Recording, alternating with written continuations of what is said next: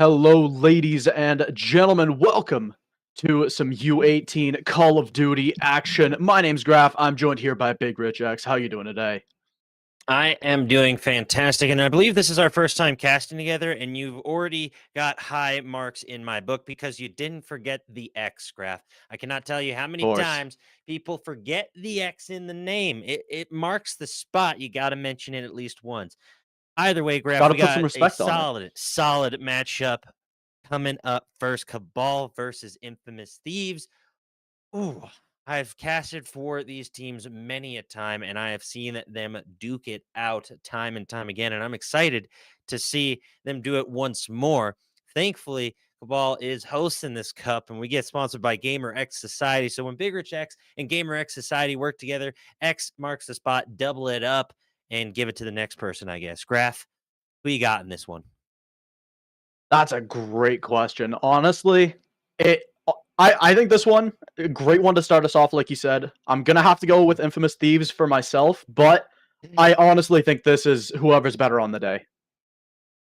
Absolutely. I mean, you're winning out your gunfights, you're winning your rotations, you're getting set up, getting situated. We have a whole lot of games to get through, but it's going to be a fun day of Call of Duty content. We got our lower bracket set up. I'm surprised to see Chaos starting down there. I've casted for Chaos before as well many a time. They are a dangerous team. The team I'm going to be on the lookout for is a bit new to the scene, and it's the Wisemen. Wisemen have been pretty interesting to watch, and I was able to cast them against SGP, and they had some phenomenal gameplay. SGP should be able to make a deep run as well. I don't expect SGP to go to the lower bracket though. So when they face up in round 2, I know I'm predicting matches a little early for the lower bracket. It's going to be a fun time. Yeah, it'll be some great CDL, or apologies, some great Call of Duty action. So it'll be interesting to see what's going on, and taking a look at the maps for today. Mm. Got a pretty interesting map pool, nothing too crazy so far. We're going to be starting it off on that, apologies, on that skyline at hardpoint. So it'll be Mhm. interesting to see how that goes. I think there's a lot of opportunity for both these teams to really set the tempo. Skyline can be a bit of an interesting map. It's going to tell us a lot about how these teams like to play as far as rotations. And it's going to give us a lot of information as we get underway. Map 1, Skyline Hardpoint, coming up. Yeah, it's gonna be a very interesting matchup. The P1 really just sets the tone on that hot tub as we get our fly through the maps. What I like to see players using, especially in the search and destroy, not necessarily the hard point, is the lower tunnels.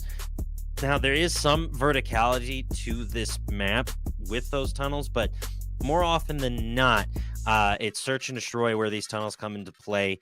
And I'm hopeful teams utilize them in the hard point. We have some beautiful artwork to display throughout the map, and hopefully these players put on some artwork like plays as Cabal and Infamous Thieves prep to go at it. Going to be a fun match either way. Is Lieb grabbing the first blood, Sweepy trading it right back. No one yet to get on the hard point, though, as we get this matchup underway, Graf.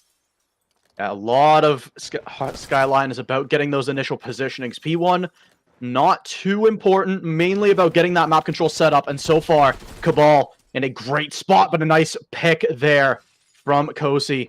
Will flip that hard point just momentarily, but still a lot of control on the map for Cabal. Still looking to make something happen, though. Kosti making a great play. Gonna look to try and head back, grab these spawns for P2. As Lounge gonna get flipped onto here. 15 seconds left, and so far the Infamous Thieves only a little bit of a lead, but a 2-for-1 there will get Cabal right ready for P2. Yeah, you want to try and set up for the P2 because that'll be your first real money hill. P1 is really just a gimme.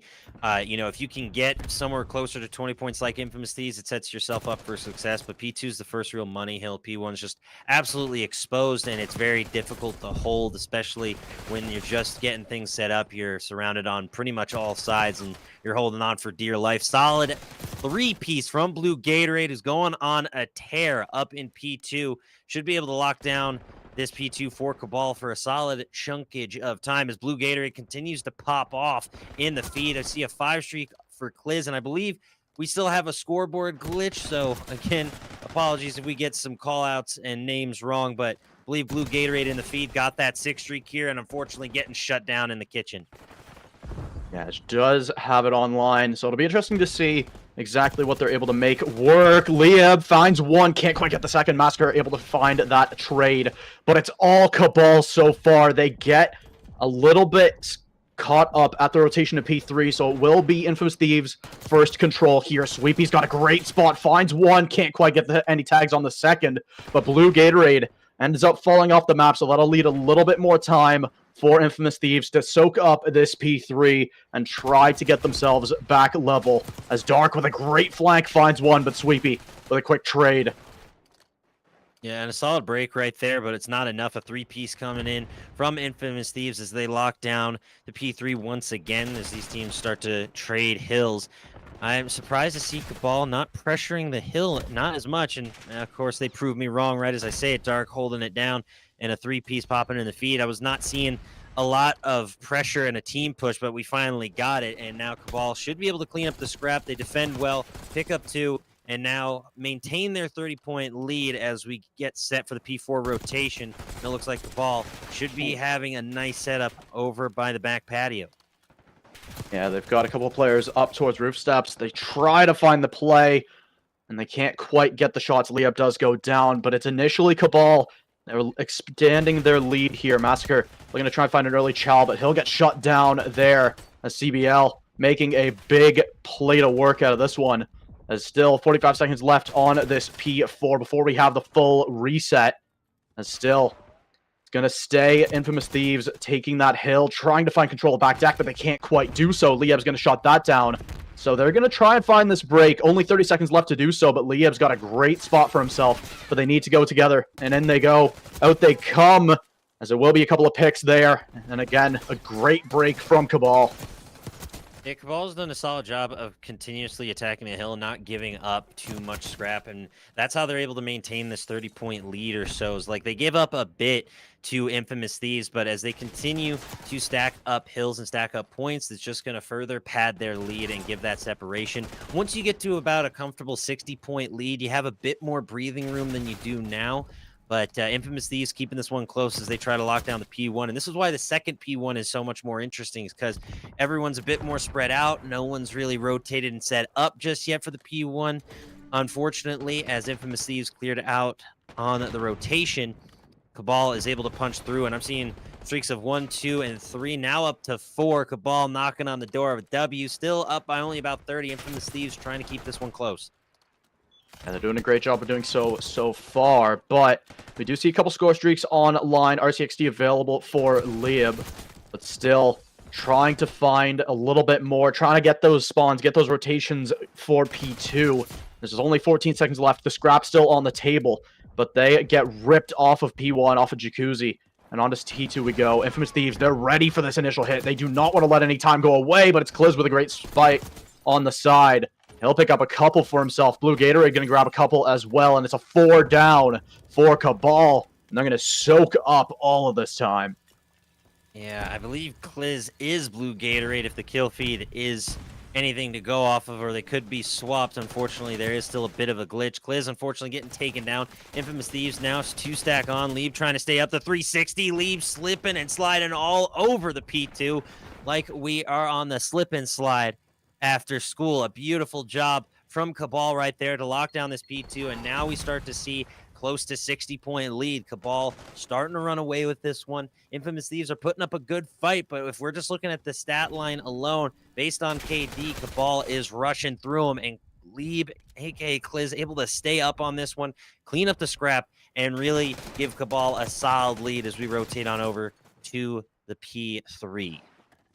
It's going to be a little bit of scrap for Infamous Thieves, but Kliz in position will pick up one. Apologies. Yeah, it does look like it's still messed up there. So Kliz is Blue Gatorade. But, man, what a wipe again from Cabal. They're going to grab a early setup here onto P3. They're going to start getting that time, but Infamous Thieves, they're not going to go down without a fight. They've got a couple players on the rotation. Do get the backstab onto one. Needs the second one, but Blue Gatorade shuts it down as Lieb going to pick up another. As it does temporarily flip, but set up for another break is Cabal. They needed that one, but Drix will grab that kill. Yeah, it was a solid play from Cabal. They're able to punch through, at least temporarily. Any points you can get away from your teammate or from the opponents, even if you're not on the hill, if you can just clear them off of it, it's a positive. It's a net positive either way. Gatorade here rotating up as they try to set up for the P4. Infamous Thieves, though, able to pick up 2. Sweepy trying to sweep them under the rug, but Cabal isn't having it. They punch through. They have one more to deal with. Drix trying to stay up on that hill, and no one able to secure it just yet. The players now slowly converging on this P4, trying to find a way in. 3-piece in the feed for Infamous Thieves. Should give them a bit of breathing room here, but Blue Gatorade still lurking around the hill. Got to be careful. There's still plenty of opportunity here for Cabal. They're set up for a break, but Sweepy and Coasty going to trade 3 for 2. A big set of plays, but still, their point remains purple for now. Cabal, they maintain that control. They maintain the spawns, and they're really making a mess of this one. They're going to get rebroken again by Infamous Thieves, but they found the bit of time they needed to really maintain that lead. And again, they just wipe through and stake their claim onto this P4.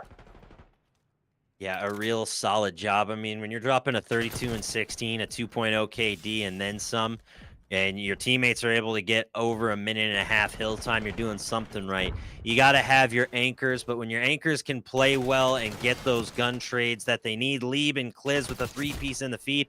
And I'm going to call this one early. I'm just going to just say Cabal's going to take this one. You have nearly 3 players close to a minute. You're at 210. You need about 40. You're about to put Infamous Thieves in the 100-point club. Thieves got to try and steal this one away, pun fully intended, because it is not looking good. This is a hard point masterclass graph that Cabal is putting on right now.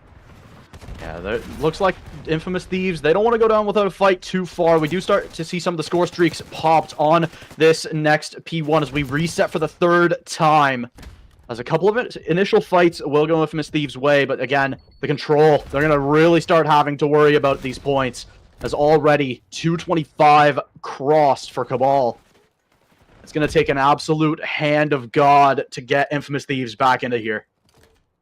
Yeah, they will need some divine intervention, to say the least. And if they're only worrying about the hills now, I'd be a little concerned. You got to worry when you're down 60 points and now just trying to recuperate some of those losses over 60 at this point. As Kliz and company rotate through the back line, now trying to set up for the push, and they take over in a 3-piece just like that.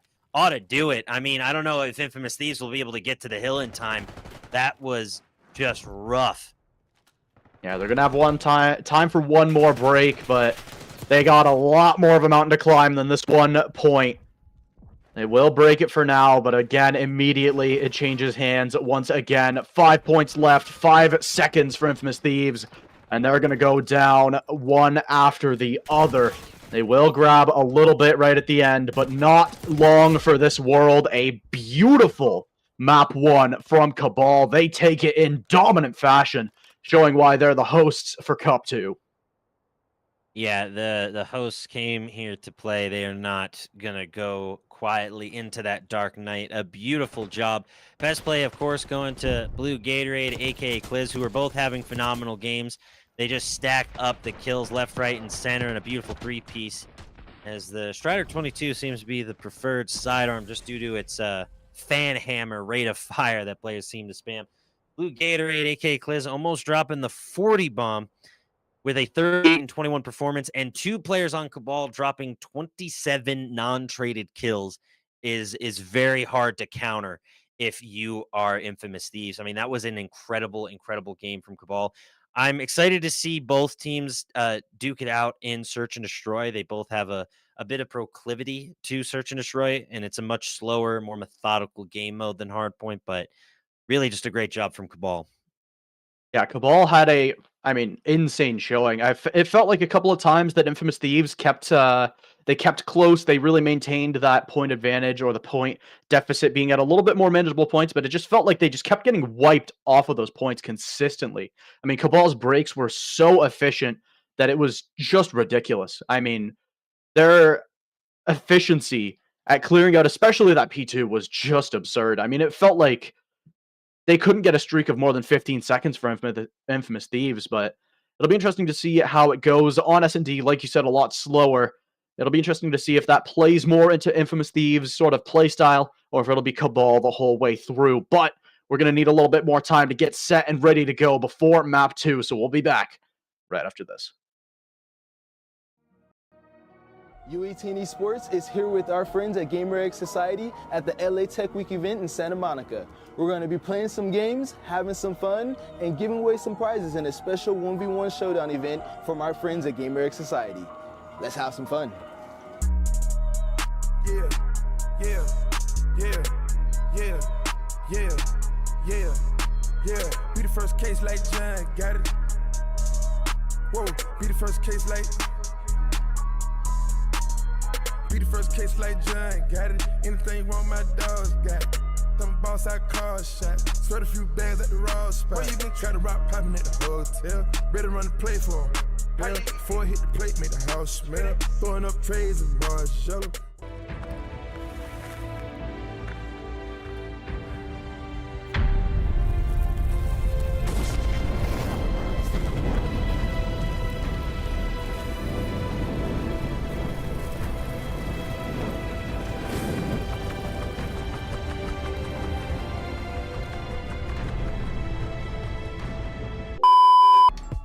they do have to find something different, but Encourage is going to get that opening peak, and now he's got a little bit of control over to that B site.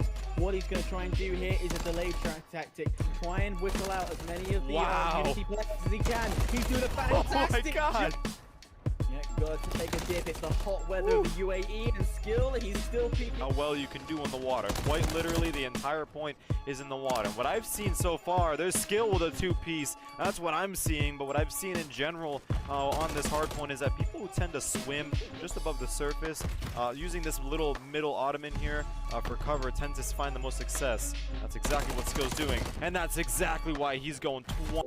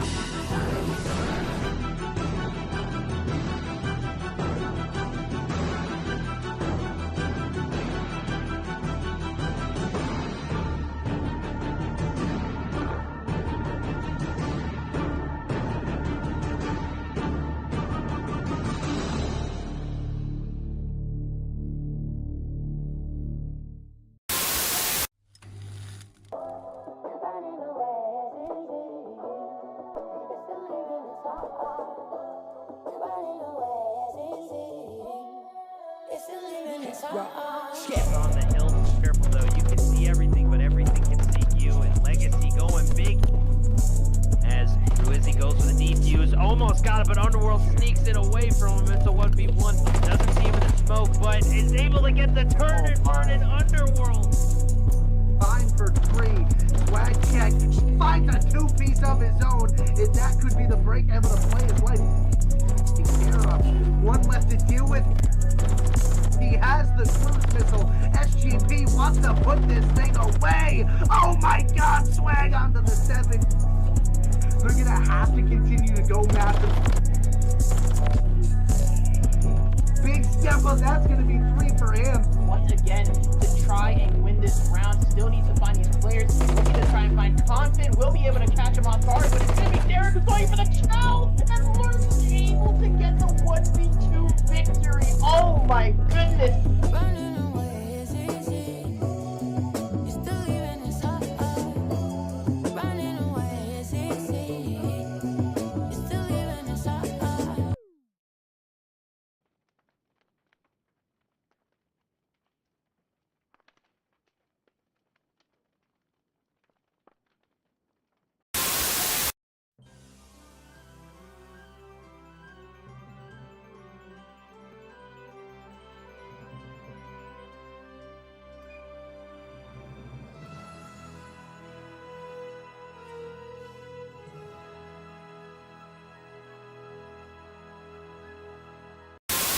In 9.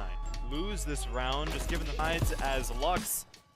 That would have been up to him to win, but with 7.5 seconds to defuse. So here we go now, going into round number 3. Pick again is going to be in. Yeah, nobody checks it except Lux might have gotten this. Almost did, getting that 2-piece to begin the round. There's Alex, and then he gets the. But that is, again, surely going to be a valuable return on investment as Super from a distance use their MCW and put bullets through bodies, as now Omid is finding themselves in the same predicament as Legacy last round. This is horrible. This is why people don't like high rise, because of the spawn traps that comes in. Super picks off one. He now moves to the opposite side, trying to see if he can pick off another one. Not going to be all too successful, and Super decides, you know what? I'll just start moving back, because he's on 6-3. Make this 7. He's got a cruise in his pocket, and he still wants more. He gets another. Wow. He's on 8, and this is more the Legacy we saw last game. This is the Legacy that comes and fights, and Super is still going with 9. One of the points, Volatile is just going to hop on up to kill and be like, what's up, man? Go back to the respawns lobby, and as that's going to be 4 off, on Cabal, nearly at 10 lives winning, and Volatile still being an absolute menace here, playing his life, a smart thing to do. 26 to 16, now over 11. Welcome, one and all, back to the stream. My name is Big Rich X. I'm joined by the gracious, the great, dare I say, the godly Graph in the booth for our upcoming match of Search and Destroy on Vault between Cabal and Infamous Thieves. Graph, how you feeling after that vicious hard point thrashing Cabal laid down on Infamous Thieves? Yeah, honestly, didn't go the way I expected. Cabal, they really showed their stuff on map one. So it'll be interesting to see with the change of pace if they're able to maintain that same level of dominance heading into this S&D. And I mean, I think if they are, we could have a 3-0 sweep on our hands easily. Yeah, Cabal is a very skilled, very dangerous team. I mean, these players are prepping for their next step into challengers, quite potentially into the CDL. So this is your starting ground. This is where you find your groove, find your teams, find your comms, and just make those connections. U18 just offers something that not a lot of leagues out there can offer, which is, younger people trying to get involved in the pro scene and wanting to get competitive. So a huge shout out to Cabal and Gamer X Society for sponsoring today's cup and hosting them respectively. It's just an incredible, incredible thing to support. And I'm happy to be in the booth. Shout out to our production team as well. We've been doing a phenomenal job thus far. And let's just say I'm excited for this Search and Destroy, mainly because it's my bread, my butter, my sugar, my cream, my everything when it comes to casting. It's a cornerstone of the competitive Call of Duty scene, and it's going to be an incredible matchup. I just know it. Yeah, I'm really, really excited for it, especially on Vault. It'll be interesting to see. I mean, obviously teams have been playing this since the start of BO6. It's been a bit more of a cornerstone as far as the map pool is concerned, so it'll be interesting to see if there's any extra special treats we get as far as strategies go, or if it'll be a little bit more standardized by this point. Yeah, and the map you're seeing currently is Protocol, not Vault. We will have to wait and see which map we are actually getting, but not a problem. Either way, we're getting everything set and situated, don't you worry, as we get our players loaded in. Protocol, while a very fun map, not quite the same as Vault, still offers some verticality with Vault, going through the Vault tunnel itself, through pool, and trying to find a solid rotation onto objectives. I think we're going to see mostly, at least on Volt, is alpha objective pushes that's in the Vault room itself, just because that Bravo objective is so far away from the attacker spawn and it takes a lot to get there. There's a lot of open ground to cover. Alpha is the much safer push, but the defense knows that. The defense is going to set up on that vault room, so you got to be really careful if you are wanting to risk it going to Bravo. You got to win your gunfights, and those are long engagements. You're going to need your AR players to step up. Yeah, I think especially heading towards that A side, you really have to be a bit more methodical with getting your control, especially of those upper rafters. They can be pretty dangerous, but I mean, these teams know that better than anyone. So I'm really excited to see if we are going to slow it down a lot, or I mean, Cabal seemed very, very comfortable in those more fast-paced scenarios. So it'll be interesting to see if they convert that into this S&D. But I'm especially interested to see what the response looks like from the Infamous Thieves. They really need to make a statement here in map 2. They need to show that they're not going to go down quietly, because that map 1, while not, it wasn't a terrible showing, it definitely wasn't what I believe to be their best. No, absolutely not. And maybe have a little bit of rust. It's first match of the day. Even if you're warming up with, some scrims or bot lobbies, or just going into some pubs matches, or even a ranked game or two, still playing in the cup itself is a completely different ball game. So maybe they just needed to get the joysticks a little warmed up, and hopefully they can find their rhythm in Search and Destroy. But like we've been saying, Search and Destroy is typically a much more methodical, slower paced game mode than Hardpoint or Control. You get one life per round, and you cannot waste it. Even if you go down, you need to at least get your trade. That's the biggest thing I've been seeing that's costed a lot of teams, is in your 1v1 engagements, you can't win the trade, or you can't at least pick up one immediately. It really just sets your team up for failure if you go down first without getting a trade. It's a 4v3. Any team gets the first blood, they get the momentum. They now can get more map info than you can, get more map control than you can, and really the first blood is going to be the key here. And you see that in almost every statistic and every analysis of search and destroy. Whichever team gets the first blood, almost 9 times out of 10 is going to get the round. Yeah, so I mean, I 100% agree with that. I mean, especially untraded, I'd say that goes even to like a 99% as we get started a little bit faster than anticipated. We're going to see an early hit, like you said, onto that A side. Couple of trades back and forth. Cabal going to find 2 for 1, though, as a big early advantage to try and get them set up. Oh, Blue Gatorade's got a great spot. Coasty finds the timing, though, and that's going to be a big one to win, as now 2v2. Yeah, and I'm surprised Cabal did not notice OBJ dropped on Alpha. Infamous Thieves have a chance to push in, but they don't realize where the other 2 players are. Quick rotation from Leave and Kliz. And again, they're chasing each other's tails, trying to track one another down. But if they go into Alpha, they should be able to spot that bomb and then just post up and get set up for defense. And now here comes the push from Infamous Thieves, trying to lock down Alpha objective. The ball just trying to track down these players. Spotted. Beautiful headshot from Liebe. Now 2v1. Yeah, what an angle that is. And now it's Kliz. An opportunity to find this rotation. Has the timing. Needs to find the shots. Can't quite do so. As Drix should be able to get this plant through. But he's surrounded on all sides. Needs to try and get out of harm's way. He's able to do so before Kliz can get set up. Tries to take this initial 1v1 and finds it. Now with an opportunity. Kliz and Lieb. Does he know? Doesn't spot the player. Does finally. Swaps over to the Jackal. Row on ammo. And he will find it. 1v2. And a big first round of find for Infamous Thieves. Yeah, a huge clutch from Drix there. Able to pick up the 2-piece after round 1. And a really solid rotation. When all was said and done from Drix. Having the know-hows like, okay, there's too much heat on Alpha. I'll at least attempt to get to Bravo. And then to clutch the 1v2 is massive for Infamous Thieves. Yeah, heading into the second round, as we swap sides, Cabal, they really need to find an answer here.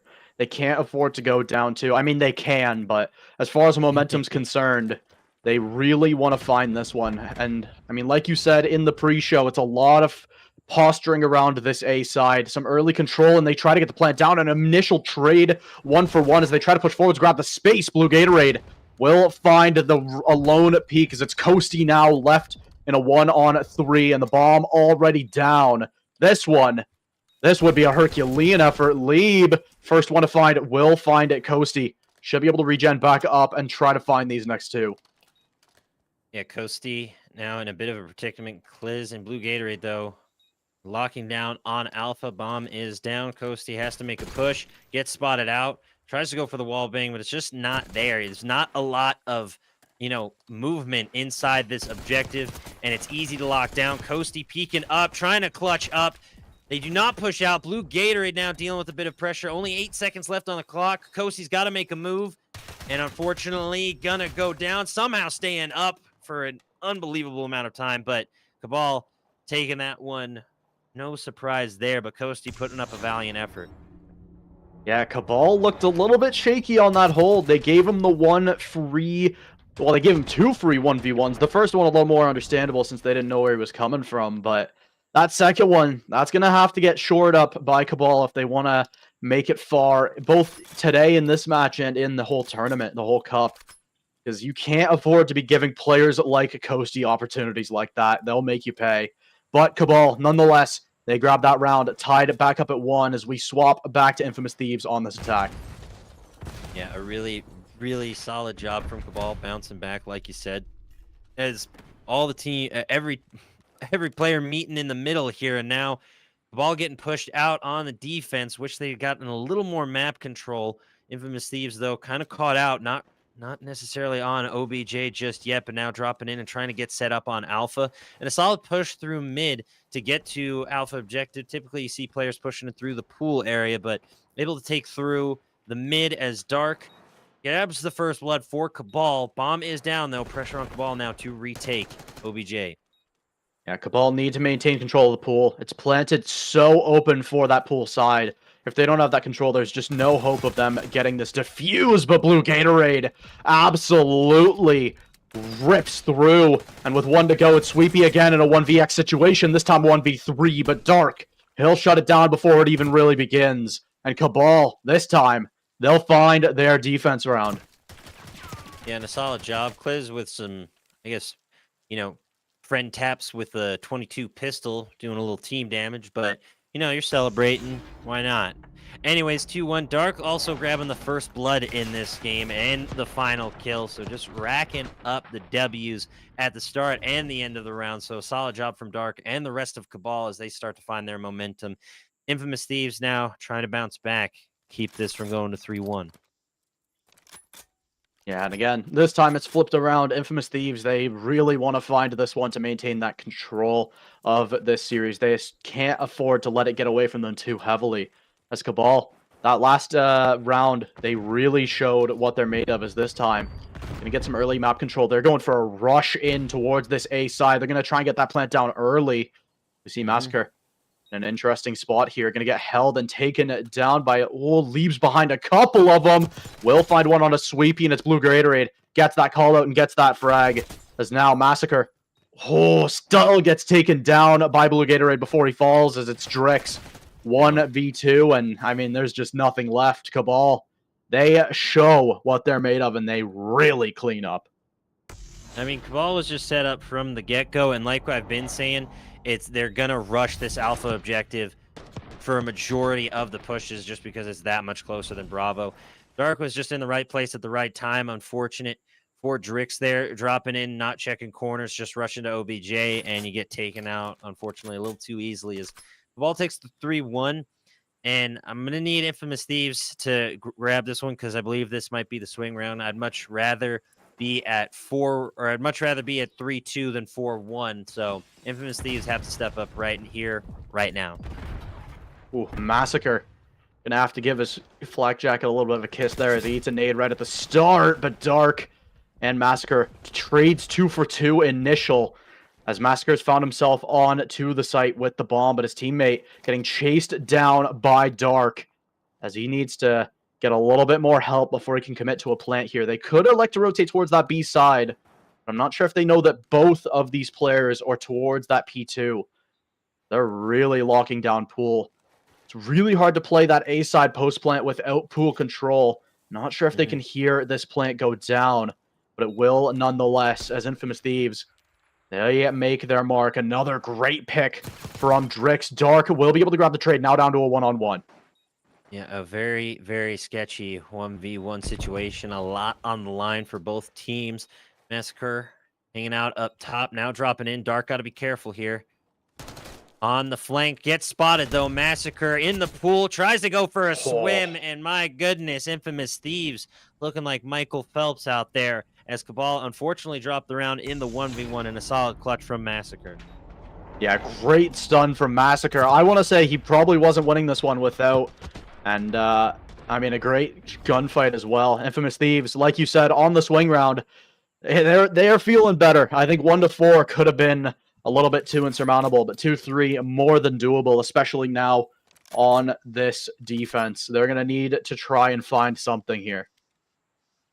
Yeah, if you can start getting the ball rolling in your favor, again, a bit of a closer swing round than previous one, but still 3-3 is much better than 4-2 as Cabal tries to get set up and able to grab that first blood. Kliz taking down Massacre, quickly setting up that 4v3.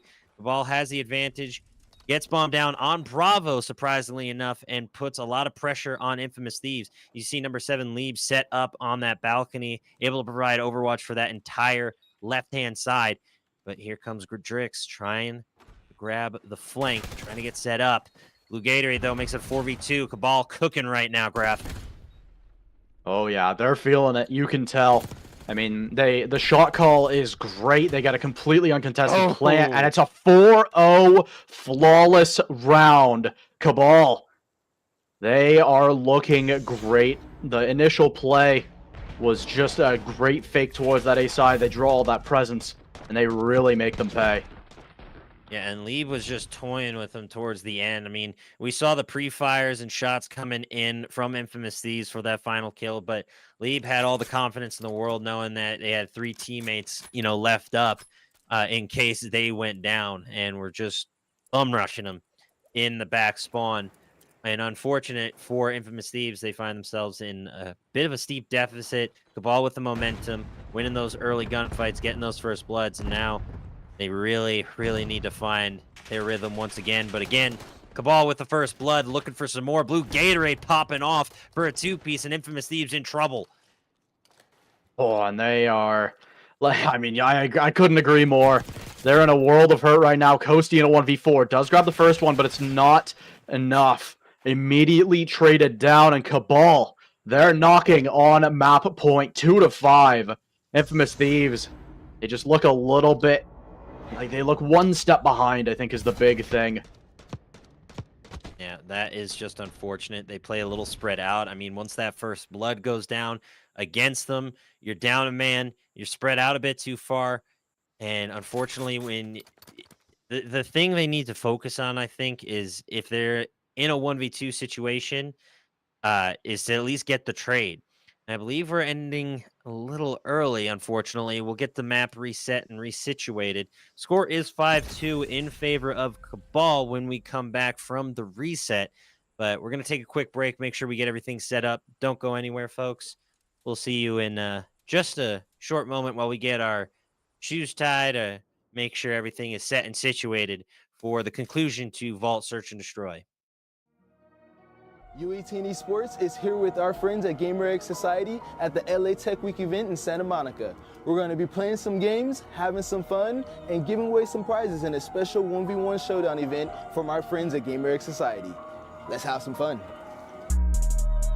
Yeah, yeah, yeah, yeah, yeah, yeah, yeah. Be the first case like John, got it. Whoa, be the first case like.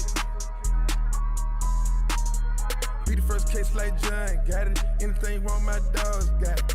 Them boss, I call shot. Sweat a few bags at the raw spot. Where you been? Got the rock popping at the hotel. Better run the play for him. Well, before I hit the plate, make the house smell. Throwing up trays and Marshall.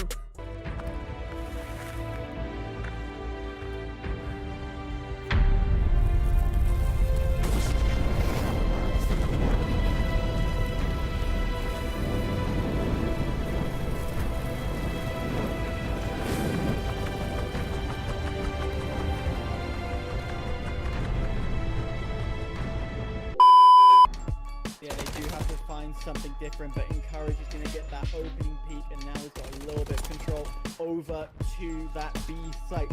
What he's going to try and do here is a delayed track tactic, try and whistle out as many of the Unity players as he can. He's doing a fantastic job. Yeah, got to take a dip. It's the hot weather of the UAE, and skill, he's still peaking. How well you can do on the water. Quite literally, the entire point is in the water. What I've seen so far, there's skill with a 2-piece. That's what I'm seeing, but what I've seen in general on this hard point is that people who tend to swim just above the surface, using this little middle ottoman here for cover, tends to find the most success. That's exactly what Skill's doing, and that's exactly why he's going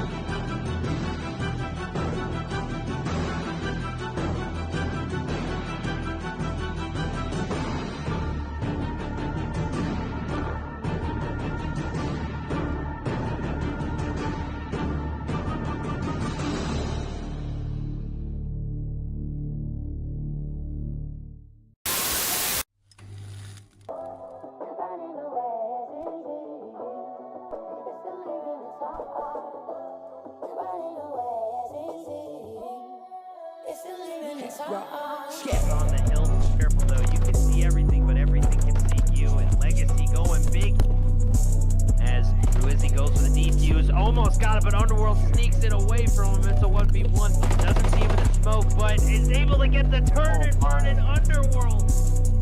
Fine for 3. Swag check. Finds a two-piece of his own. And that could be the break able to play his life. Take care of. One left to deal with. He has the cruise missile. SGP wants to put this thing away. Oh my god, Swag onto the 7. They're gonna have to continue to go massive. Big step up, that's gonna be 3 for him. Once again, to try and win this round, still needs to find these players. Looking to try and find Confident. Will be able to catch him off guard, but it's gonna be Derek who's going for the chow. And Lurk's able to get the 1v2 victory. Oh my goodness. Running away is easy. You still even is hard. Running away is easy. You still even is hard.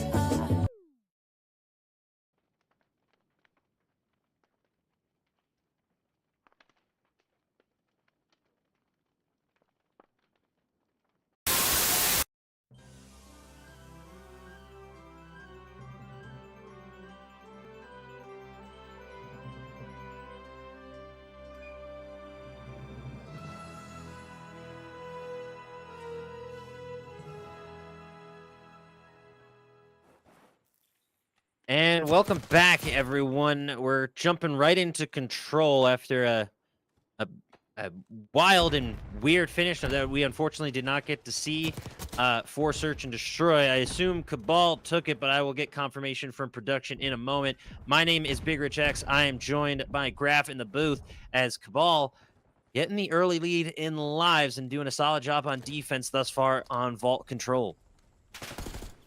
Yeah, they need to maintain this control so far, and it's dark. I mean, already a couple. He's on a 5 streak early on. Can he get 6? Can't. Oh, that was Kliz. Apologies. I thought he had the 6 there for a moment, but there it is. 6 on the board for Cabal. A big one to find. Yeah, and Dark. Solid. Oh, go ahead. Oh, no, sorry about that. Dark able to get that streak 7 now. Looking for more.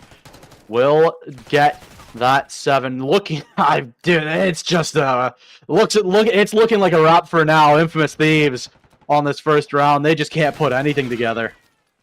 Yeah, unfortunate there. Dark finally going down, but dropped a 8-2 before dying out. And a solid job. 20-12 now. Cabal leading by 8. We did get confirmation that Cabal won the Search and Destroy 6-2, if I'm not mistaken.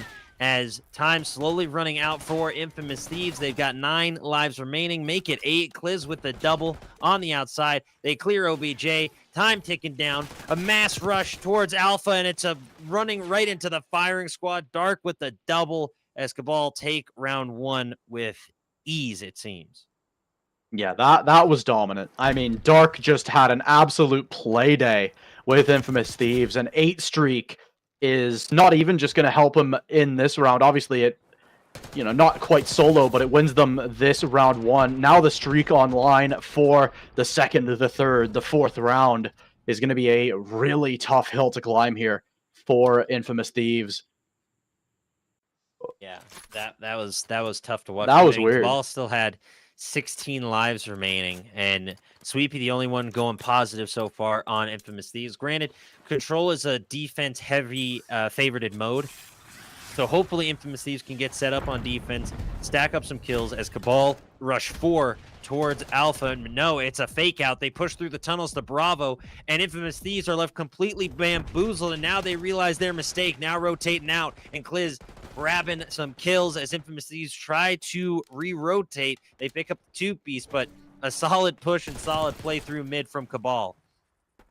Yeah, they do get an early tick onto B, and they are maintaining this control. They have not the greatest spawns. Infamous Thieves spawning in for now, but not able to make a good contest just yet. Coasty can grab one there onto Dark. Blue Gatorade now going to look to try and clear this player out.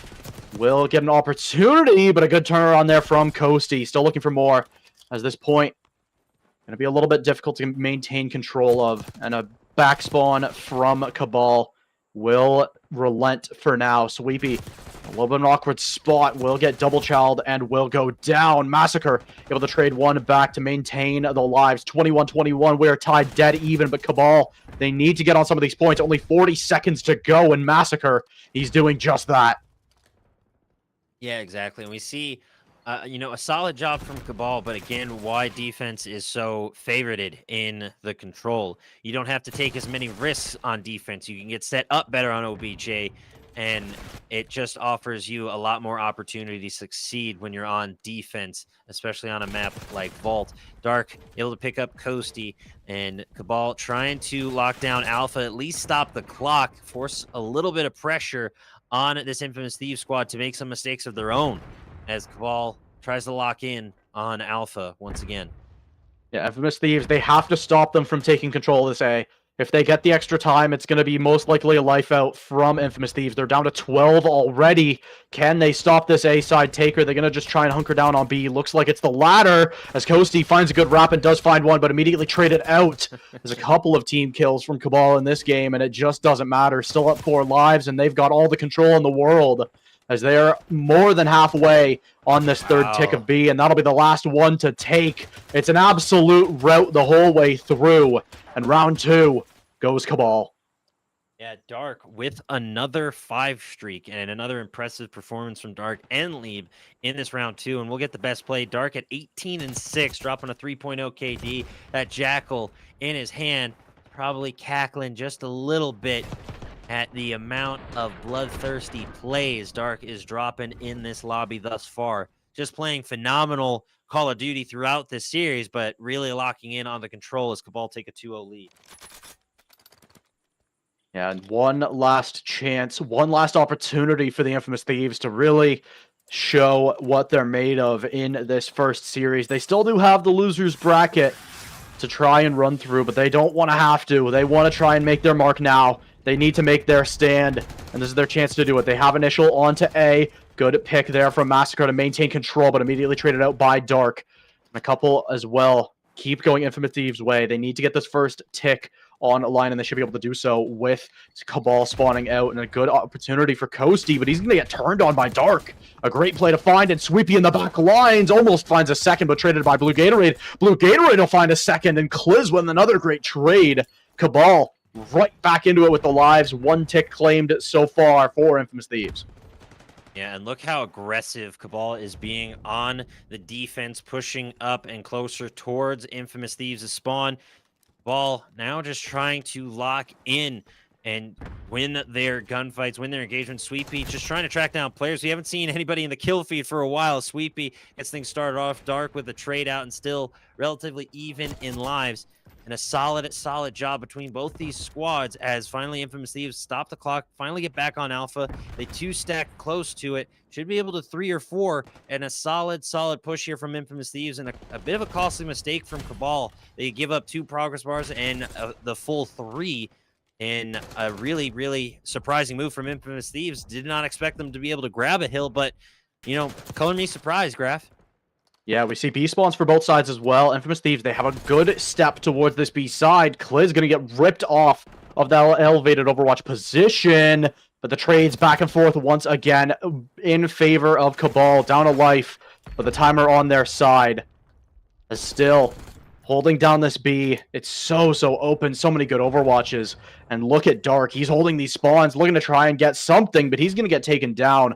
13-15 lie the lives. A minute to go. And Infamous Thieves, they've got a couple different win cons on their plate here. A trade 1-for-1. Massacre in the back line is going to find 2. And that should open up this B side just a little bit. 1 tick almost in the progress now.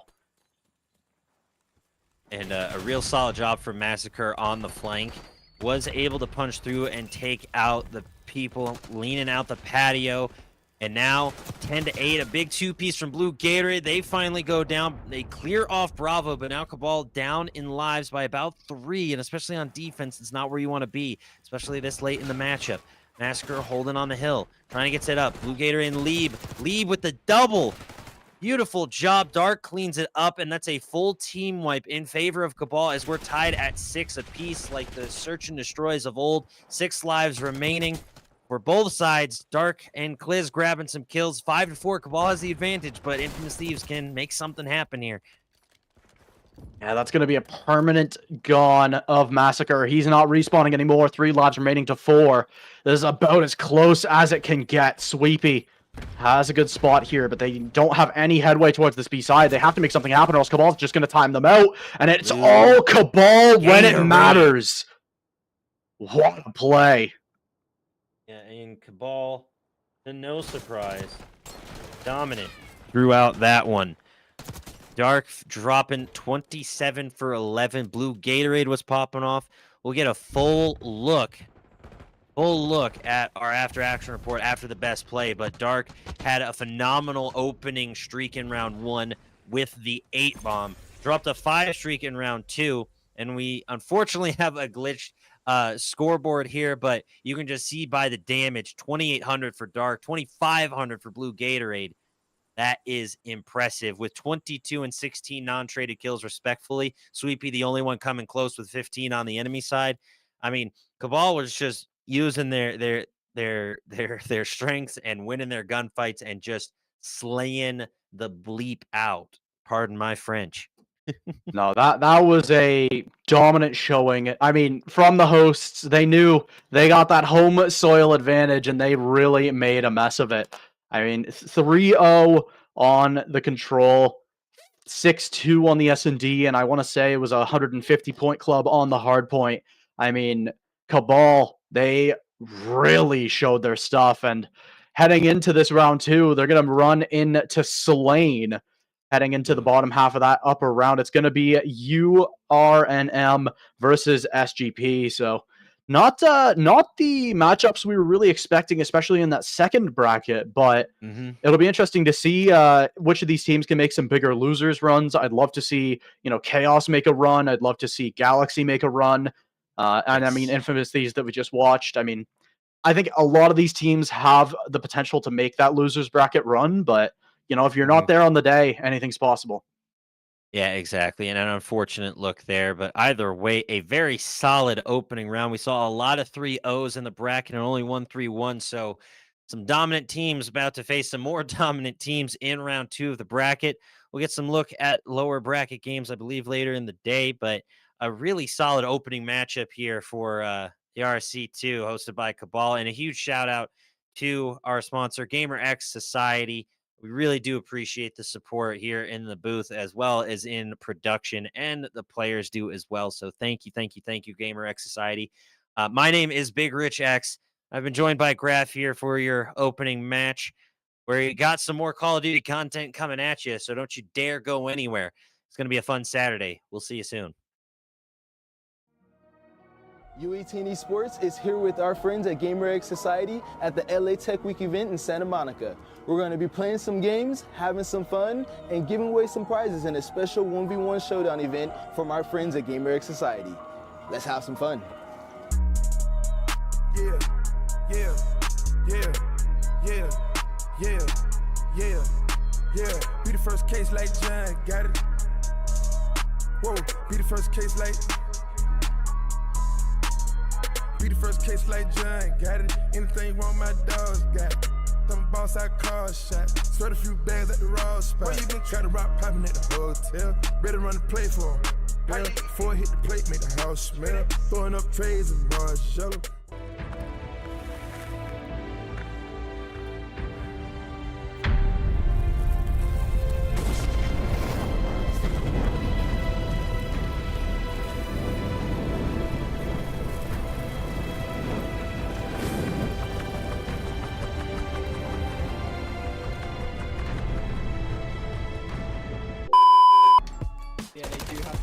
Something different, but Encourage is going to get that opening peak, and now he's got a little bit of control over to that B site.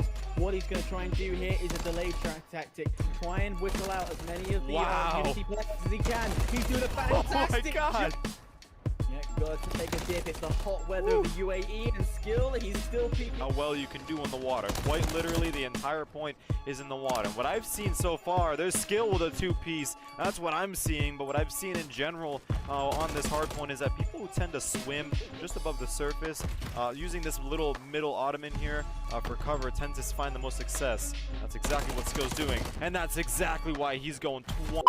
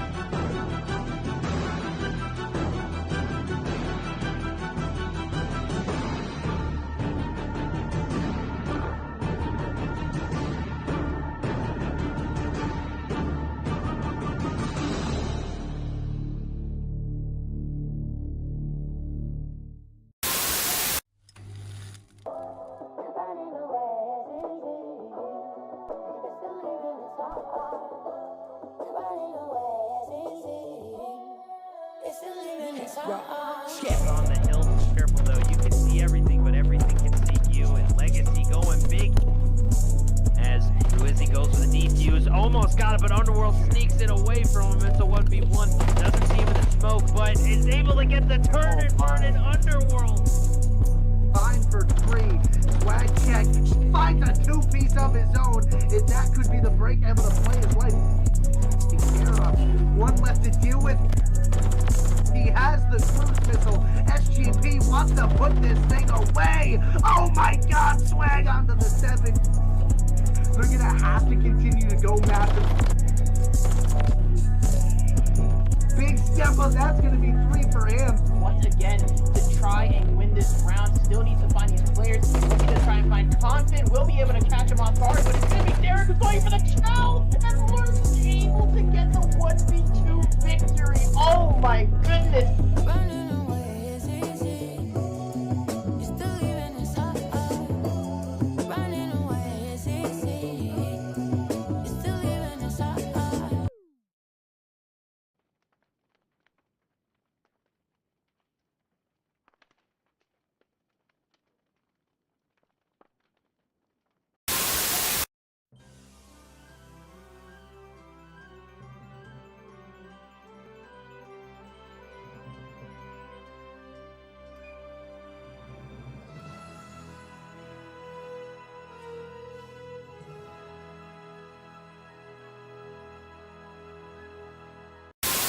In 9. Lose this round, just given the odds as Lux. That would have been up to him to win, but with 7.5 seconds to defuse. So here we go now, going into round number 3. Pick again is going to be in. Yep, nobody checks it except Lux might have gotten this. Almost did, getting that 2-piece to begin the round. There's Alex, and then he gets the. But that is, again, surely going to be a valuable return on investment as Super from a distance use their MCW and put bullets through bodies, as now Omid is finding themselves in the same predicament as Legacy last round. This is horrible. This is why people don't like high rise, because of the spawn traps that comes in. Super picks off one. He now moves to the opposite side, trying to see if he can pick off another one. Not going to be all too successful, and Super decides, you know what? I'll just start moving back, because he's on 6-3. Make this 7. He's got a cruise in his pocket, and he still wants more. He gets another. Wow. He's on 8, and this is more the Legacy we saw last game. This is the Legacy that comes and fights, and Super is still going with 9. One of the points, Volatile's just gonna hop on up to kill and be like, "What's up, man?" Go back to the respawns lobby, and as that's gonna be 4 off on Cabal, nearly at 10 lives winning, and Volatile is still being an absolute menace here, playing his life. Is a smart thing to do. 26 to 16, now over 11 in the deficit. It's spawn trap heaven. It is complete spawn trap heaven. Wow. There's 8, Oh my there's gosh. 9. Volatile is on 9 kills. There's a cruise in his pocket. Oh. He's still going for 10. Votel is running out of bullets and Cabal.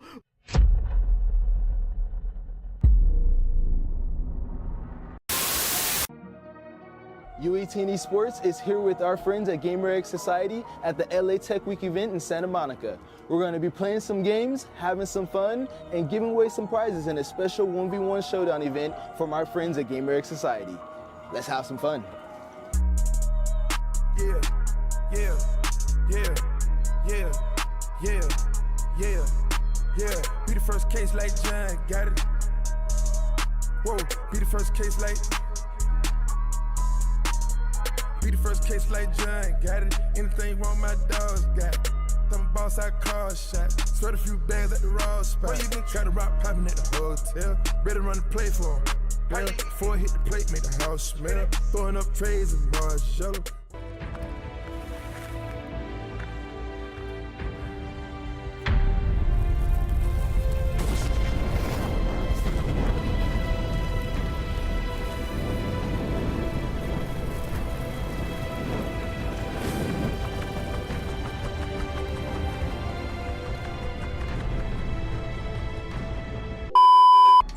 Yeah, they do have to find something different, but Encourage is going to get that opening peak, and now he's got a little bit of control over to that B site. What he's going to try and do here is a delay track tactic. Try and whistle out as many of the Unity players as he can. He's doing a fantastic job. Yeah, got to take a dip. It's the hot weather of the UAE and skill. He's still peaking. How well you can do in the water. Quite literally, the entire point is in the water. What I've seen so far, there's skill with a two-piece. That's what I'm seeing, but what I've seen in general on this hard point is that people who tend to swim just above the surface, using this little middle ottoman here for cover, tend to find the most success. That's exactly what Skill's doing, and that's exactly why he's going 20.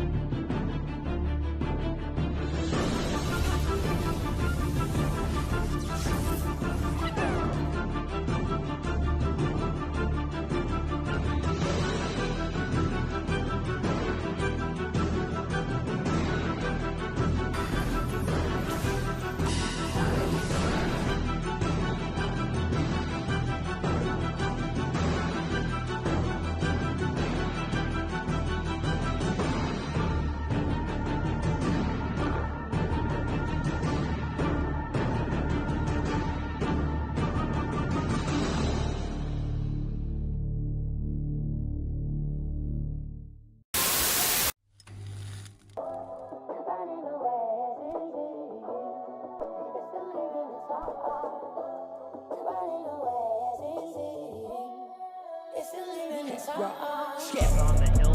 Careful though, you can see everything, but everything can see you. And Legacy going big as Ruizzi goes for the defuse. Almost got it, but Underworld sneaks it away from him. It's a 1v1. Doesn't see him in the smoke, but is able to get the turn and burn in Underworld. Fine for 3. Swag check. Finds a 2-piece of his own. And that could be the break able to play his life. Take care of. One left to deal with. He has the cruise missile. SGP wants to put this thing away. Oh my god, Swag onto the 7.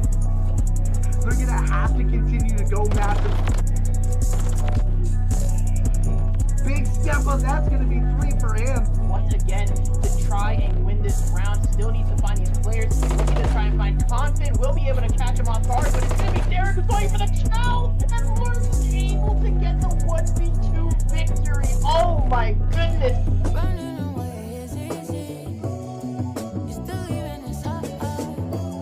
Running away is easy. You're still leaving us up.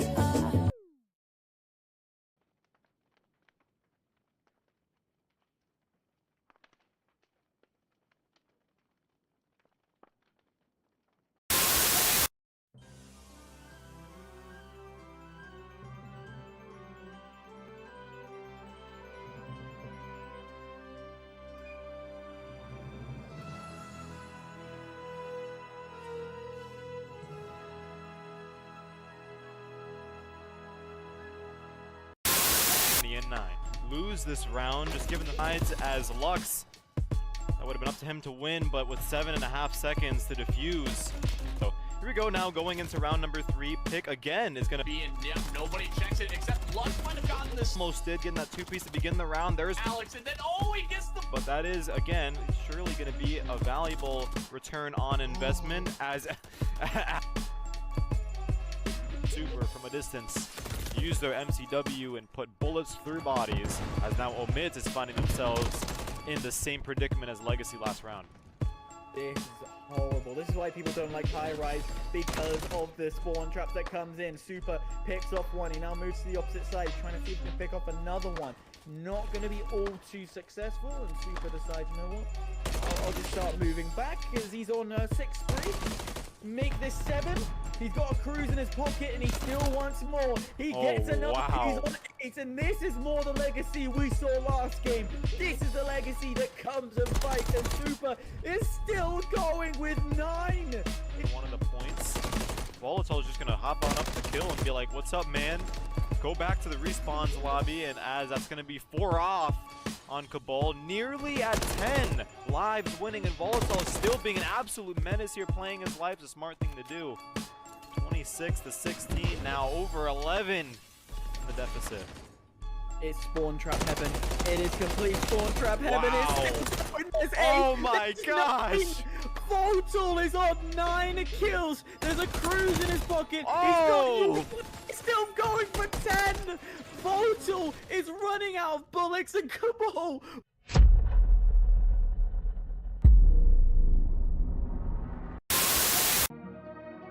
U18 Esports is here with our friends at GamerX Society at the LA Tech Week event in Santa Monica.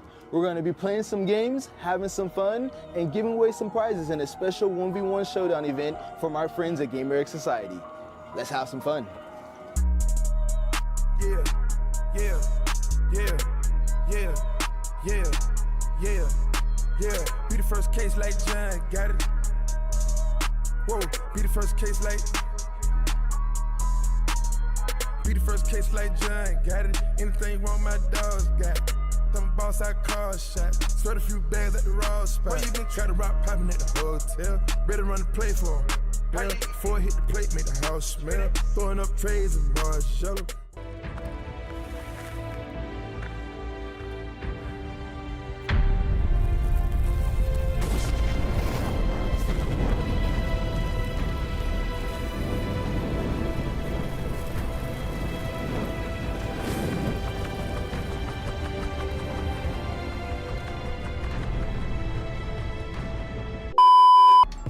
Yeah, they do have to find something different, but Encourage is going to get that opening peak, and now he's got a little bit of control over to that B site.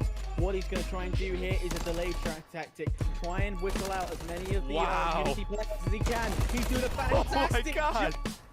Yeah, got to take a dip. It's the hot weather of the UAE, and skill, he's still peaking. How well you can do on the water. Quite literally, the entire point is in the water. What I've seen so far, there's skill with a 2-piece. That's what I'm seeing, but what I've seen in general on this hard point is that people who tend to swim just above the surface, using this little middle ottoman here for cover, tends to find the most success. That's exactly what skill's doing, and that's exactly why he's going 20.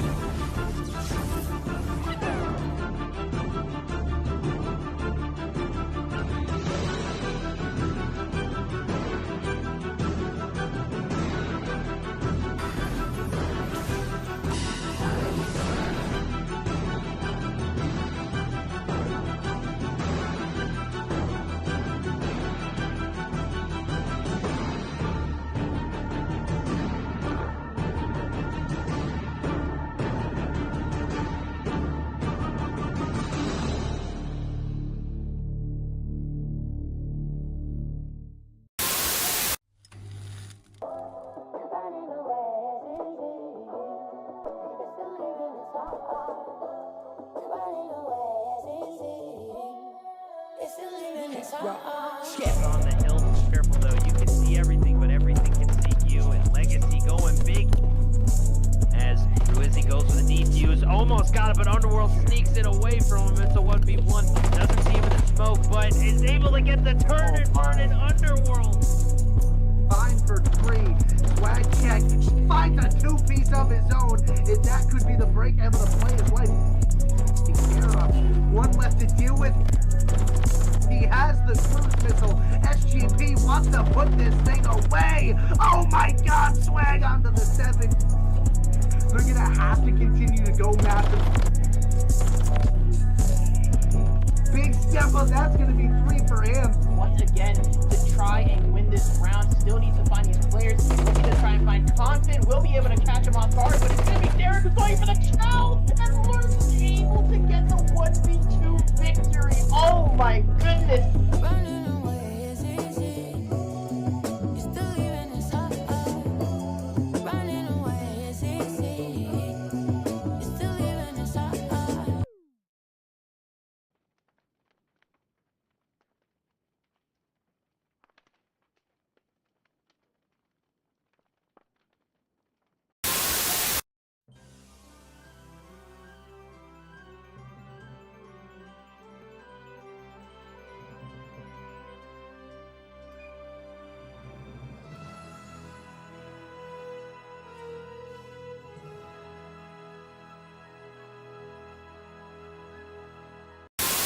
In 9. Lose this round, just given the sides as Lux. That would have been up to him to win, but with 7.5 seconds to defuse. So here we go now, going into round number 3. Pick again is gonna be Yep, nobody checks it except Lux might have gotten this. almost did, getting that 2-piece to begin the round. There's Alex, and then he gets the. but that is again surely gonna be a valuable return on investment as Super from a distance use their MCW and put bullets through bodies, as now Omid is finding themselves in the same predicament as Legacy last round. This is horrible. This is why people don't like high rise, because of the spawn trap that comes in. Super picks off one. He now moves to the opposite side, trying to see if he can pick off another one. Not going to be all too successful, and Super decides, you know what? I'll just start moving back as he's on 6-3. Make this 7. He's got a cruise in his pocket and he still wants more. He gets another. Wow. He's on 8, and this is more the Legacy we saw last game. This is the Legacy that comes and fights, and Super is still going with 9. One of the points, Volatile is just gonna hop on up to kill and be like, "What's up, man?" Go back to the respawns lobby, and as that's gonna be 4 off on Cabal, nearly at 10 lives winning, and Volatile still being an absolute menace here, playing his life. Is a smart thing to do. 26 to 16 now, over 11 in the deficit. It's spawn trap heaven. It is complete spawn trap heaven. Wow. It's Oh 8. my There's gosh. 9. Volatile is on 9 kills. There's a cruise in his pocket. Oh. He's still going for 10. Volatile is running out of bullets, and Cabal.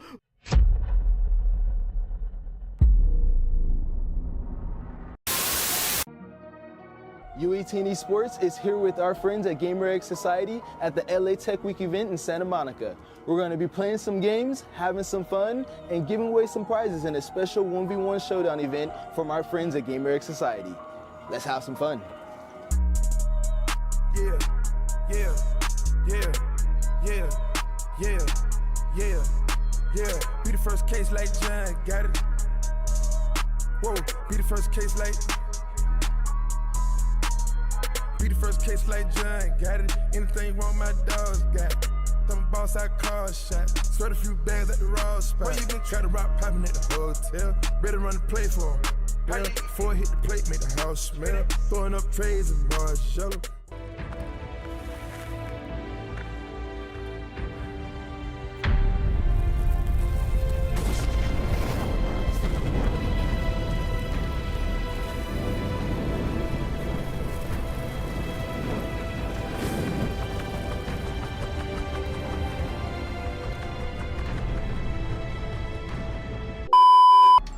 Yeah, they do have to find something different, but Encourage is going to get that opening peak, and now he's got a little bit of control over to that B site. What he's going to try and do here is a delayed track tactic. Try and whistle out as many of the Unity players as he can. He's doing a fantastic God. Yeah, got to take a dip. It's the hot weather of the UAE, and skill, he's still peaking. How well you can do in the water. Quite literally, the entire point is in the water. What I've seen so far, there's skill with a two-piece. That's what I'm seeing, but what I've seen in general on this hard point is that people who tend to swim just above the surface, using this little middle ottoman here for cover, tend to find the most success. That's exactly what skill's doing, and that's exactly why he's going 20.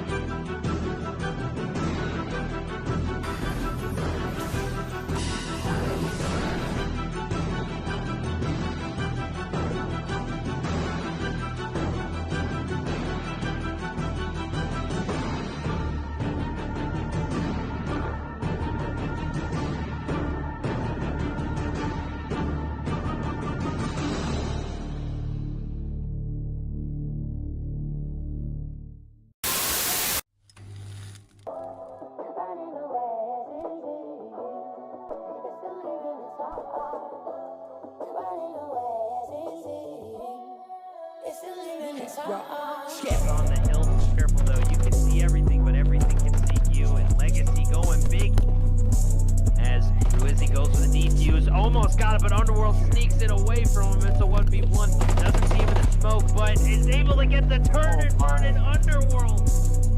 Fine for 3. Swag check. Finds a two-piece of his own. And that could be the break able to play his life. Take care of. One left to deal with. He has the cruise missile. SGP wants to put this thing away. Oh my god, Swag onto the 7. They're gonna have to continue to go massive. Big step up, that's gonna be 3 for him. Once again, to try and win this round, still needs to find his players. Looking to try and find Confident. Will be able to catch him off guard, but it's gonna be Derek who's going for the chow, and Lawrence able to get the 1v2 victory. Oh my goodness. Running away is easy. You're still leaving us up. Running away is easy. You're still leaving us up.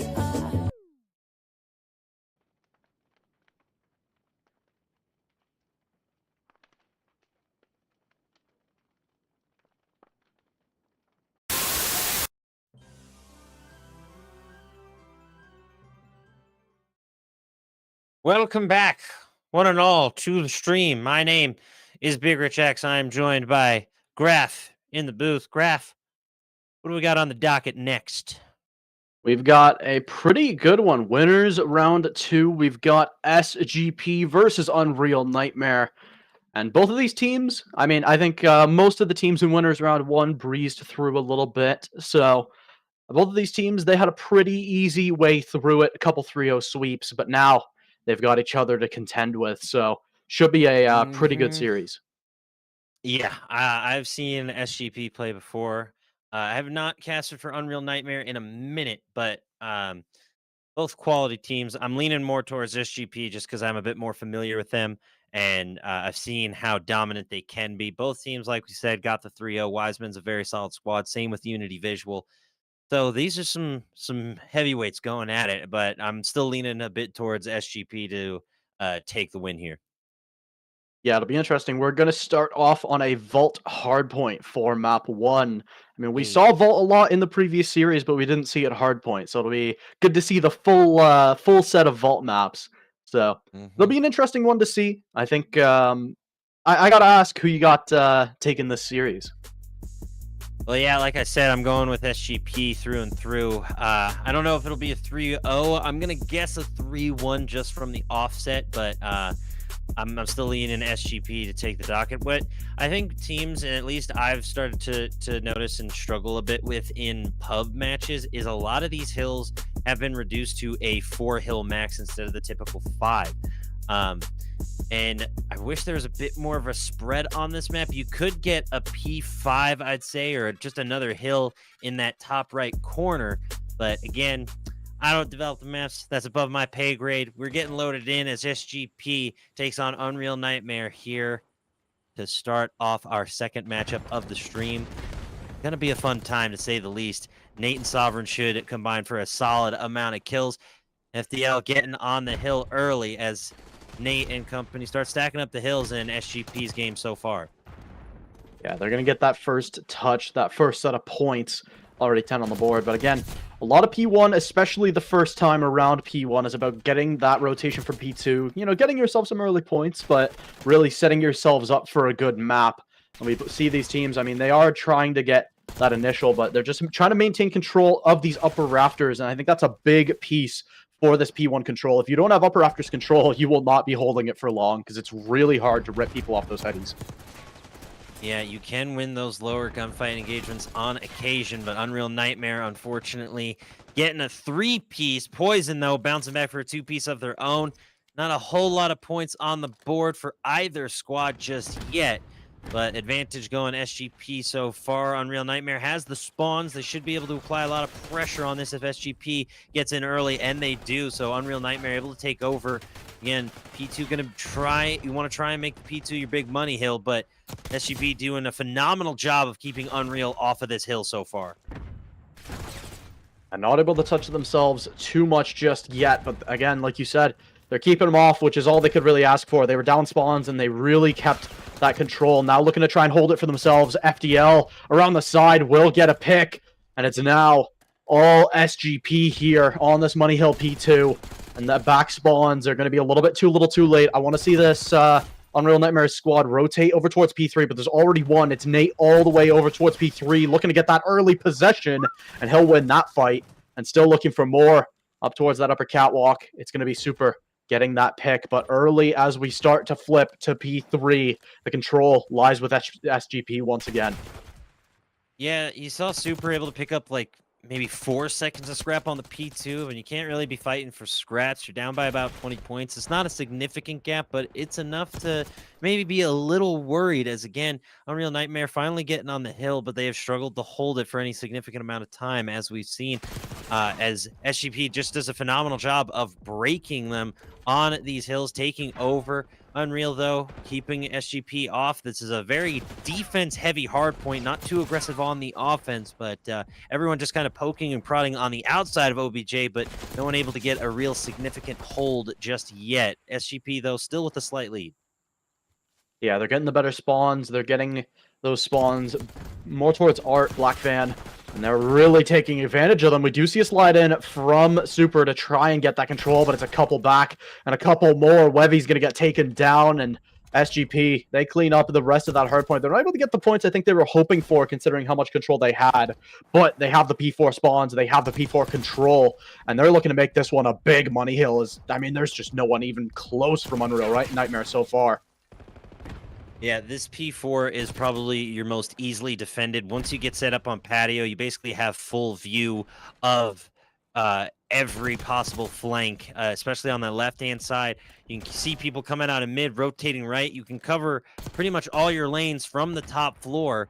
And a beautiful job as Sovereign sets up the crossfire from the opposing building.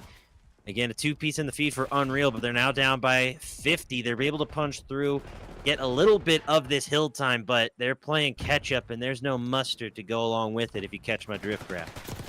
Yeah, 100%. We do see the spawns in behind. Poison going to be in a little bit of a bad spot. Will get taken down. Sovereign, though, from the side, going to get taken down as well. As we've gone through the full rotation, and after the first one, it's SGP up about 25 points. Nothing crazy so far, but once the second rotation comes through, that's normally where we start to see teams really get a hold on these maps.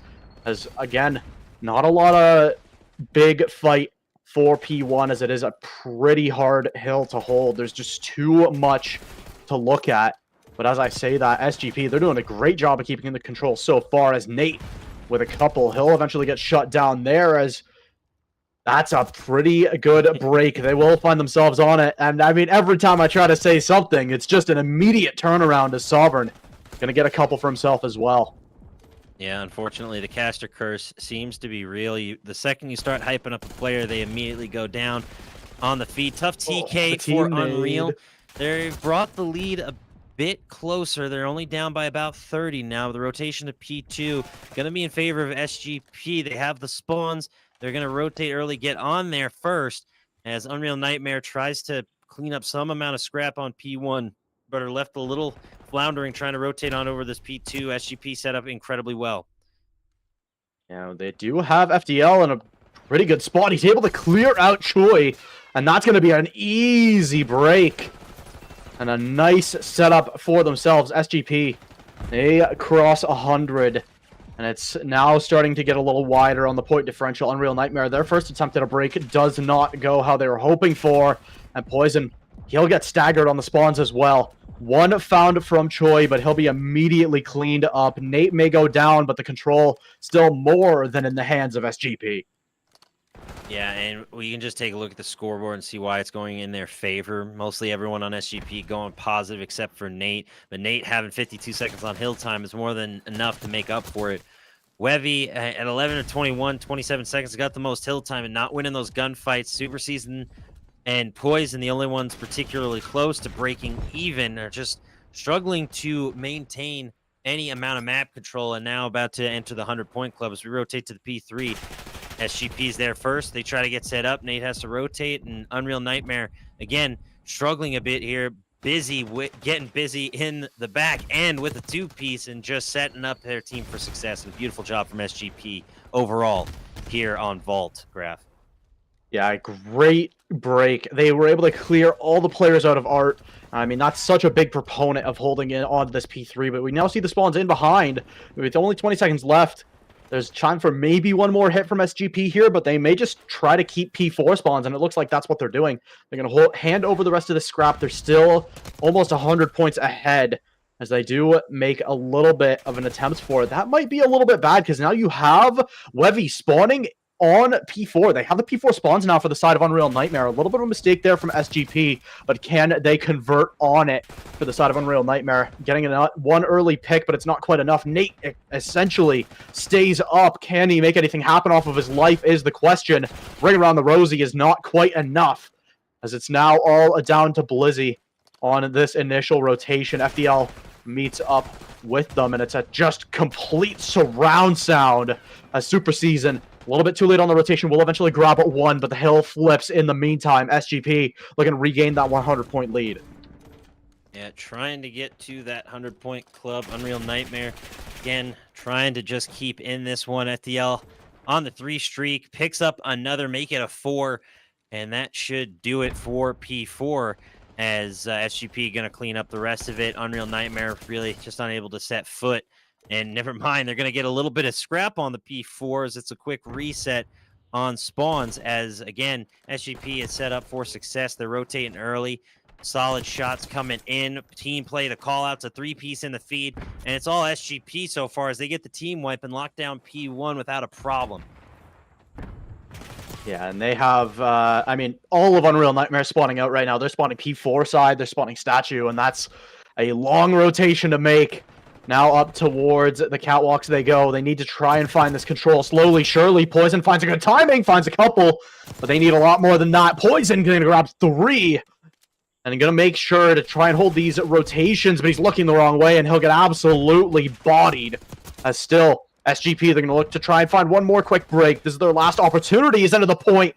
They go, and down they go alongside it. So a good point from Unreal Nightmare. They're holding on to this P1, but Nate gonna try and rip them off all on their lonesome. Mixes in the melee as he grabs a 3 streak and maintains the control for SGP. A huge streak to maintain this lead as we head back to P2. Yeah, a lot of streaks popping off on the side of Unreal Nightmare and SGP, but Unfortunately, you have your lucky breaks and you have your, your shining moments, but at the end of the day, it's whoever sits on that hill the most, and so far SGP is doing a phenomenal job at it. Unreal Nightmare, though, set up exceptionally well. They must have flipped the switch because they're winning their gunfights. They're hitting their shots a bit better. They're locking down the hills and now only down by about 60, slowly chunking away at that SGP lead. So potential here, and unfortunately, as right as I'm hyping them up, Busy with the double headshot shuts it all down. Nate and FDL clean it up, and that's a squad wipe. So unfortunate there for the Unreal Nightmare as they get their momentum completely shattered. Yeah, Busy. I mean, it's just a meltdown of communication from Unreal Nightmare. Busy ends up behind P2, and there's just no one that knows where he is, and he's just able to find the break all by himself. And now Unreal Nightmare, they had a great opportunity. They had a great money hill on their hands. They still did come out on that P2, and they have a good rotation over to P3. So they're still not out of this one just yet, but with a 70-point lead and an initial break happening as we speak, Troy will go down, and it's a bit of a red in the kill feed so far. Unreal Nightmare, they maintain that control. It's FDL, the last one standing. He'll be taken down, but in comes the reinforcements. SGP, they're not looking to take this one lightly, as a Mixie Hill is exactly what SGP wants here. They cannot afford to give another money hill like we saw on P2. Without that last break at the 20-second mark, it could have been a much bigger reversal. As a couple of great shots from Unreal Nightmare. They'll maintain control for now. Yeah, they'll do just that. They're able to lock in a bit on the P3, but again, you're down by close to a full hill. So even if you're able to, grab a solid 30, 40 seconds on the P4, SGP will still be in the lead, and they are known to break hills like they are twigs. SGP locked in, Busy on a 44 and 25. Might drop the 50 bomb, folks. FDL with the 37. This team is slaying out and shooting tonight. As Nate at 27 for 28, the only one going negative, but a minute and a half hill time. Sovereign on a killing spree before getting shut down. Busy on the 4 streak now, looking for some more. 237, 153. It's all but over here as SGP locks in on the P4. Yeah, they looked a little bit dicey during a couple of these points, but like you said, I mean, they fully lock in. There's nothing to be done. SGP, they'll grab map 1. An Unreal Nightmare, they looked like they had it for a moment, but they lost it entirely. A huge map from SGP to get that momentum. And, I mean, we tried to say that it was looking good for a bit for Unreal Nightmare, but SGP just turn it up to 12 and really slay out. Yeah, I mean, it's tough to counter someone when they're dropping a 47 kill game with 30 non-traded, and then FDL with 28 non-traded at 39, almost 240 bombs on the side of SGP, and that's why I was saying I favor them more in this one. I've seen them dominate like that before, and I've continued to see them slay out here in the hard point. And I'm going to call it right now. I think SGP is taking this series. I thought it might have been a 3-1. I was going to give Unreal just a little bit of hope, but unfortunately that was a thrashing, a dominant hard point to say the least from SGP. Search and Destroy is up next, and SGP, dare I say, is even better at Search and Destroy than they are hard point. Yeah, I think the control is going to be the point where they can maybe try and make this not a 3-0, but I agree with you. I mean, with the tempo that was set during that first map, I would be shocked to see it not be so. And these teams, they're getting into this next map quick, so it doesn't even look like we're going to need a break, which is great to see. So we're just rolling right on through. Search and Destroy coming up next. It's my bread, my butter, my sugar, my cream, my everything that I love about casting. I'm so very excited to see these two teams duke it out. However, I think SGP has the advantage here. They got the momentum rolling from a 100-point lead. We're not taking too long of a break, so they're not getting iced. They have that, that flow state. Sometimes even for a dog water player such as myself, Graf, I have a game or two where I'm in it and I'm locked in. Oh yeah. And I really think that's how SGP is cooking right now. That's their mental right now, and it is locked in, and I'm ready to see it. Yeah, I couldn't agree more. I mean, again, it looked like they had a couple hills where they maybe weren't communicating properly. But I mean, I could say the exact same about Unreal Nightmares. So I think the communication is going to be especially key on the S&D. Unfortunately, not sure what map they're going to just yet. But I mean, regardless, the communication is going to be just paramount. Just got word from our production squad. I believe we're going back to Vault as it seems to be a popular one. Might as well call this series the Fort Knox Cup with the amount of times we are in Vault here tonight. But either way, a huge shout out to GamerX Society for sponsoring this cup. And thank you, Cabal, for hosting it. I mean, Cabal and SGP could put on a thriller. So hopefully we get to see that in the upper bracket. Either way, loading on up. Here we go, folks. Vault, you've seen it, you know it, you love it. Again, we're going to see a lot of rush plans towards that alpha objective. Maybe a few trick plays to Bravo, but main focus is going to be on alpha in the Vault room itself. A lot of rush plants, mainly because it's just so much closer and it's enclosed. There's a lot more cover. You're a lot safer pushing towards alpha. Now, defenses are going to know that, like we've been saying. So it's really who can get to alpha first, who's going to lock it down as we get this search and destroy matchup underway. Now we're going to see an initial just complete sprint from Unreal Nightmare. They're going to try and get this quick plant down. Webby going to grab one, but it's immediately traded by Busy. Around the back of Pool, though, a couple players coming in strong. Busy going to grab another onto Poison. Still, it's Webby towards the back. Does throw a nade out. FDL, he's in so deep, but he'll find the kills regardless. And now they should be able to get on this defuse. It's just the one player left towards Pool, trying to hold the space, and it's just FDL. It's an absolute massacre. FDL and Busy with 2 apiece. And it's a quick round over to SGP. Yeah, that was to be expected, to say the least. FDL and Busy going to work early. And they just set up for the defuse. Cover me while I defuse. Busy gets the dub, and FDL gets the final kill. A solid team round for SGP. Whatever comms issues they may or may not have had in Hardpoint, they don't seem to be existent here in Search and Destroy. Though that was a methodical, pinpoint accurate round. Yeah, and I will say, from Unreal Nightmare, the plant spot there for that A side is not one that I want to see repeated. It was really planted a lot more safe. They just didn't have the control. What a explosive start to the round! What a play! Oh my!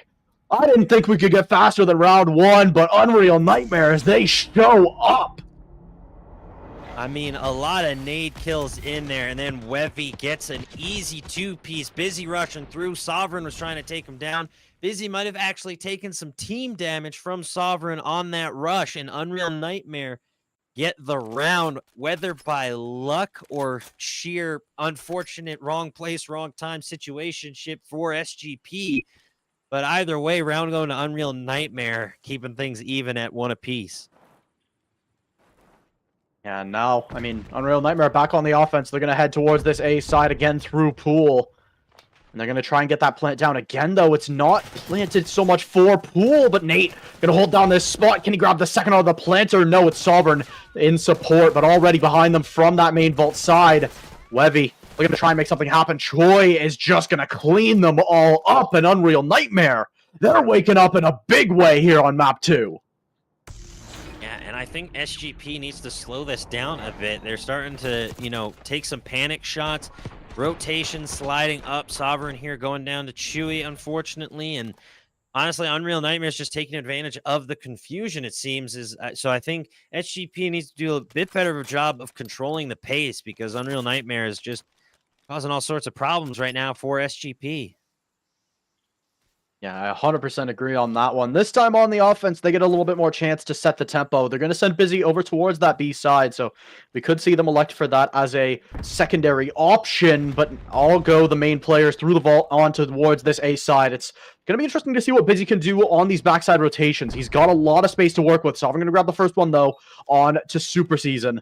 And now plant goes down. No, or yes, apologies, it does. Thought it didn't for quite a second there, but now somehow, some way, Wevy Oh, that was awkward. I thought Wevy got that one for a moment, but it was his teammate there. 3v3 with the bomb down. A difficult situation for Unreal Nightmare to try and pull this one back.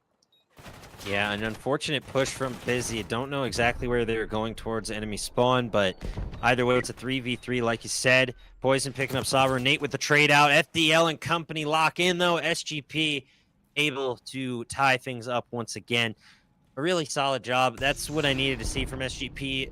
Busy was still a little bit too out there, but FDL and company lock in OBJ room, control the pace a bit, get bomb down early, and then lock in. SGP, again, showing us how they dominate in matchups, quickly tying things up. Unreal Nightmare, though, I think they really need this round a bit more than SGP. A 3-2 differential isn't big for either squad, but I think for momentum and morale's sake, Unreal Nightmare needs this one a bit more than SGP does. Yeah, I 100% agree. And they have the tempo setting of being on this offense. They have the opportunity. They just need to convert. They're going to head through pool once again to try and go towards this A side. And it's SGP, again, controlling the pace a little bit better. They're staying a little bit further back, allowing the plant to go down. Busy going to grab the first pick up there. And it's completely untraded. There's just no one even in the vicinity to make that happen. And even though they do have control of this basement for now, holding onto it for another 30 seconds is another thing entirely. Wevy going to get the first initial pick. Sovereign not able to trade that one out, but Busy will grab one there onto Poison. Now they're into the bomb room and on the bomb already. Choi's going to have to try and make his way down there, but now an opportunity. Sovereign immediately cleans it up, and I 100% think that they agreed with you. They needed to set the pace a little bit better, and they do it in a big way as SGP. They grab 3.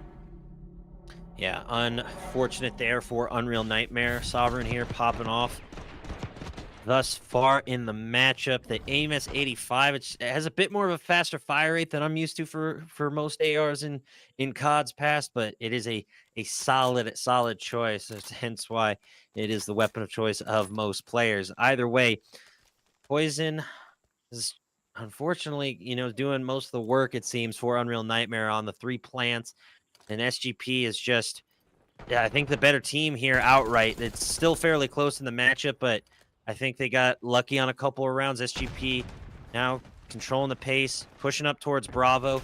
Everyone on Unreal rotating, though. Nate has a chance to get a couple of kills. Busy and Nate grabbing a couple. And just like that, it's 3-1. Chewy all alone. Busy getting things done. I mean, what a round, Graph, for SGP. Yeah, the ones that end up being faster, at least earlier in this map, didn't go SGP's way, but it seems like, again, they just lock in when it matters, and this round, it's just an absolute wipe as SGP. The only thing I think they could have cleaned up a little bit is the first player to go down went a little bit too far with that bomb, but trying to get that quick plant down, I understand it, but against Unreal Nightmares, if they were a little bit more prepared, they could have held that bomb in a little bit of no man's land. So one more thing to shore up from SGP, but they're playing so well so far. So those little transgressions not punished so far. Yeah, exactly. And we see the rush plan Alpha. No one really going B. Chewy picking up the first blood for Unreal Nightmare. So a nice pushback from Unreal. They lock in. They get bombed down quick. Put the pressure on SGP. They got a man up, but they are stacked up in OBJ room. I'd like to see them get a bit more map control, because one lucky nade or a couple of stuns can be a disaster here for Unreal Nightmare. Shots coming in. FDL getting the wall bang. Now pushing in. Trophy system down. Gets the nade in there, trying to do some damage. Wevy, though, gets the nade kill on the outside, and 2v3 SGP in a bit of a predicament here as they try to get set up for the final push into OBJ. Yeah, there's just nowhere near enough time. Maybe there is. FDL almost had an opportunity, almost had a step, but it's Unreal Nightmares. They claw back within 1, and that one got so much more dicey than it ever had any right to. Yeah, Super Season clutching up in the 1v2. Gets a nice turn and burn, able to pick up the kill on FDL. And unfortunate for SGP, I think the timing on the push was a little off. Sovereign was a little early. FDL got the 2-piece. Sovereign just got picked up and unfortunately could not get any shots off for to take down Super Season. But either way, SGP still up by a round. Looks to be a push towards Alpha as we get round 8 underway, Graph. Yeah, and again, we see another quick plant. This has been the meta so far, both the matches today that we've witnessed. that go to S&D on this map. It's just been quick plants on A on quick plants. And this time, it's going to have to be Unreal Nightmares to try and claw their way back. Their map control is not the greatest so far. Busy's got a great spot to try and catch these players in rotation, but he's a little bit too apprehensive. But he finds a great piece of timing, swaps to the secondary. Can't find the second pick, but now stuck in the corner. Easy cleanup for Nate, as it's Choi in a 2v2. Trying to find his way into OBJ room, but can't quite do so. Wevy gonna grab the first pickup, and now it's Nate in a 1v2, with the timer running low. Needs to find this wrap and needs to find it quick! Do they have the defuse is the question. It's gonna be close, but it looks like Unreal Nightmares claw back even, 4-4. And a solid job from Unreal Nightmare there. SGP, unfortunately, going down there. Chewy all tied up at 6 apiece. Touches up big here to protect the defusal. And really just a surprising game from Unreal Nightmare. I think they may have a bit of skill now, not just luck. So I'll take my words back. Apologies to any Unreal Nightmare fans in the chat, but they are showing up and showing out late in this search and destroy. They have the momentum now. Might be able to steal this one away from SGP. We'll see how it goes. Rush plant towards Alpha. You know it. You love it. Unreal Nightmare now getting set up with trophy systems and more. Should be able to pick up the free plant, and they do. Nate spotting one on the outside. Chewy, though, grabs the first blood in favor of Unreal. Yeah, they do get not quite a trade, but they get 1-for-1. And now full pool control, though, in the hands of SGP. Nate gonna get tagged down low, does have to regen. So it's a little bit of an opportunity. Trophy down, and Nade goes through, taking down FDL. Nate gonna grab one, but gets traded immediately. And Sovereign can't quite do it. Unreal Nightmare showing us what they can do. They now have the lead here on map 2. And they're gonna look to tie up the series 1-1. Yeah, and they win 3 rounds in a row, mind you. SGP was up 4-2, now find themselves on the brink of defeat. Unreal might be able to cause a bit of nightmares for SGP, unfortunately, especially after such an incredible start from FDL and Busy. SGP struggling in the later half. Again, unfortunately, they just give up Alpha a little too quickly on the defensive side of things, but we'll see where they end up going. A bit of a slow push towards Alpha, or slower than we are used to seeing. Busy on the outside, looking over that B bump, and now rotating back into Alpha as we get things set up for quite possibly the final round of this search and destroy graph. Yeah, we see Busy very far back, all the way towards spawn. Just trying to maintain this control of pool. It's planted for that pool side. We see the RCXD going through from, I believe that's Wevy's. Oh, spotted the legs of that one player, but doesn't quite register. It's Choi in the back lines, able to pick it down one, and it's a couple onto the bomb room as Nate caught up a creek and no paddle for him. And now it's all down to Busy, the player that played so far back at the start of this round. He'll grab one, but the diffuse is coming through, needs to work fast, and he can't quite do it. Unreal Nightmares. They make a statement. They're not going to go out of this series quietly, and they tie us up at 1.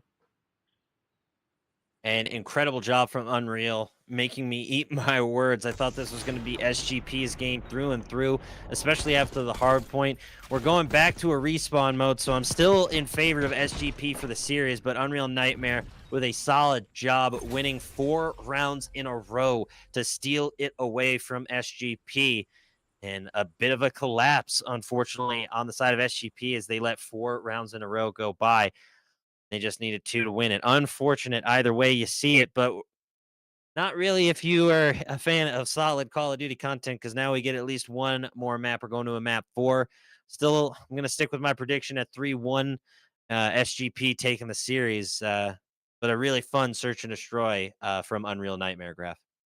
Yeah, I 100% agree. I think this control is going to be especially interesting. It's going to really set the tempo for the rest of this series. I think the winner of it going to have a pretty big advantage heading into map 4, into even map 5, where that momentum can flip back and forth so readily.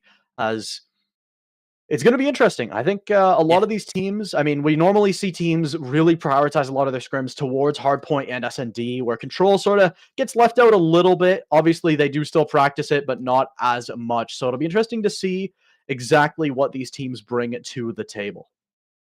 Yeah, especially for control, it's going to be a really interesting map on protocol, especially just with it.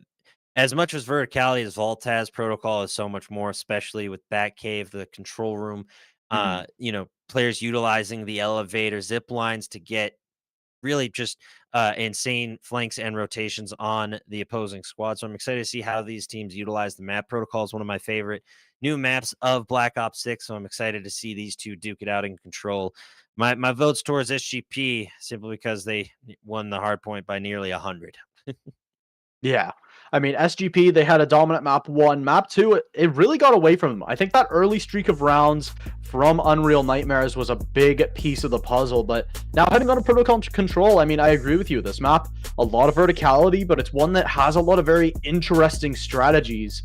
And I think that honestly benefits SGP. I think they had the more complex rotations. I think they were more locked in, dialed in on a respawn game mode. I think they do have the advantage as far as that shot calling, but when it comes to a map like Vault S&D, it's a lot of just hit A, make sure you find those kills, and that can't quite be the same for Control. I mean, slaying out is obviously going to help you, but it won't win you the map by itself. I mean, potentially can. If you drop a 30 bomb, you win the round, but that's True. that's neither here nor there as we get set up. Unreal Nightmare on the attack first as SGP sets up on defense. Unreal with the early advantage in the lives, winning out there. Gunny's just that much more. Poison from down below again, ordering incorporating that elevator shaft push, but Nate and Sovereign understood this map from the beginning. They're going to expect the push. They're able to pick it up.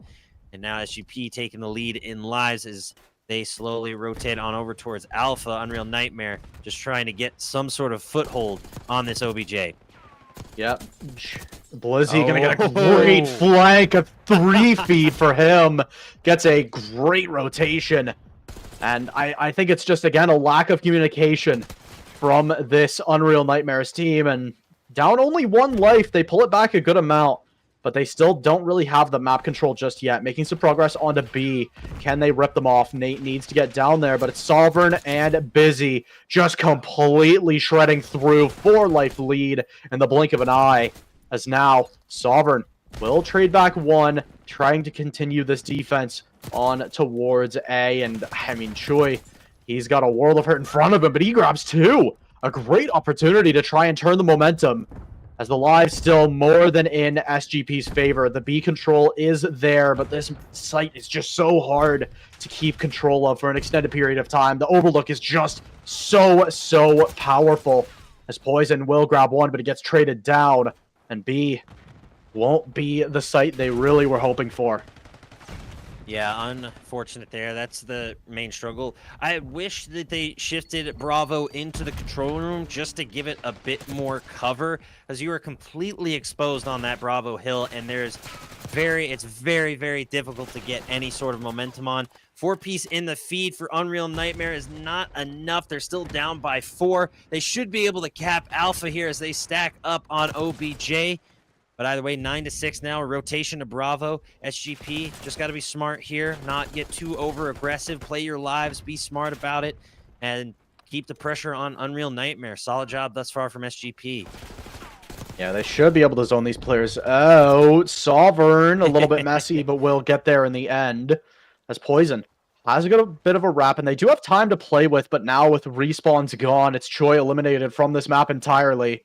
As Poison in the back lines, needs to cash in on this flank soon as Super Season grabs 1 before going down, but that's not enough. 2-7 lie the lives, and now 1-7. Poison's flank finally pays off, but it's a textbook case of too little, too late. 1-6, and again, it would take a miracle as SGP, they show their stuff, and they're going to grab the first round. Yeah, really solid job from SGP. They take over, they dominate. Their respawn modes are a bit stronger than their search and destroy, it seems, against Unreal Nightmare, but either way, Busy with this incredible 3-piece really set the tone for SGP early, and we saw a 5 streak, I believe, before they went down. So SGP, while they may have struggled a bit in the search and destroy on Vault, they have found their rhythm yet again behind Sovereign's incredible play and a 3.0 KD to start. Sovereign should have an incredible matchup should they continue to play like that. As SGP gets set up on the attack, here we go. Round 2 underway, Graf. Yeah, Super Season gonna try and grab some early control. And it's a couple big pickups for him. Gets a little bit more aggressive than I think they expected. Unreal Nightmare's got a great start, a great jump on this map. Choi tries to get deep, but taken out by FDL. As they're getting spawn trapped a little bit. Will be able to break out of it pretty quickly. But now, gonna have to try and make their way towards one of these sites. It's FDL trying to get a little bit deeper, trying to get a little bit more control, but shot from the side. Does still grab one onto Super Season early, as now the A site. In the blink of an eye, here comes progress, and that's more than Unreal Nightmare got previously. Especially towards this A side, but the B is gonna be the real test of their mettle, the test of their strength, as the A side already fully falls. Unreal Nightmare. They need to hold on to this B side. This B side's all about the map control. There's just so many angles that you could hold from, but a 3 down in the blink of an eye, I mean, it's just all coming up SGP. Yeah, they squad wipe, are able to get set up on Bravo and even get a progress bar on there. A bit uncanny. Super Season on the high ground, should be able to lay down some suppress and fire, get a couple of kills. Chewy with the 2-piece. FDL holds on for a little bit longer. They get so close to the full capture, but unfortunately just shy. Chewy able to save it with a couple of shots in the tunnels and looking for the next push. A solid save from Unreal Nightmare from the brink of disaster, but still 18-15. SGP is out slaying you. You've got to lock in on defense. You can't take any unnecessary risks. Yeah, Choi gonna get a nice pick there from that rat spot, but the control starts to tip. You see Nate in a great spot to just overlook this B side. They just need to wait for a little bit more control, 1 or 2 more picks, and that's all it takes. Gonna have to be near perfection from Unreal Nightmares. Is this Nate the first one to try and touch? Will not win the gunfight, but Busy and FDL gonna slay out once again. And they get the control. One more fast chance for Unreal Nightmares as the time winds down. It's just not enough. SGP, they make a show of it. Yeah, I have not seen an offensive win on Protocol in a long time, mainly because of how exposed that Bravo side is. But you see how SGP played that. They got the team wipes first, then pushed in. They worried about getting their kills before getting on OBJ, just because they know how open it is. You can't really contest it. There's not a lot of cover you can get behind to protect you from the cliff sides, from the castle side, and you can just shoot down on overhang, and it's pretty much like shooting fish in a barrel. So you got to take out the whomever's firing the gun into said barrel first before you hop in a long, weird analogy that I just made. Either way, round 3 underway. Unreal grabbing the first blood as they try to bounce back on the attack, Graf. Ooh, Busy. I thought he was dead to rights, but he finds a couple. Looking for number 3. Will get taken down by Wevy finally before he can regen. But some great early pickups from SGP. They maintain the control early on here, and they maintain that lives advantage. Looking to expand it. FDL. 3 in a row, right back to back. And around the side, he grabs a great flank for a 4th.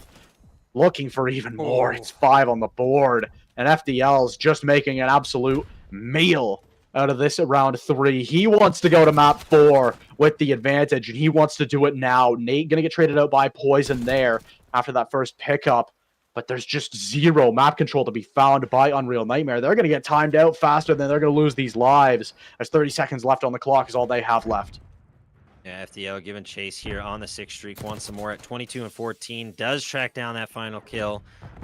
Or that kill finally, excuse me, on the 7 streak, looking for some more shots coming in. 3-piece in the feed for SGP. Busy rushing up, almost falling off the map. Got to be careful there, as Poison is able to at least stem the bleeding for at least a bit. Sovereign, though, picking up another. Chewy trying to get anywhere close towards Alpha, but this has been lockdown defense from SGP. They quickly clear Alpha. 8 seconds left on the clock. Only 10 lives remaining for Unreal. And they haven't even gotten a single progress bar. They get over to Bravo, but how long can they hold it? Super Season in here and company trying to rush to Al, best play of the game. And a solid job overall. Might have just been on my end, folks. My internet can be spotty at times. FDL, though, with a 29-18 performance, shows up and shuts down Unreal Nightmare. SGP with a just beautiful performance, Graf. Yeah, I don't think I've seen such a dominant control in a long time. I mean, especially heading into another respawn game mode for map 4 on the hard point. I mean, I know we said and hyped up SGP heading into map 2, and we said, oh, we think we've got it, but I would be shocked to see them drop this next hard point. Yeah, protocol on the hard point is going to be a fun one. I mean, we saw just how effective SGP was on that map, and I expect to see much of the same, especially in the respawn mode. It'll truly be an upset if Unreal Nightmare is able to somehow take this one away from SGP. I mean, just an incredible control matchup. They win it quickly 3-0. They take back the momentum. We're rolling back into the map they just dominated in. It's all SGP's to lose, really. Yeah, and I'm surprised to see Unreal Nightmares not take a second to relax, potentially regain themselves, especially after that control that was so dominant. But maybe they're feeling it. Maybe they just know something we don't and they want to get back in there. Or, it's potential that the mental's a little bit gone and they just want to get it over with and head to losers. I mean, you don't want to assume the worst, especially for mentality, but after a control like that, it's by no means impossible. No, absolutely not. I'm not trying to discredit Unreal Nightmare. They're in this cup for a reason. They're competing, they're slaying, they're getting their moments too. It's just SGP has been the better squad on respawn. Unreal Nightmare, though, getting the first couple of points and kills in this hard point as they are set up extremely well. SGP now trying to punch through, and they do, as they are known to do. Chewy, though, on high, looking to get a couple kills and at least hopefully clear off OBJ. Don't know if Unreal Nightmare will be able to get on it, but Chewy now making the push. Got to be careful here. Yeah, from the disadvantaged spawns, SGP still gets some good progress onto that point, but it's Choi just soaking up this hill for now. Sovereign gonna immediately shut that down, and a couple of good trades will flip it once again for SGP, and that's especially impressive considering they had the weaker side of spawns for that P1, but now making the rotation over to P2, they've got a full setup. Or apologies, no, they do not. I was looking at the wrong hill. But a really good setup from Unreal Nightmares, in fact. And they're going to look to try and continue that dominance that they had on P1. A solid job. That overhang does provide some excellent, ground advantage. You have the height advantage, able to fire down upon your less covered opponent. Either way, though, SGP able to bring things back and tie things up at around 30 points each. 2-piece in the feed for Unreal Nightmares. Poison tries to clear off P1 on a bit of a fight. FDL trying to cover the mid lane push, but unfortunately can't quite do it as Unreal Nightmare. We were doubting them a little early, but Wevy at 11-1, really carrying their squad so far in their gunfight engagements and just dominating in this lobby thus far. And he's able to get away with that streak, looking to potentially get towards an RCXD. Oh, hardpoint a little bit too fast-paced to really make full use out of it. Nate gonna get caught in a little bit of an awkward situation. Gets a little bit of help from a teammate to clean up that one as SGP looking to claw back that lead and take the advantage. They will do so on this P3. A dangerous one to try and break, as one false break could be the hill just over with. As Choi will try to get in towards that point room. Will get shut down, but it's a couple of kills for Unreal Nightmare. And they're spawning in. They're going to be able to grab that control trophy down, and they're going to try and get back into it. Yeah, they certainly will. We're still tied at about 53 points each. Super Season grabbing some poison. Another Super Season trying to get the 3, but busy picking them up as we rotate on over to P4 down in the bunker. Some call it the Bat Cave. I just call it the control room. There's a bunch of screens. It's a bunch of monitors. Call it what you will. Either way, SGP finding themselves in a bit of a deficit as Unreal Nightmare has stepped up their hardpoint game from the first. Although I expect to see one of these teams to pull away on the second round of rotations. That's typically where you start to see, that 20, 30, 40-plus point lead as Sovereign stacking up some kills. Nate on a one streak as well as just SGP locks in on P4. Yeah, Wevy still 15-4. He's been the real slayer for this Unreal Nightmare team so far on map 3, but he's going to have to make a lot more happen to get his team back in it.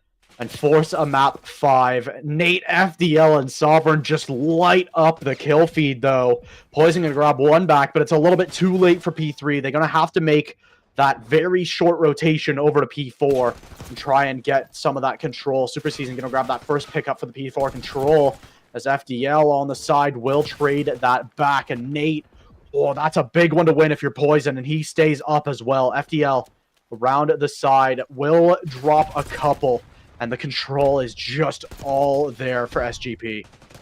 And I mean, I hate to call it, on that P4 was that big separator hill, like you were saying, Graf. And now we're in the second round of rotations, and Unreal Nightmare all of a sudden find themselves in a 60-plus point deficit after just dropping the ball on P4 and just now getting on to the P1. I mean, they really have faltered here. SGP just locking in. Chewy picking up the kill on Busy. Those zip lines, while they are effective for getting up high quick, you are left exposed as all get out. Either way, it's still a 60-point differential for SGP for Unreal Nightmare as they try to bounce back after really just, I don't know what's going on, but SGP locking in as per usual.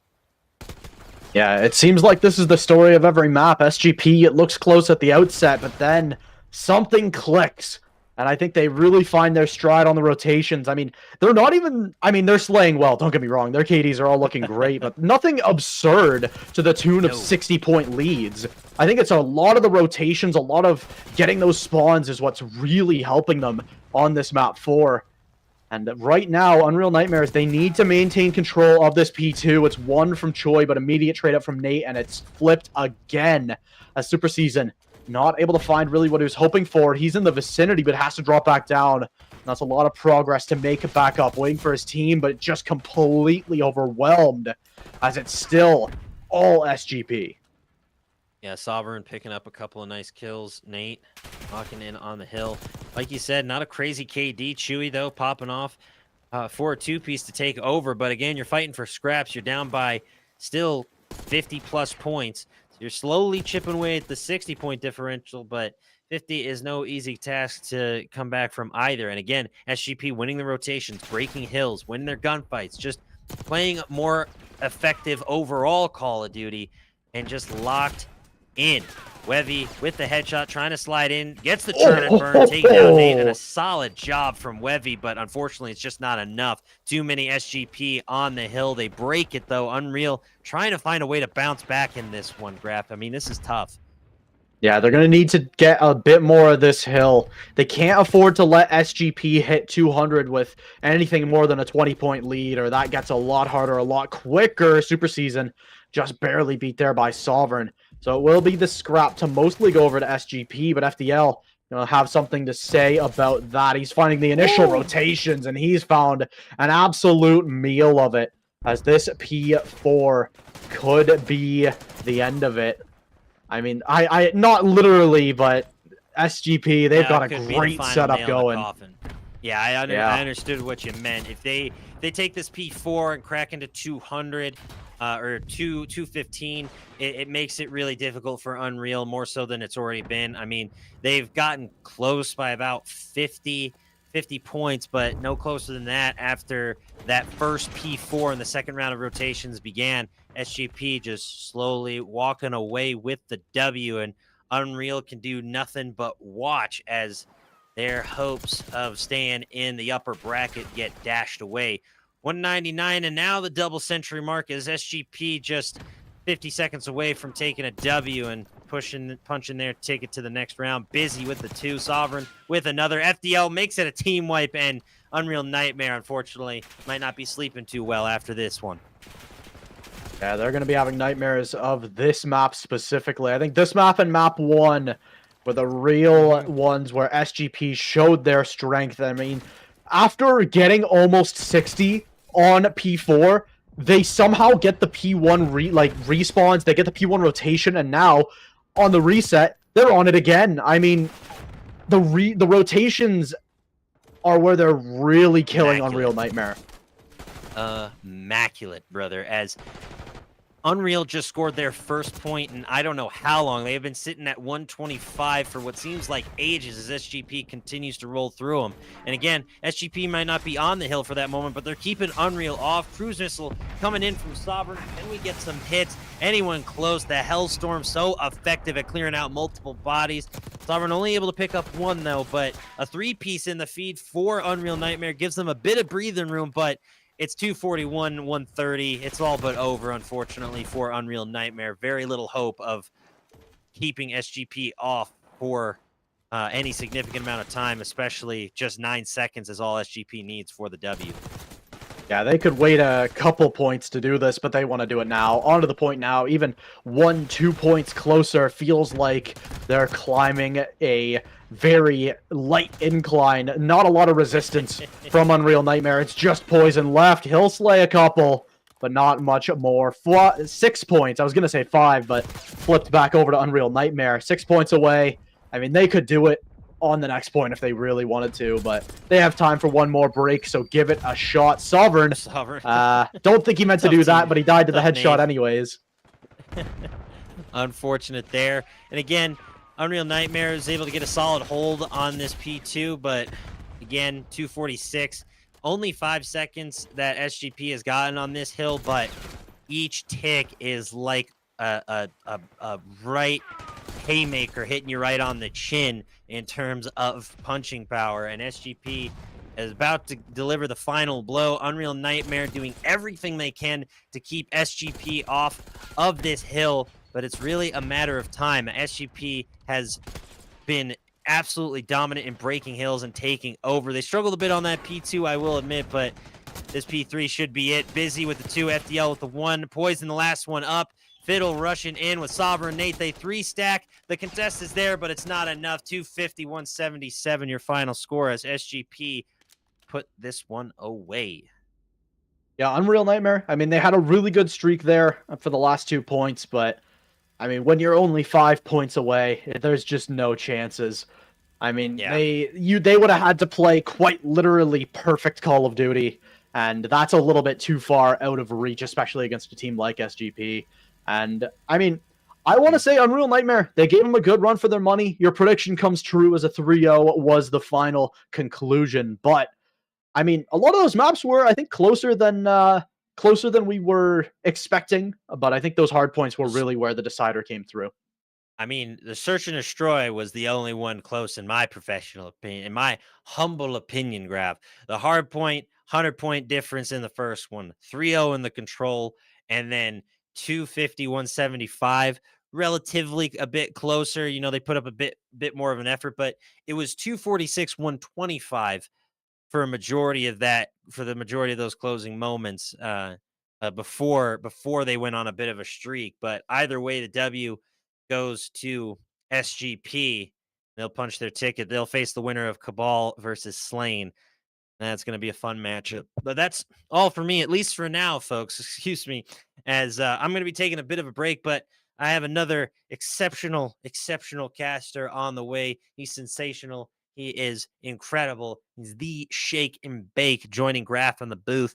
I need to rest my weary vocal cords, but I hope y'all have a wonderful cast, and I will catch y'all in the finals. Graph, anything to add before we go to a quick break? No, I think you put it pretty well. I'll be having one more match to myself, and then I'll sub back out for you. So be sure to stay tuned. We've got 2 more matches on the table here for today, but we're gonna have to go for a break for now to get set and ready to go.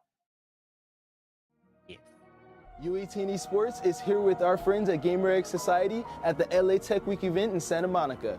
We're going to be playing some games, having some fun, and giving away some prizes in a special 1v1 showdown event from our friends at GamerX Society. Let's have some fun. Yeah, yeah, yeah, yeah, yeah, yeah, yeah. Be the first case like John, got it. Whoa, be the first case like. Be the first case like John, got it. Anything wrong, my dogs got it. Them boss I call shot. Sweat a few bags at the raw spot. Where you been? Try to rock popping at the hotel. Better run the play for him. Well, before I hit the plate, make the house smell. Throwing up trays and Marshall.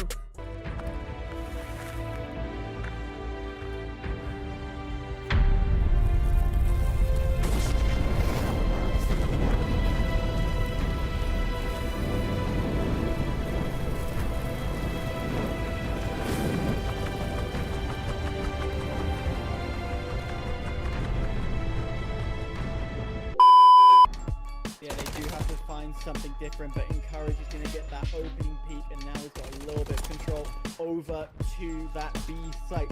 What he's going to try and do here is a delayed track tactic.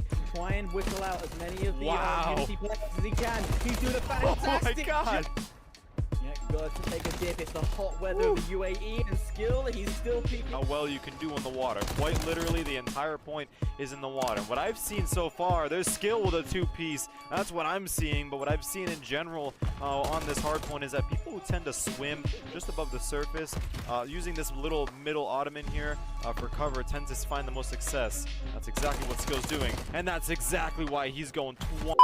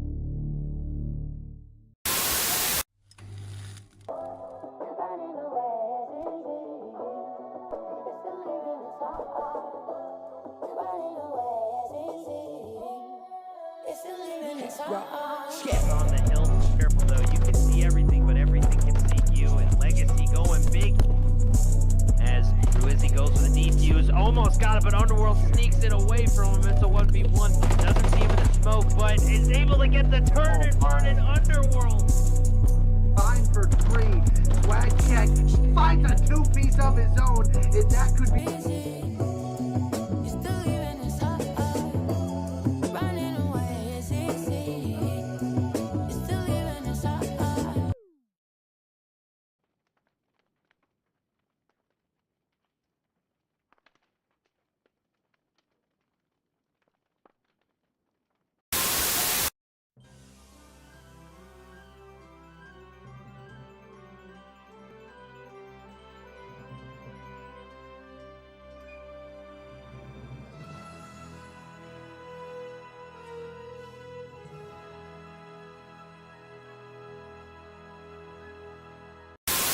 And 9. Lose this round, just given the sides as Lux. That would have been up to him to win, but with 7.5 seconds to defuse. So here we go now, going into round number 3. Pick again is going to be Yeah, nobody checks it except Lux might have gotten this. almost did, getting that two-piece to begin the round. There's Alex, and then he gets the. But that is, again, surely going to be a valuable return on investment as Super from a distance use their MCW and put bullets through bodies, as now Omid is finding themselves in the same predicament as Legacy last round. This is horrible. This is why people don't like high rise, because of the spawn traps that comes in. Super picks off one. He now moves to the opposite side, trying to see if he can pick off another one. Not going to be all too successful, and Super decides, you know what? I'll just start moving back, because he's on 6-3. Make this 7. He's got a cruise in his pocket, and he still wants more. He gets another. Wow. He's on 8, and this is more the Legacy we saw last game. This is the Legacy that comes and fights, and Super is still going with 9. One of the points, Volatile is just going to hop on up to kill and be like, what's up, man? Go back to the respawns lobby, and as that's going to be 4 off on Cabal, nearly at 10 lives winning, and Volatile is still being an absolute menace here, playing his life. It's a smart thing to do. 26 to 16, now over 11 in the deficit. It's spawn trap heaven. It is complete spawn trap heaven. Wow. It's Oh 8. my There's gosh. 9. Volatile is on 9 kills. There's a cruise in his pocket. Oh. He's still going for 10. Volatile is running out of bullets, and Cabal.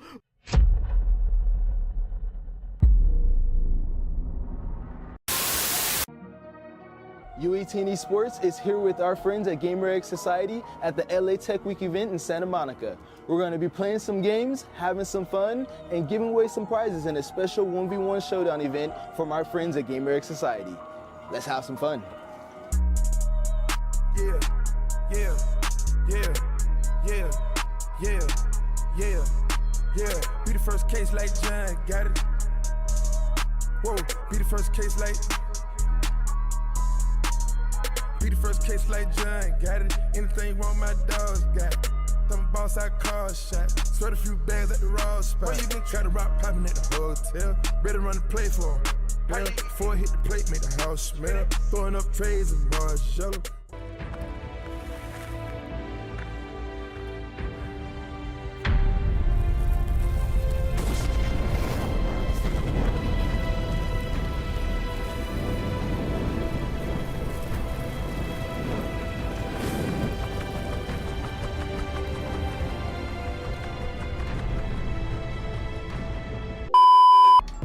Yeah, they do have to find something different, but Encourage is going to get that opening peak, and now he's got a little bit of control over to that B site. What he's going to try and do here is a delayed track tactic. Try and whistle out as many of the Unity players as he can. He's doing a fantastic job. Yeah, got to take a dip. It's the hot weather of the UAE, and skill, he's still peaking. How well you can do in the water. Quite literally, the entire point is in the water. What I've seen so far, there's skill with a two-piece. That's what I'm seeing, but what I've seen in general on this hard point is that people who tend to swim just above the surface, using this little middle ottoman here for cover, tends to find the most success. That's exactly what Skill's doing, and that's exactly why he's going 20.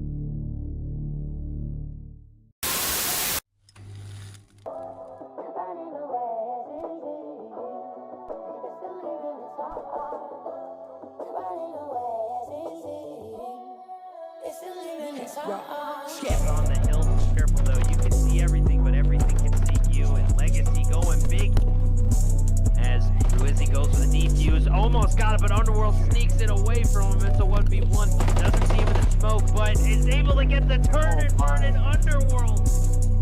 Fine for 3. Swag check. Finds a two-piece of his own. And that could be the break able to play his life. Take care of. One left to deal with.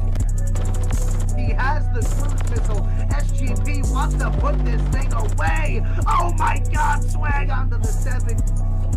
They're gonna have to continue to go massive. Big step up, that's gonna be 3 for him. Once again, to try and win this round, still needs to find these players. He's looking to try and find Confident. Will be able to catch him off guard, but it's gonna be Derek who's going for the chow, and Lurk's able to get the 1v2 victory. Oh my goodness. Running away is easy. You're still leaving us hot. Running away is easy. You're still leaving us hot.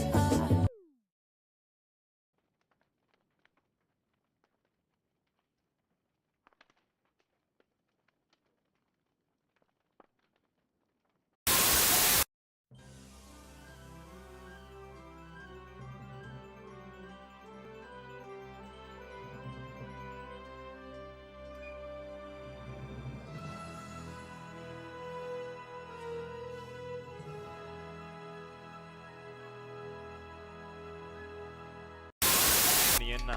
Lose this round, just given the sides as Lux. That would have been up to him to win, but with 7.5 seconds to defuse. So Here we go now, going into round number 3. Pick again is going to be Yep, nobody checks it except Luck might have gotten this. almost did, getting that 2-piece to begin the round. There's Alex, and then he gets the. but that is, again, surely going to be a valuable return on investment as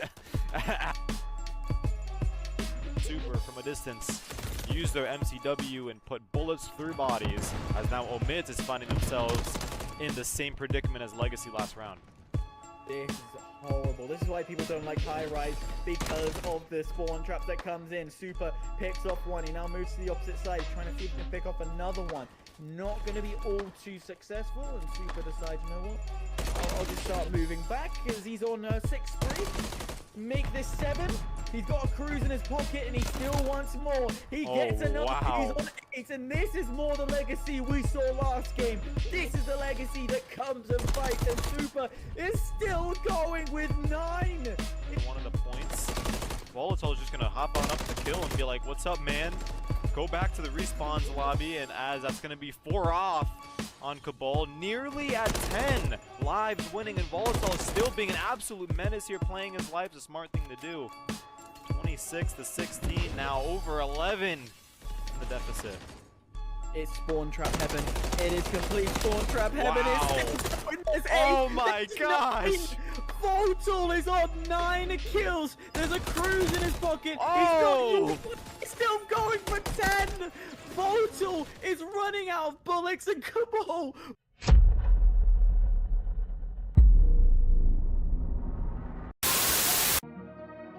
U18 Esports is here with our friends at GamerX Society at the LA Tech Week event in Santa Monica. We're going to be playing some games, having some fun, and giving away some prizes in a special 1v1 showdown event from our friends at GamerX Society. Let's have some fun. Yeah, yeah, yeah, yeah, yeah, yeah, yeah. Be the first case like John, got it. Whoa, be the first case like. Be the first case like John, got it. Anything wrong, my dogs got it. Them boss I call shot. Spread a few bags at the raw spot. Where you been? Got a rock popping at the hotel. Better run the play for him. Well, before I hit the plate, make the house smell. Throwing up trays and Marshall.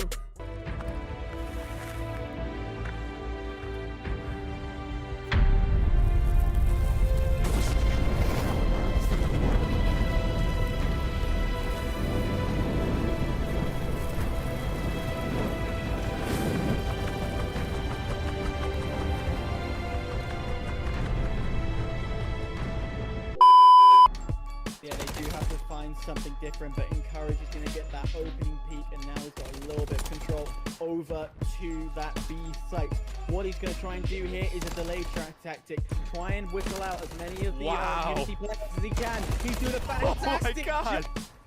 Yeah, got to take a dip. It's the hot weather of the UAE, and skill, he's still peaking. How well you can do in the water. Quite literally, the entire point is in the water. What I've seen so far, there's skill with a 2-piece. That's what I'm seeing, but what I've seen in general on this hard point is that people who tend to swim just above the surface, using this little middle ottoman here for cover, tends to find the most success. That's exactly what Skill's doing, and that's exactly why he's going 20.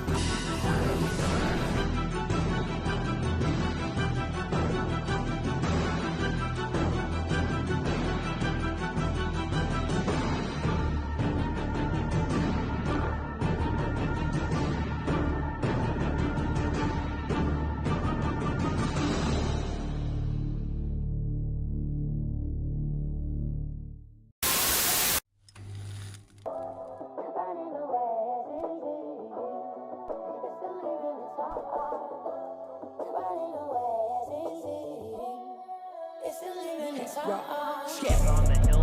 Careful though, you can see everything, but everything can see you. And Legacy going big As Ruizzi goes for the defuse, almost got it, but Underworld sneaks it away from him. It's a 1v1.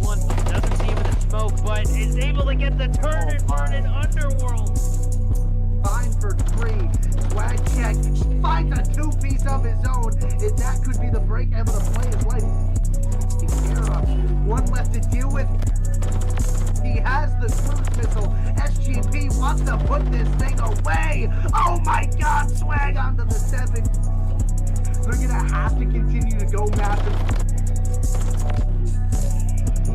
Big step up, that's gonna be 3 for him. Once again, to try and win this round, still needs to find these players. Looking to try and find Confident. Will be able to catch him off guard, but it's gonna be Derek who's going for the chow, and Lurk's able to get the 1v2 victory. Oh my goodness. Running away is easy. You're still leaving us up. Running away is easy. You're still leaving us up.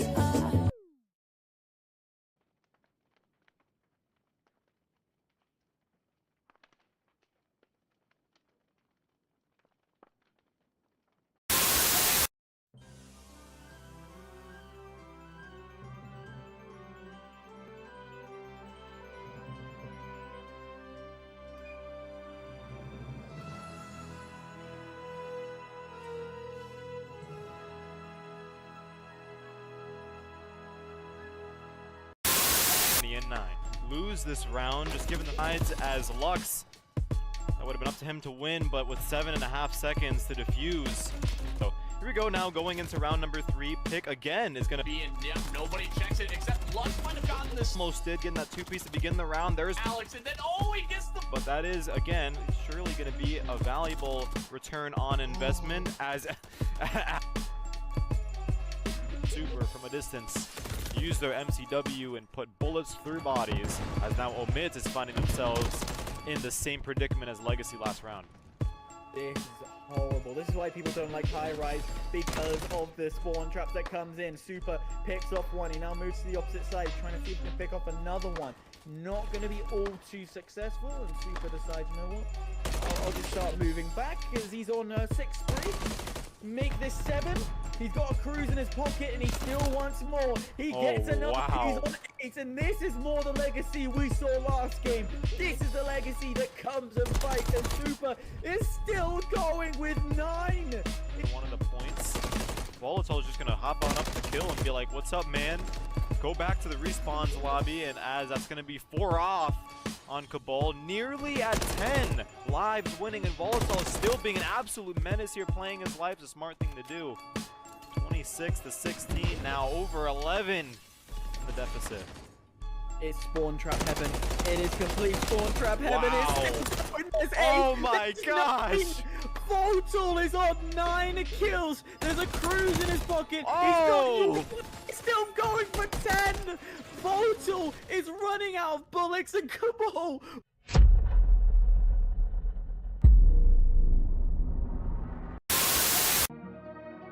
U18 Esports is here with our friends at GamerX Society at the LA Tech Week event in Santa Monica. We're going to be playing some games, having some fun, and giving away some prizes in a special 1v1 showdown event from our friends at GamerX Society. Let's have some fun. Yeah, yeah, yeah, yeah, yeah, yeah, yeah. Be the first case like John, got it. Whoa, be the first case like. Be the first case like John, got it. Anything wrong, my dogs got it. Them boss I call shot. Sweat a few bags at the raw spot. Where you been? Try to rock popping at the hotel. Better run the play for him. Yeah, before I hit the plate, make the house smell. Throwing up trays and Marshall.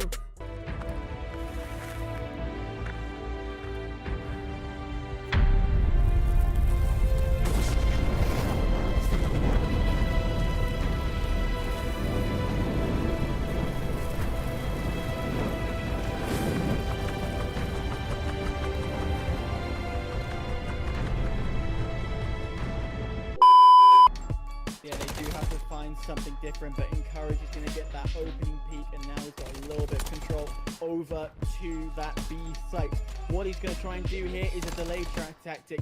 Try and whistle out as many of the Unity players as he can. He's doing a fantastic job.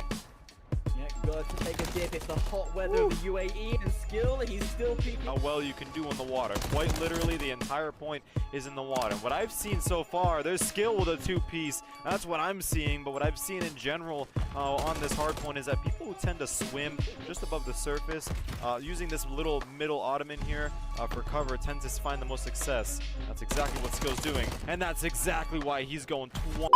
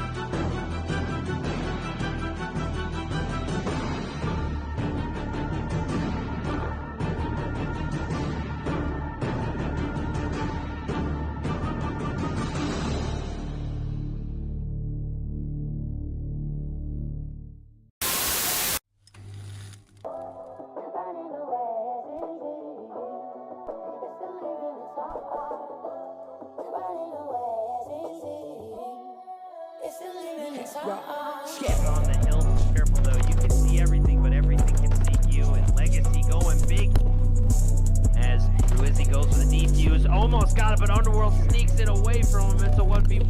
Doesn't see him in the smoke, but is able to get the turn and burn in Underworld. Fine for 3. Swag check. Finds a two-piece of his own. And that could be the break able to play his life. Taking care of. One left to deal with. He has the cruise missile. SGP wants to put this thing away. Oh my god, Swag onto the 7. They're gonna have to continue to go massive. Big step up, that's gonna be 3 for him. Once again, to try and win this round, still needs to find these players. Looking to try and find Confident. Will be able to catch him off guard, but it's gonna be Derek who's going for the chow. And Lurk's able to get the 1v2 victory. Oh my goodness. Running away is easy. You still leaving us up. Running away is easy. You still leaving us up.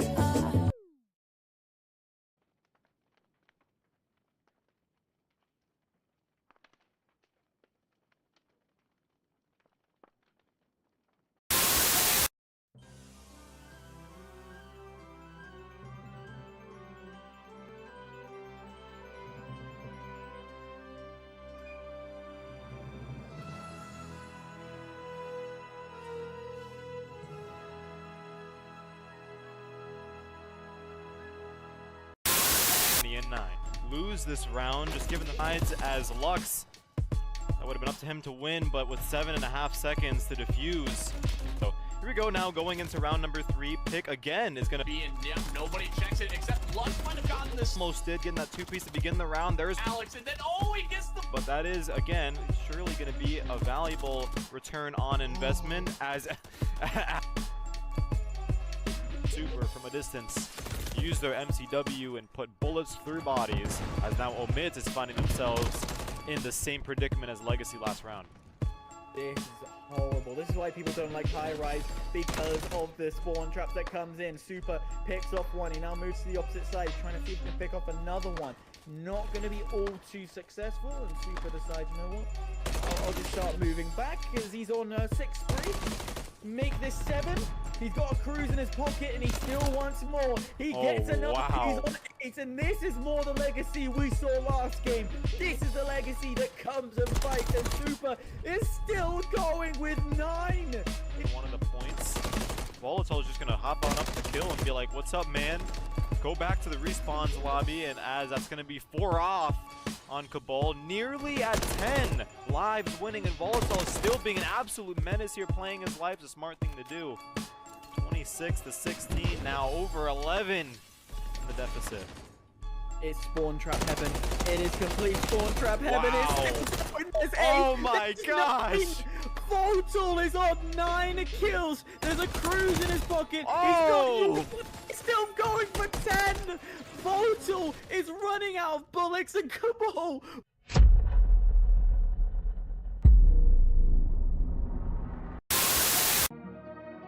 U18 Esports is here with our friends at GamerX Society at the LA Tech Week event in Santa Monica. We're going to be playing some games, having some fun, and giving away some prizes in a special 1v1 showdown event from our friends at GamerX Society. Let's have some fun. Yeah, yeah, yeah, yeah, yeah, yeah, yeah. Be the first case like John, got it. Whoa, be the first case like. Be the first case like John, got it. Anything wrong, my dogs got it. Them boss, I call shot. Sweat a few bags at the raw spot. Where you been? Got the rock popping at the hotel. Better run the play for him. Yeah, before I hit the plate, make the house smell. Throwing up trays and Marshall.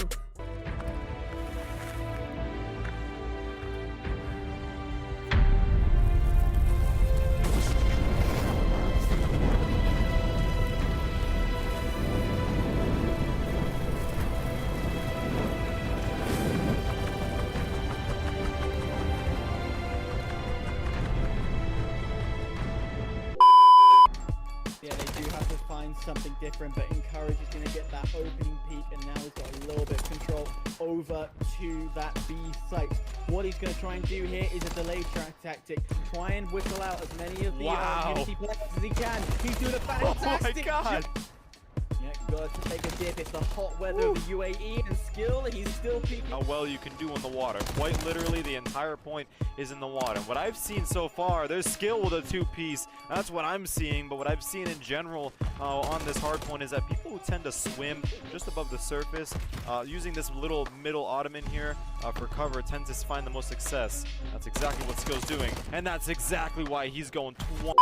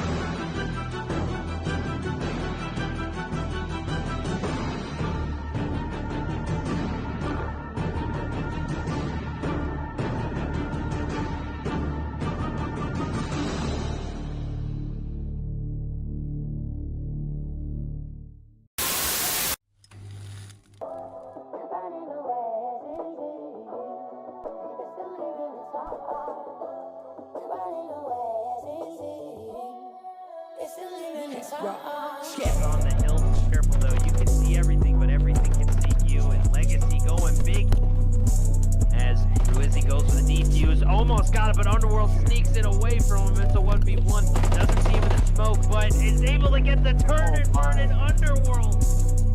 5 for 3. Swag check.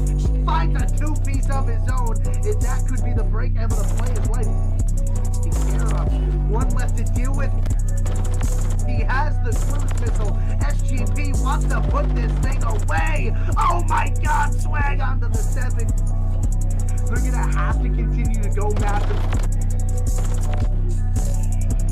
Big step up, that's gonna be 3 for him. Once again, to try and win this round, still needs to find these players. Looking to try and find Confident. Will be able to catch him off guard, but it's gonna be Derek who's going for the chow. And Lawrence is able to get the 1v2 victory. Oh my goodness. Running away is easy. You're still leaving us up. Running away is easy. You're still leaving us up.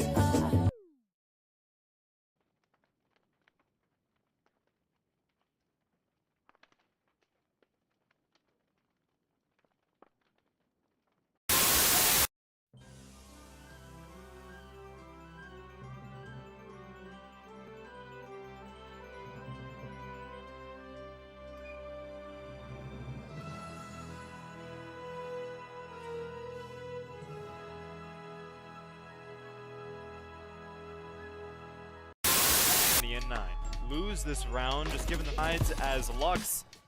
That would have been up to him to win, but with 7.5 seconds to defuse.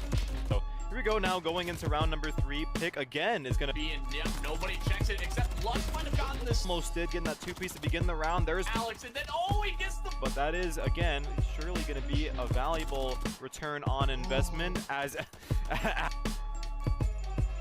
Super from a distance use their MCW and put bullets through bodies, as now Omid is finding themselves in the same predicament as Legacy last round.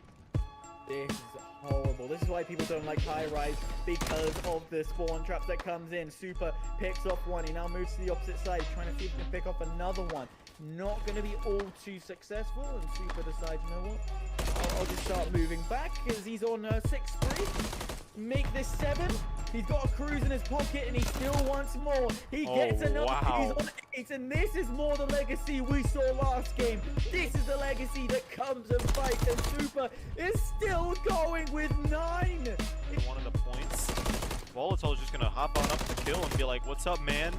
Go back to the respawns lobby, and as that's gonna be 4 off on Cabal, nearly at 10 lives winning, and Volatile still being an absolute menace here, playing his life. Is a smart thing to do. 26 to 16, now over 11 in the deficit. It's spawn trap heaven. It is complete spawn trap heaven. Wow. It's still going. There's 8. Oh my There's gosh. 9. Volatile is on 9 kills. There's a cruise in his pocket. Oh. He's still going for 10. Volatile is running out of bullets, and Cabal.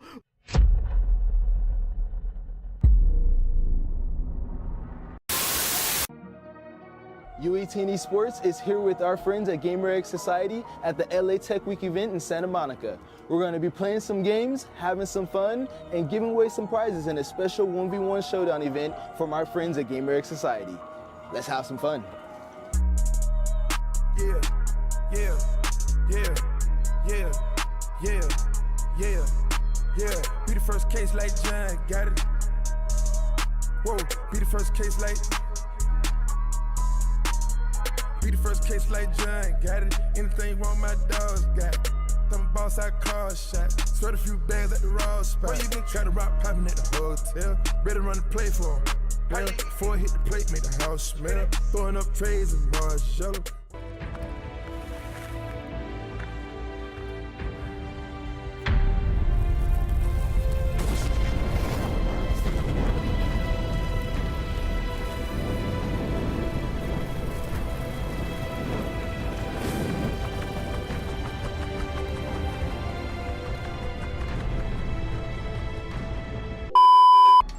Yeah, they do have to find something different, but Encourage is going to get that opening peak, and now he's got a little bit of control over to that B site.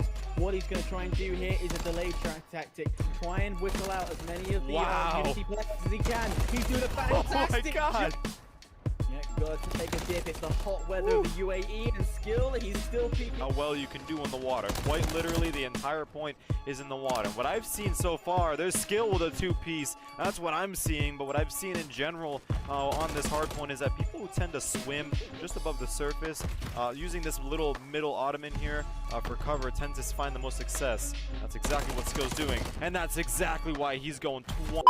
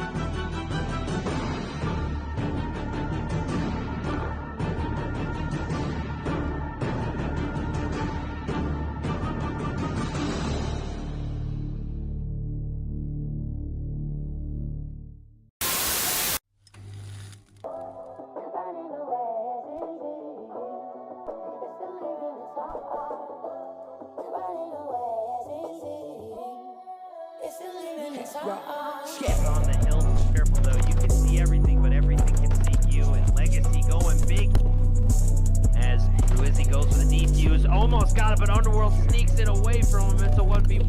Doesn't see him in the smoke, but is able to get the turn and burn in Underworld. Fine for 3. Swag check. Finds a two-piece of his own. And that could be the break able to play his life. Take care of. One left to deal with. He has the cruise missile.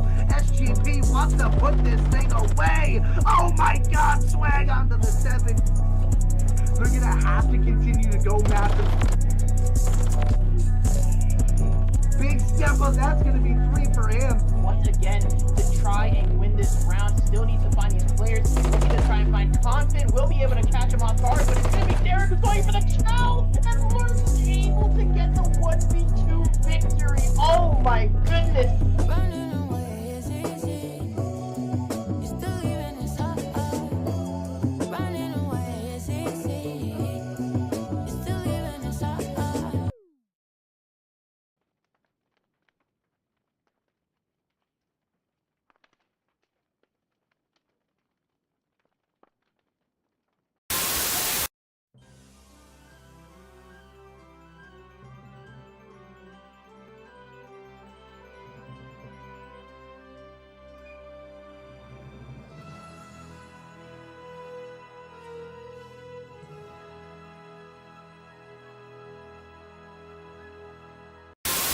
In 9. Lose this round, just given the sides as Lux. That would have been up to him to win, but with 7.5 seconds to defuse. So here we go now, going into round number 3. Pick again is going to be Being dim, nobody checks it except Lux might have gotten this. almost did, getting that 2-piece to begin the round. There's Alex, and then he gets the. but that is, again, surely going to be a valuable return on investment as Super from a distance use their MCW and put bullets through bodies, as now Omid is finding themselves in the same predicament as Legacy last round. This is horrible. This is why people don't like high rise, because of the spawn trap that comes in. Super picks off one. He now moves to the opposite side, trying to see if he can pick off another one.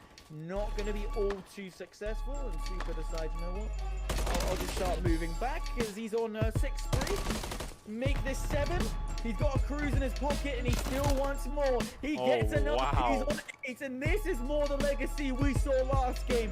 This is the Legacy that comes and fights, and Super is still going with 9. One of the points, Volatile's just gonna hop on up to kill and be like, "What's up, man?"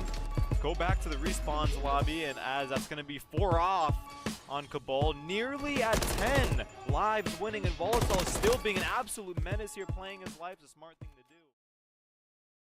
Hello, ladies and gentlemen. Welcome to some U18 Call of Duty, brought to you by GamerX Society, and as always, the hosts. They've been doing a great job so far today, and they're going to look to keep going. My name is Graf. I'm joined by Shake. How are you doing today?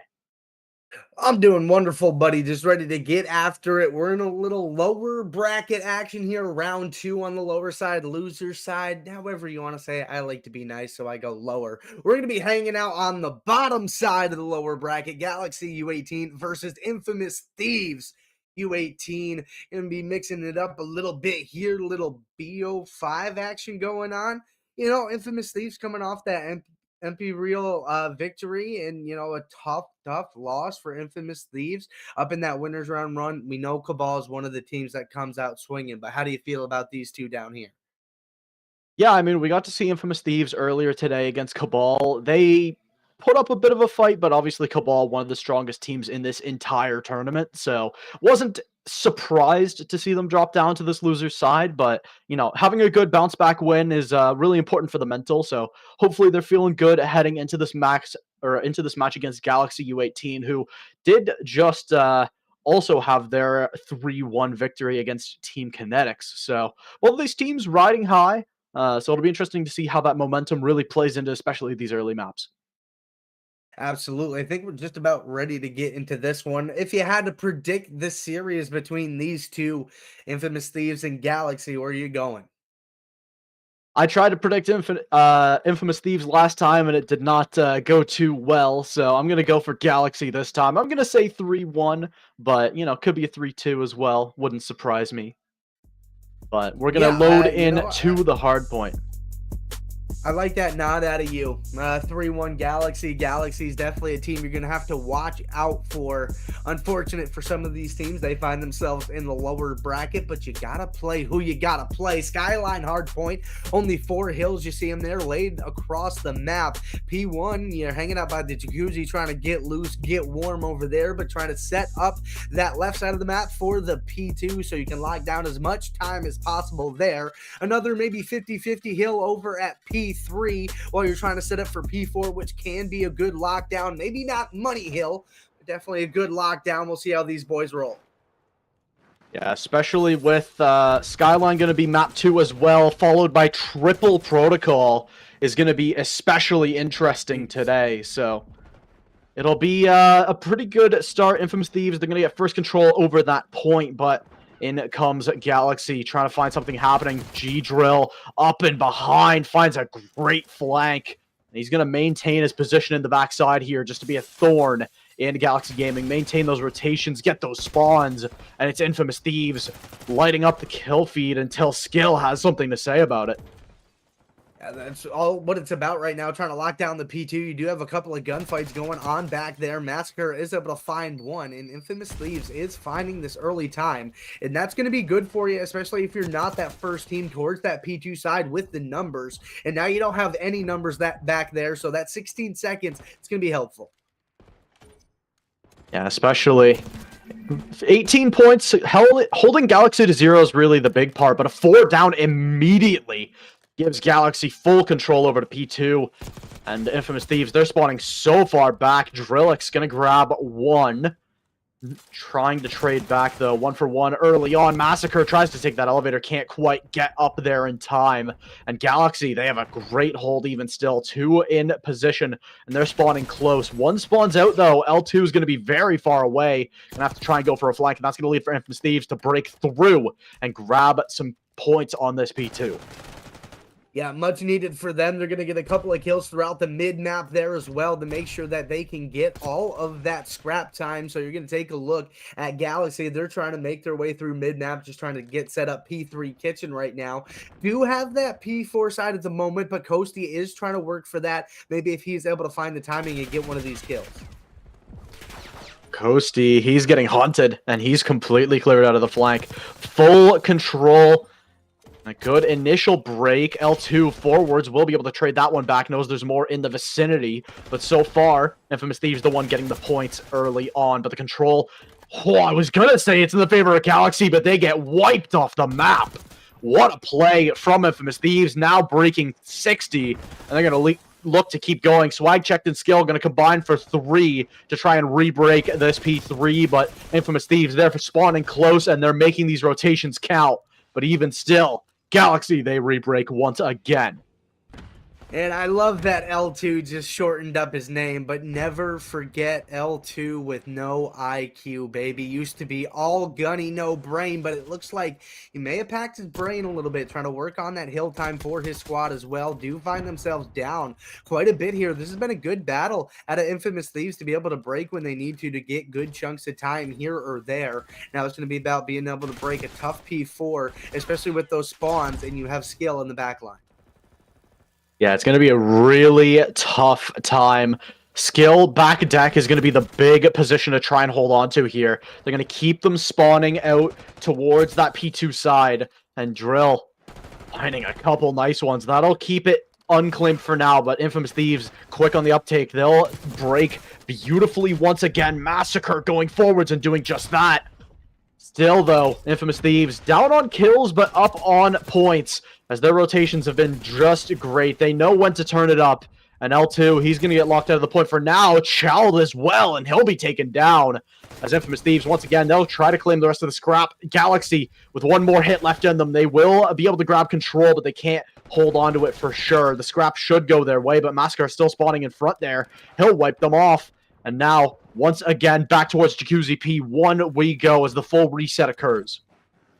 First set of rotations all set. Infamous Thieves did an excellent job just staying a little bit ahead that entire time. You are going to be locked in here early for Galaxy U18, but it's about finding some of these kills. Massacre going to make your life a nightmare all the way up top, and Coasty through the bedroom is going to find another one, and that's another break out of this Infamous Thieves squad as they pop over that 100-point mark, just about halfway there. Yeah, Massacre gets completely overwhelmed, but the cavalry has arrived, looking for more on the point. L2, Coasty goes for 2, and that's a big break again. Infamous Thieves, they have made a mess of it. It's up towards the catwalk. It's going to be a big pickup to find still. Galaxy, this one's pretty mixy, and they're going to keep their control of it for now. Swag checked. Gonna clear out the back line, maintain that P2 rotation, and he's gonna keep going. Skill gets a back shot onto 1, and now it's just looking great for Galaxy. Look at the spawns they have for P2, and if it's Thieves, they're spawning out towards P4. Now they're gonna look to try and make their way through Kitchen, but they're going to be locked out pretty swiftly. Sweepy going to grab 1, but that might just be it. He'll grab a second, looking for more, but finally taken down by Swag Checked. Finally taken down. All of a sudden, Galaxy U18 about to take a lead of their very own. Just locking down one of these hills, something they struggled to do throughout that first set of rotations. Now finally sinking their teeth into something. Trades back and forth. One player you still have left to deal with as Coasty tries to push up through those back steps. Will he get the timing? No. Swag Check gonna find him on that side. Although that wasn't Coasty. There's Coasty gets taken down. Swag with the pistol gonna find another onto the 4 spree, and that will be all that is. But you still get the damage done in a few seconds tacked on the backside. Galaxy U18, excellent feature. Yeah, Swag checked 29 and 11 so far here in map 1. He's making an absolute meal of it. As so far, the control of P3 will go Galaxy's way. Gonna look to try and keep it that way, as now one initial hit doesn't quite go Infamous Thieves' way. They are knocking on the door, though. Need to try and make something happen, as Spixty stuck in a bad spot. Massacre forwards. We'll find one. Needs to find a second here to truly get this break up and personal. But it's L2. Grabs 1, but gets traded there by Coasty. So the control momentarily will go for Infamous Thieves. Time for one more break, and they clear a couple players out of the back line, trying to get these P4 rotations, and they do get it. They have time to potentially go for a break, but it looks like they just want to hold P4 for now. Massacre, a little bit more dicey than I think you would have liked, but Galaxy, they maintain control. Can they get the P4 rotates is the question. They clear out Massacre, and they should be able to get in there at least a little bit. Swag checked, bad timing, will get taken down alongside Spect, and that's a good point set up for Infamous Thieves. Even just maintaining Galaxy off of it for now is a win in their books. Yeah, they're just trying to keep them off so they can try to work back into this thing. But right now, Galaxy is battling every single step of the way. 3 dead in the feed. Only Drix left alive. Make it 4 dead in the feed. Galaxy now starting to spread their wings and potentially fly away on this map. I will say, however, if you have less than a 60-second lead, nothing is safe. This map is so small, it can be so easily contested with one masterful play. We'll see how this one continues to battle out. Galaxy U18 have the edge. Yeah, Infamous Thieves, they should be able to grab the rest of the scrap, and as I say that, Specs will rip one more player off of it. It's Massacre that goes down, and they will be able to grab the rest of the scrap, but now it's Galaxy with initial control of Jacuzzi P1 as we have a second full reset, but still trying to chow out a little too aggressively without help, and it'll be 2 in the feed for Infamous Thieves. A third one down as they maintain control P1 as Drix, apologies, trying to find something. Skill gonna take him down as now in comes the play on towards these lower areas, trying to find a full wrap onto these players. Sweepy gonna get taken down early. L2 1 and Massacre gonna find one there as well, as the point lays unclaimed for now. No player, no team getting any time, but it's Galaxy off of that big flank, the ones to find it. 24 seconds left, and they want all of this scrap as Massacre puts an end to it immediately. As Infamous Thieves, they're maintaining this small deficit. Just trying to keep it in the neighborhood, make sure you're within striking distance. Galaxy, though, doing a good job of trying to make sure they can get every little second that they can, even that last back 10 seconds. It's a good amount to get you closer towards your victory mark, trying to get towards that 200-point mark. Skill going to be the first one on the P2 for the side of Galaxy. A kill does get picked up. That's Swag on Drix. In the backside, now those battles will continue to ensue through the bottom side, and that's going to be 2 for the favor of Infamous Thieves and the Hills Theirs now. Yeah, still Galaxy, they fight back a couple more, and now 210, 215 on the board. Looking to get to the point where Infamous Thieves are going to have a real tough time coming back, but they do break the hill. They do get a little bit of control as Skill, the only one in the vicinity, needs to try and find this and will, but immediately gets traded down. So Infamous Thieves, they're going to be able to grab the rest of this scrap, but can they find the rotation over to P3 is the question. Never mind that. They're still having to fight for this P2, but since this map is so small, the rotations are so quick. Getting those initial spawns are so big. L2 and Skill are going to grab a couple, but immediately Skill traded out. But still, the advantage for Galaxy as they pick up the rest of the scrap, and they have a decent setup to hit P3 early here. But so far on P3, it's Infamous Thieves. Skill going to grab one. Still looking for more, and he'll grab a second as Galaxy, they take hold. That is bully right through the middle on the back of Skill onto a 5 spree. Let this kid go nuts. Why don't you? May not be able to get streaks just because there may not be enough time for him to hit those, but he will take that every day if his team is getting the map done. But he'll put 7 in a row on the board, and that should just about do it. The map number 1 goes to Galaxy U18, and you might as well suicide dive into the pool to celebrate. Yeah, a huge conversion from Galaxy U18. I mean, there were a couple of points there that just looked insurmountable, and Skill 42 and 26 is an absolutely absurd performance for a map 1. He's coming into this one warm, and they are really heating up. Absolutely. Swag Check had 46 in his own right. Not bad. And then you had every single player except for Swag Check over a minute on hill time, and Swag, he was only 4 seconds under. So that's pretty good. Every single player doing what they need to do. Swag lighting it up on the hill, Skill lighting it up wherever he needed to. That's a good map start to finish. Yeah, I mean, there were a couple of opportunities for Infamous Thieves, but it just felt like they were that half step behind, that 0.5 out of 10. Not quite there. Maybe a little bit more than 0.5 even. I feel like they were at a solid 8, but Galaxy, they were just frying on some of those hills. I mean, it just looked like the feed was just all them at certain points. I mean, you can trade back a couple, but if you're not maintaining those spawn controls, especially on Skyline, it's going to really come back to bite you, and that's what we saw. I mean, even when Galaxy went down, they were spawning in, they were ready to go, and they need to maintain a little bit better control. But as we go to S&D, I mean, it's a little bit slower paced. I mean, I say a little bit, a lot slower paced. So it'll be interesting to see how that affects both of these teams. Yeah, it is definitely slower pace, but this is one of those maps with that bomb site right in the kitchen. You see a lot of headbutts over there. You can take some routes through the middle with those SMGs, but you got to watch out for the overwatch from the ARs because they got some lines of sight to watch their buddies' backs just as well. A lot of action, and things can happen really quick on Skyline. I know some of these maps can be a little slower developing. Skyline tends to happen quicker. While, yes, it's S&D, this is not one of the slower ones we have, so it's going to be interesting to see if Infamous Thieves are going to be able to deal with that type of pressure, or if Galaxy will continue to just run amok.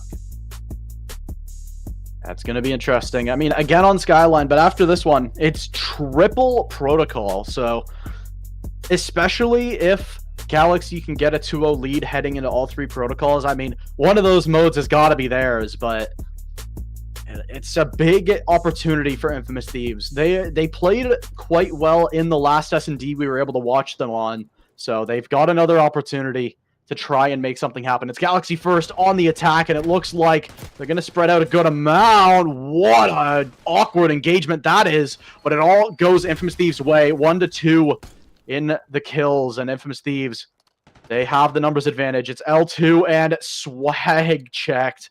He's going to find one on to Drillex. As now, the full wrap from Swagcheck. Sweepy. I think they may have hurt him as well. He's in an awkward spot in this 1v2. Bomb not in the hands of Galaxy, but it's still in their control. As Sweepy, he's got a lot to do here. Tell you what, Swag Check is not a name you want to leave on a map in an S&D in an odd man situation. Don't challenge this man to clutch. And now Sweepy, he's starting to hear some things behind him, maybe a little bit in front of him. You got to check too many things. Which way do you go? Swag with the slide in the kill. Galaxy takes what could have been a bad situation. Make some lemonade with those lemons. Yeah, a really great, just poised play from Swagcheck. He gets 3 on the round, and they're all massive ones. He gets the opener, he gets the equalizer, and he gets the finisher. And now, heading on to defense, if Galaxy's able to grab this one, by no means over, but they get a really big advantage heading into these later rounds. They get a little bit of that cushion. But Infamous Thieves, last time I said that earlier today, they came out swinging in a big way. So they're going to go for a quick plant towards this A side. They already have full control, and they're getting it down already.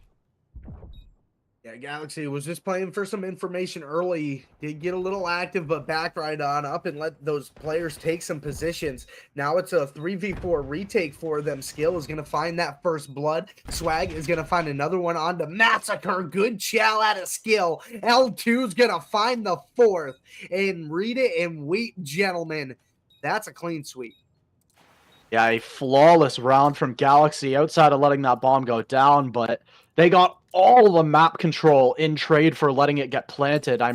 That's a trade that Galaxy will take any day of the week. Infamous Thieves, they go for the quick plant, but it just doesn't work out. We've seen so many quick plants today, but not yet on Skyline, and it just doesn't work out. Long game for them. Let's see if they can get back into this one. It's 2-0. Not a great position to be in, but certainly a chance to battle back. The game is not over. Gonna need to start somewhere, but Swagcheck is gonna make things worse for you every chance he has. Onto a 6 spree now, popping that 2-piece to start the round. Specs does fall, but Coasty is left all by himself. He's all alone. There was no one there beside him. And it's a 3-0 lead, Galaxy. Yeah, a big pickup as Galaxy still have an RCXD at their disposal as well. So that could help them in a round where they either need the advantage or, if they want to try and make a retake happen with an RCXD, definitely something they have as an option in their back pocket. But we still see a couple of streaks more than alive and well. Skill, Swag checked, and L2 with some numbers to their name. So gonna keep an eye on that to see if they can pick up any more streaks. A Hellfire Missile would be absolutely absurd to find, but Skill, he's on 5 himself already, and this round already gets out of hand for Infamous Thieves. Yeah, no, and it just keeps getting worse as Drix gets one, but gets traded by Skill, who is on more of a spree. And now Swag checks on a 7. I believe Skill's on a 5. And Galaxy as a squad, they're on a 4. Yeah, 4 in a row. That's when it starts to get dangerous. One more attack and defense side, and this one's over. Before it even really began, Infamous Thieves, they need to put something together. They need to get a little bit, even if they don't win this map, they need the momentum heading into map 3 on that protocol control. Because if they get 6-0'd, I can't imagine what's going on in that voice call right now. Yeah, it can't be good. It might be time to, go to the bathroom, do whatever you gotta do, take a quick break, take a deep breath, and reset yourself, because it's not gonna get any better for you in this one, at least not in this round. It is not over yet. You still have Sweepy trying to make something happen, finds the first, finds the second, so they have a breath, and it is taken away. Galaxy, they are starting to sprint. Yeah, Galaxy, they maintain 2 streaks even still. Skill's on a 9 streak as we speak. If it wasn't already out of hand, it's getting there very swiftly as Infamous Thieves, they're going to do their damnedest to climb their way back into this, but RCXD's online is going to make it just that little bit harder. We'll see if they got what it takes to get it done. Our two RCXDs in the pocket, certainly not fun to deal with. An 8 spree still for skill. Bomb looking to go down towards a swag check, is going to find another one. Onto a 9 spree L2, picking up a big 2-piece in his own right. Coasty is able to find one, but yet again is all by himself, trying to do the most and just get shut down. Skill finding another one. 2 players ending this game on a 9 spree. A 6-0 for Galaxy. You don't see that every day. Yeah, and they're gonna have a little bit of fun with it before they get that defused, but double 9 sprees in S&D, I mean, I couldn't agree more with what you said. You don't see that every day, and that truly puts an exclamation point on this series. We see the real domination that Galaxy had. I mean, Hardpoint looked at least respectable, but that one was an absolute massacre. That was not how you look for that one to go. We're just going to talk it to a quick break here, everybody. We got map number 3 Protocol are going to lock in right after this. Don't go too far. We'll be right back. U18 Esports is here with our friends at GamerX Society at the LA Tech Week event in Santa Monica. We're going to be playing some games, having some fun, and giving away some prizes in a special 1v1 showdown event from our friends at GamerX Society. Let's have some fun. Yeah, yeah, yeah, yeah, yeah, yeah, yeah. Be the first case like John, got it. Whoa, be the first case like. Be the first case like John, got it. Anything wrong, my dogs got it. Them boss I call shot. Sweat a few bags at the raw spot. Where you been? Got a rock popping at the hotel. Better run the play for him. Well, before I hit the plate, make the house smell. Throwing up trays and Marshall.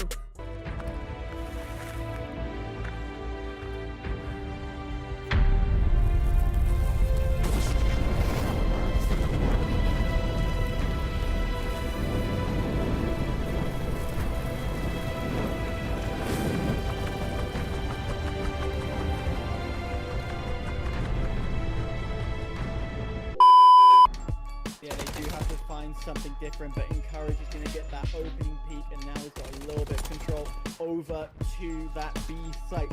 What he's going to try and do here is a delayed track tactic, try and whistle out as many of the Unity players as he can. He's doing a fantastic job. Yeah, got to take a dip. It's the hot weather of the UAE, and Skill, he's still peaking. How well you can do on the water. Quite literally, the entire point is in the water. What I've seen so far, there's Skill with a 2-piece. That's what I'm seeing, but what I've seen in general on this hard point is that people who tend to swim just above the surface, using this little middle ottoman here for cover, tend to find the most success. That's exactly what Skill's doing, and that's exactly why he's going 20.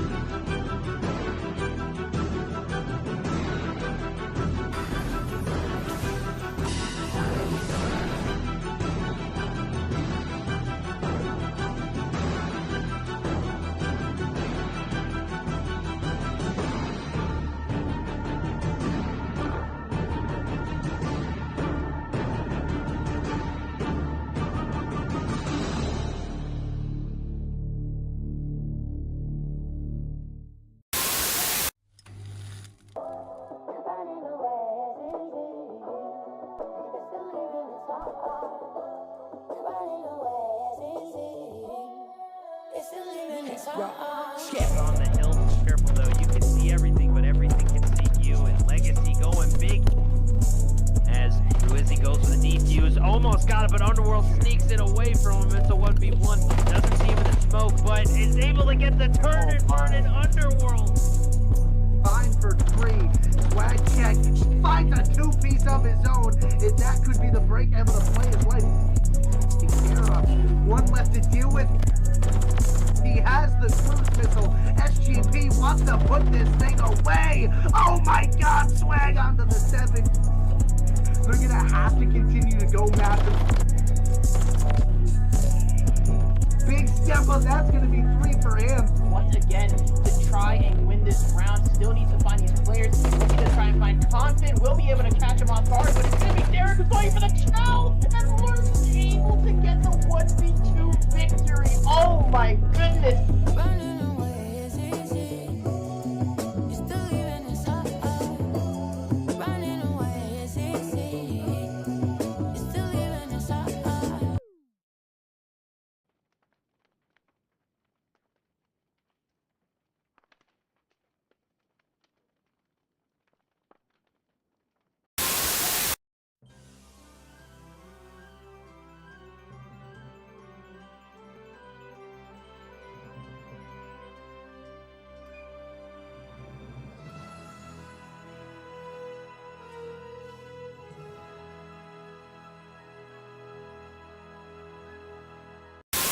In 9.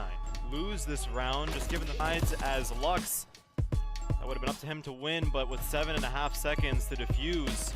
So here we go now, going into round number 3. Pick again is going to be Yep, nobody checks it except Lux might have gotten this. almost did, getting that 2-piece to begin the round. There's Alex, and then he gets the. but that is, again, surely going to be a valuable return on investment as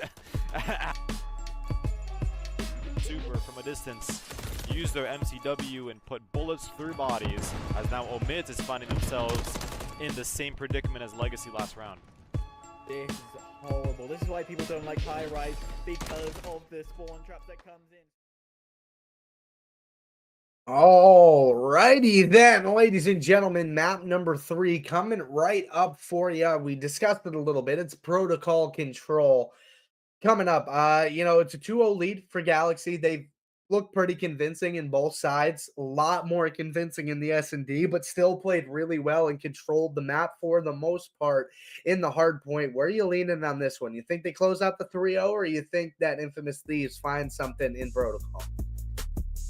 I mean, it's kind of hard to root for Infamous Thieves after watching that map 2. I mean, it's possible that they were a bit stronger map 1 in the respawns, so they're going to look to try and more or less pretend map 2 never happened.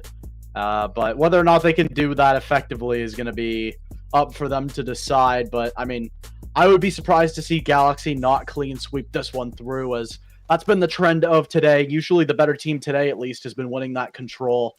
And Galaxy's proved themselves to be just that so far. Yeah, this map can be tough to overcome some of the openness and try to avoid the gunfights from players like Swag and Skill.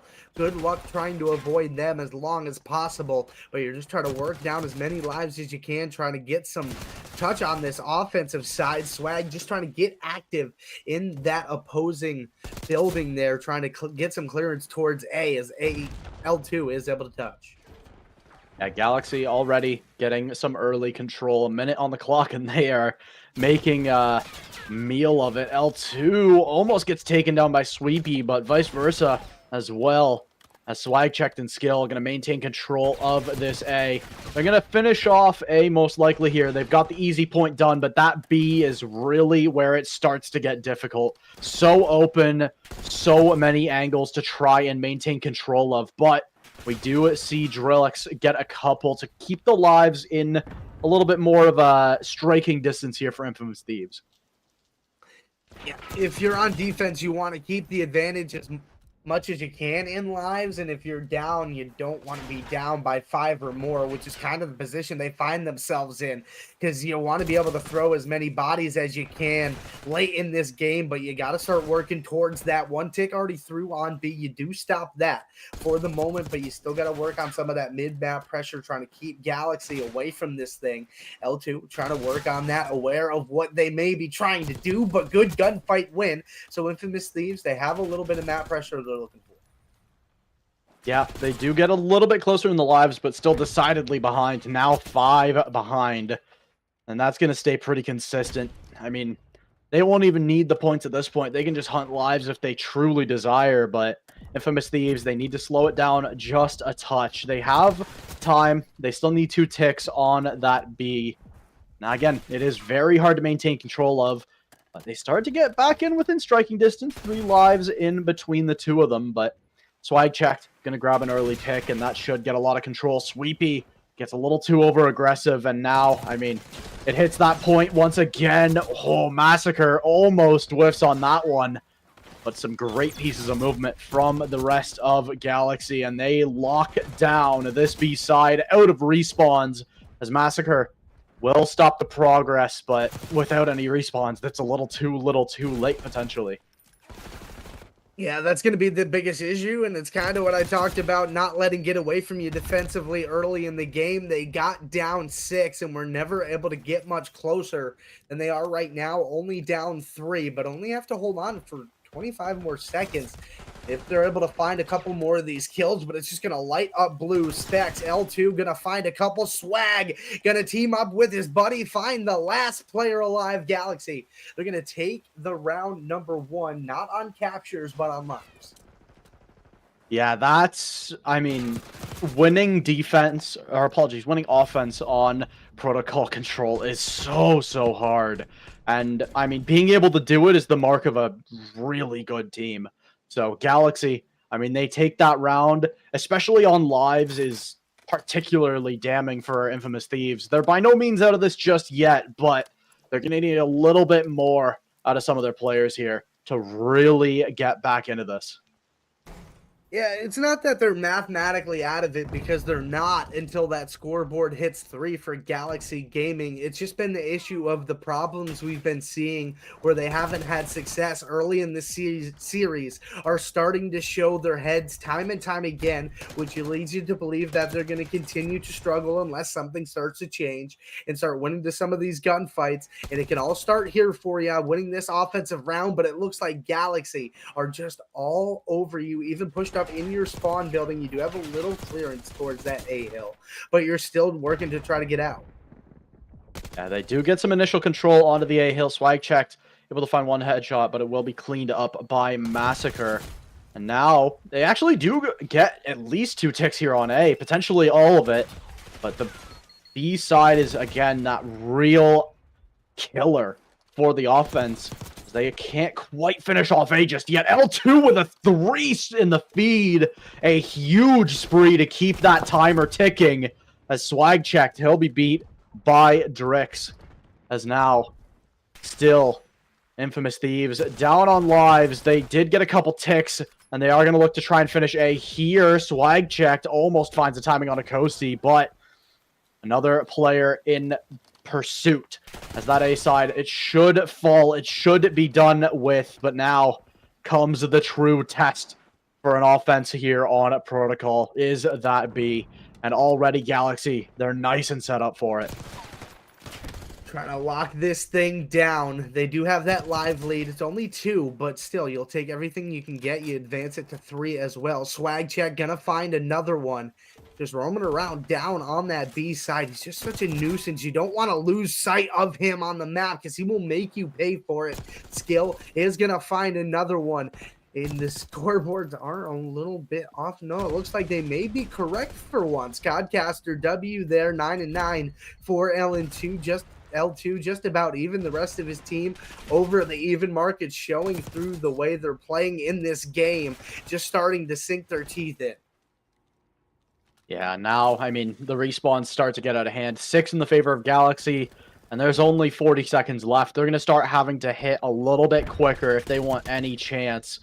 And that heady from Skill is just so hard to rip off of. They do get a couple under their belt and get some touches here onto this B side. But Skill, he'll be the last bastion. He'll be the last man. Massacre going to get spotted, but not taken down just yet. Will be actually able to regen. I'm surprised they don't go after him a little bit more aggressively, as 1 tick almost found. Actually, Massacre finding another one, freezing the time and finding that progress. 1 tick found, needs more. Skill, though, still on that Godheady. Will find another. Swag checked. Just wins that Chow blind, as now only 1 remains, and it's Drix. Needs to find 8, and he may not even find the 1. Oh, whiffs on the first bit. Will get 1. Can't find the second. And Galaxy Gaming, I mean, it's not over just yet, but it feels like it's getting there. Yeah, it's just been more of the same, just dominating presence on the map, winning every single gunfight that they need to, and pushing up into their spawn, so they were never comfortable. Infamous Thieves seemingly had nowhere to go that entire round. Massacre is able to make a bit of a show of it with those couple nice kills he had over towards that B site and get that one tick, but the problem was he was the only player alive. You couldn't stack, you couldn't really work on that hill much at all. So that only ended up the one tick on B, and you lose out on lives for 2 rounds in a row. And now it's the last shot, last opportunity for Infamous Thieves. They are on the defense, which is, again, a little bit easier for them, but they're going to need to really work on conserving lives, as, I mean, that's been the lose con for them. They haven't even gotten really that close to a capture or a defense. It's just been lives the whole way through. Swag checked. He's going to grab a couple early ones, traded out by Drix as Massacre will stop that A progress. Massacre going to get shut down there, though, as, again, the early progress on lives is really in the favor of Galaxy. Up 4. I mean, it feels like they just start every round up 5 lives. Yeah, they get aggressive early. We saw it in the hard point. We saw it in the search and destroy, and now we're seeing it in the control as you're getting a dual setup on both hills. And that's just what Galaxy Gaming does. They want to take their pace to you and let you stop them, and maybe then they'll counter if they have to. But at the moment, they are flying around having a good time. They do get stopped over towards B, do get one tick out of it for their efforts, 2 down through A. Now, if they can maybe get another player over to help out, they can put this thing away, but Drix is going to shut that down and get another one for free. Maybe not paying attention all the way there. Drix finds the 3rd for his 3-piece as well. Now he's going to stand on a 4 streak trying to get some spawn kills. Yeah, it does eventually get shut down there. Still, even after that big spree from Drix, I mean, they're still down 5 lives. And, I mean, capture coming in again on that A side. I think Infamous Thieves, they're going to have to let that go, and they will do so. I keep saying it, and it keeps not being true when it comes to Galaxy, but this B side should be hard to take.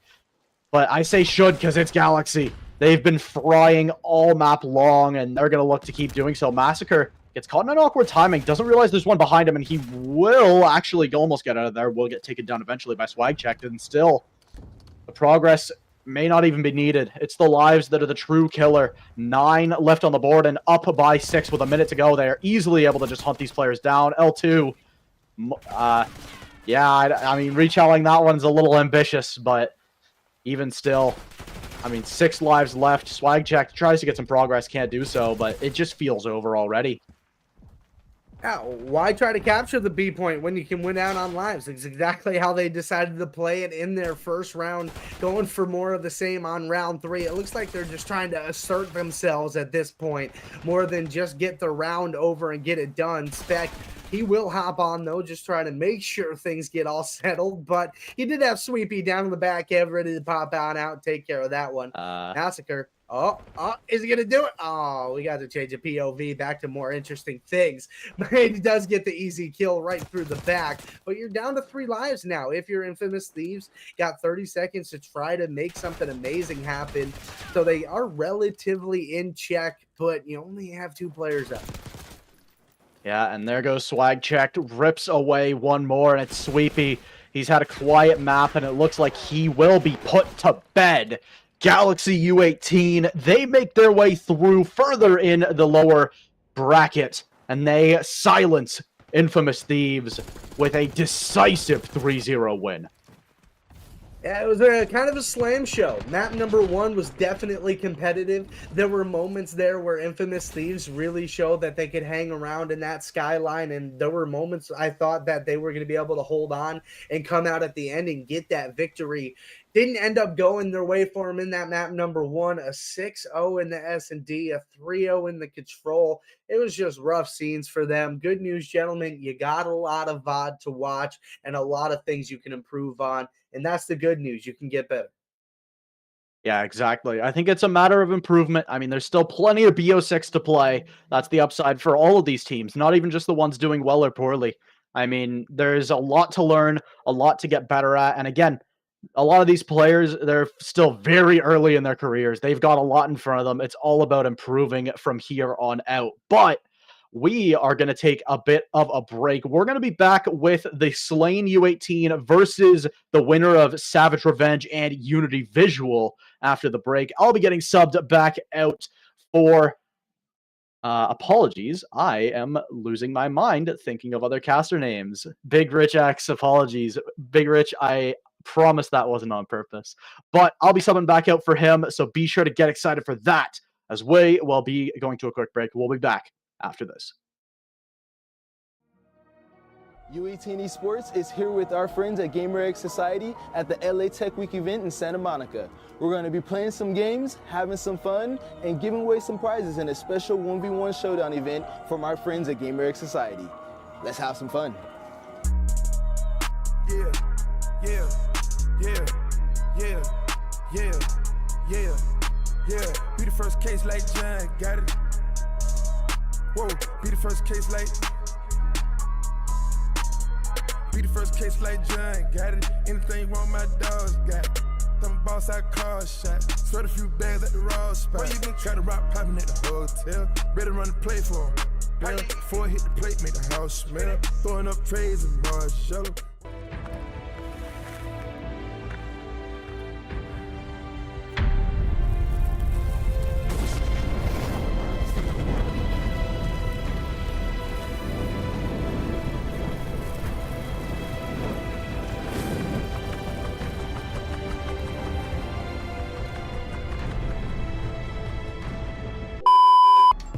Yeah, they do have to find something different, but Encourage is going to get that opening peak, and now he's got a little bit of control over to that B site. What he's going to try and do here is a delay track tactic. Try and whistle out as many of the Unity players as he can. He's doing a fantastic job. Yeah, got to take a dip. It's the hot weather of the UAE, and skill, he's still peaking. How well you can do in the water. Quite literally, the entire point is in the water. What I've seen so far, there's skill with a two-piece. That's what I'm seeing, but what I've seen in general on this hard point is that people who tend to swim just above the surface, using this little middle ottoman here for cover, tend to find the most success. That's exactly what Skill's doing, and that's exactly why he's going 20.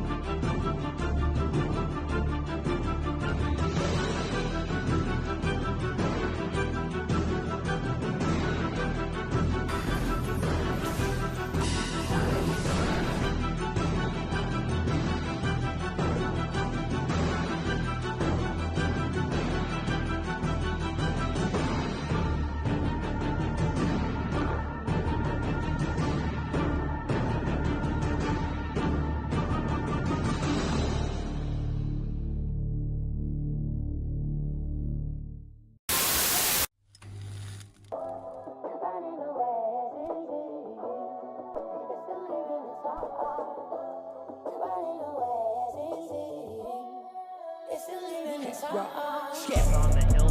Careful though, you can see everything, but everything can see you. And Legacy going big as Ruizzi goes for the defuse. Almost got it, but Underworld sneaks it away from him. It's a 1v1. Doesn't see him in the smoke, but is able to get the turn and burn in Underworld. 5 for 3. Swag check. Finds a two-piece of his own. And that could be the break able to play his life. Take care of. One left to deal with. He has the cruise missile. SGP wants to put this thing away. Oh my god, Swag onto the 7. They're gonna have to continue to go massive. Big step up, that's gonna be 3 for him. Once again, to try and win this round, still needs to find these players. He's looking to try and find Confident. Will be able to catch him off guard, but it's gonna be Derek who's going for the chow, and Lawrence able to get the 1v2 victory. Oh my goodness. Running away is easy. You're still leaving us up. Running away is easy. You're still leaving us up.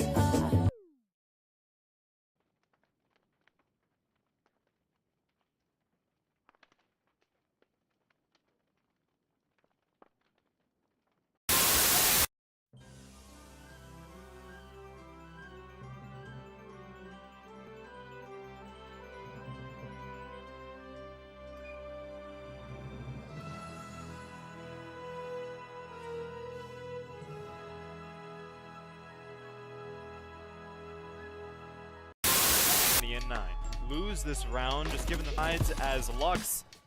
That would have been up to him to win, but with 7.5 seconds to defuse. So here we go now, going into round number 3. Pick again is going to be Yeah, nobody checks it except Lux might have gotten this. almost did, getting that 2-piece to begin the round. There's Alex, and then he gets the. but that is, again, surely going to be a valuable return on investment as Super from a distance use their MCW and put bullets through bodies, as now Omids is finding themselves in the same predicament as Legacy last round. This is horrible. This is why people don't like high rise, because of the spawn trap that comes in. Super picks off one. He now moves to the opposite side, trying to see if he can pick off another one. Not going to be all too successful, and Super decides, you know what? I'll just start moving back, because he's on 6-3. Make this 7. He's got a cruise in his pocket, and he still wants more. He gets another. Wow. He's on 8, and this is more the legacy we saw last game. This is the legacy that comes and fights, and Super is still going with 9. One of the points, Volatile's just going to hop on up to kill and be like, what's up, man? Go back to the respawns lobby, and as that's going to be 4 off on Cabal, nearly at 10 lives winning, and Volatile is still being an absolute menace here, playing his life. It's a smart thing to do. 26 to 16, now over 11 in the deficit. It's spawn trap heaven.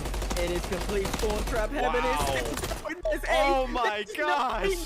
Votal is on 9 kills. There's a cruise in his pocket. Oh. He's still going for 10. Votal is running out of bullets, and Cabal.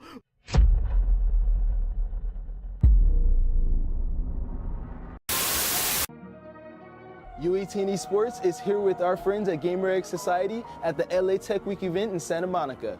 We're going to be playing some games, having some fun, and giving away some prizes in a special 1v1 showdown event from our friends at GamerX Society. Let's have some fun.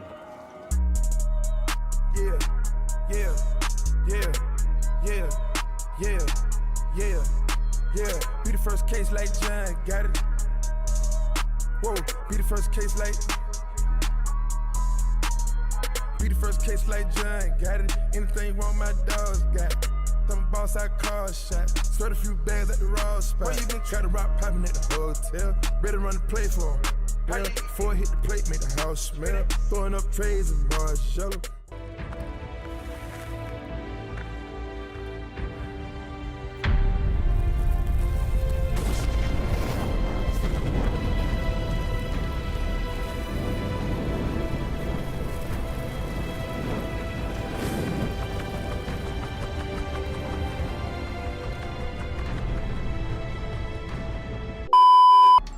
Yeah, they do have to find something different, but Encourage is going to get that opening peak, and now he's got a little bit of control over to that B site. What he's going to try and do here is a delay track tactic.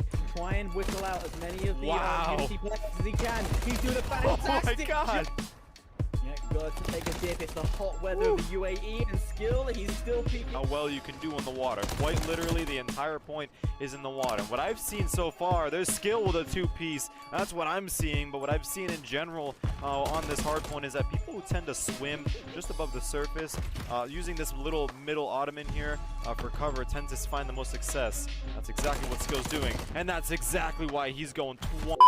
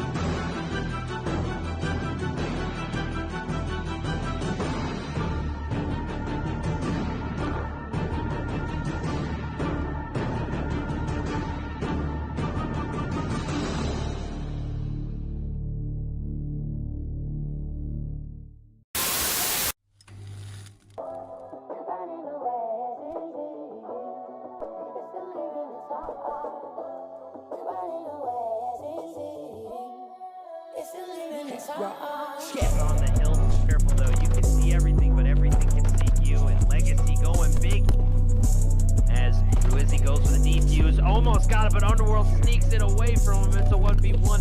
Doesn't see him in the smoke, but is able to get the turn and burn in Underworld. Fine for 3. Swag check. Finds a 2-piece of his own. And that could be the break able to play his life. Take care of. One left to deal with. He has the cruise missile. SGP wants to put this thing away. Oh my god, Swag onto the 7. They're gonna have to continue to go massive. Big step up, that's gonna be 3 for him. Once again, to try and win this round, still needs to find these players. He's looking to try and find Confident. Will be able to catch him off guard, but it's gonna be Derek who's going for the chow, and Lawrence able to get the 1v2 victory. Oh my goodness. Running away is easy. You still leaving us up. Running away is easy. You still leaving us up.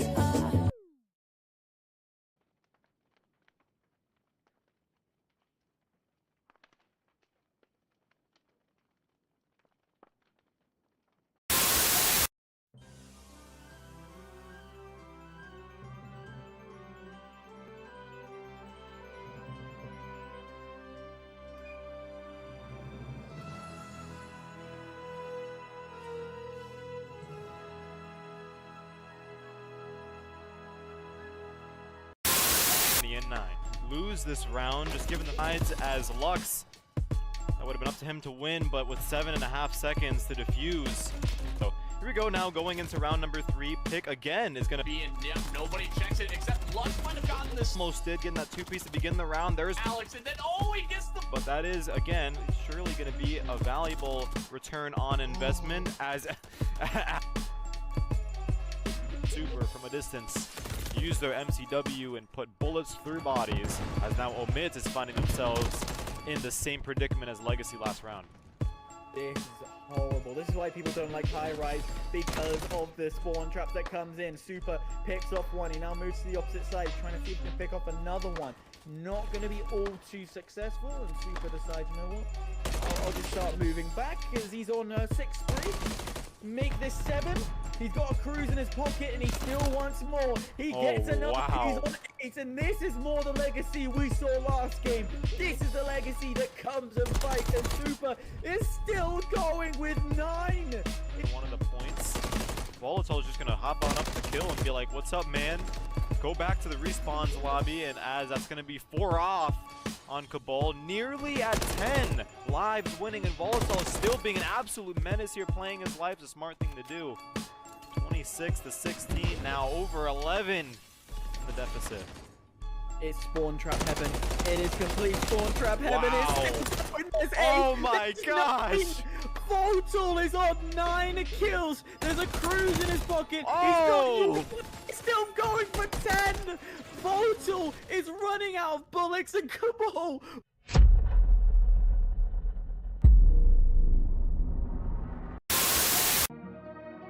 U18 Esports is here with our friends at GamerX Society at the LA Tech Week event in Santa Monica. We're going to be playing some games, having some fun, and giving away some prizes in a special 1v1 showdown event from our friends at GamerX Society. Let's have some fun. Yeah, yeah, yeah, yeah, yeah, yeah, yeah. Be the first case like John, got it. Whoa, be the first case like. Be the first case like John, got it. Anything wrong, my dogs got it. Them boss, I call shot. Sweat a few bags at the raw spot. Where you been? Try to rock popping at the hotel. Better run the play for him. Well, before I hit the plate, make the house smell. Throwing up trays and Marshall.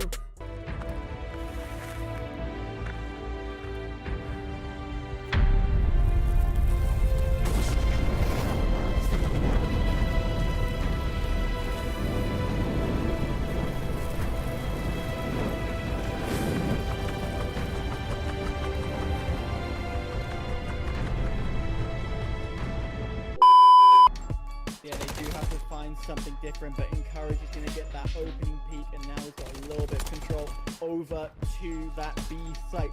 What he's going to try and do here is a delayed track tactic.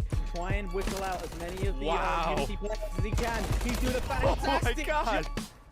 Yeah, got to take a dip. It's the hot weather of the UAE and skill. He's still peaking. How well you can do on the water. Quite literally, the entire point is in the water. What I've seen so far, there's skill with a two-piece. That's what I'm seeing, but what I've seen in general on this hard point is that people who tend to swim just above the surface, using this little middle ottoman here for cover, tend to find the most success. That's exactly what skill's doing, and that's exactly why he's going 20.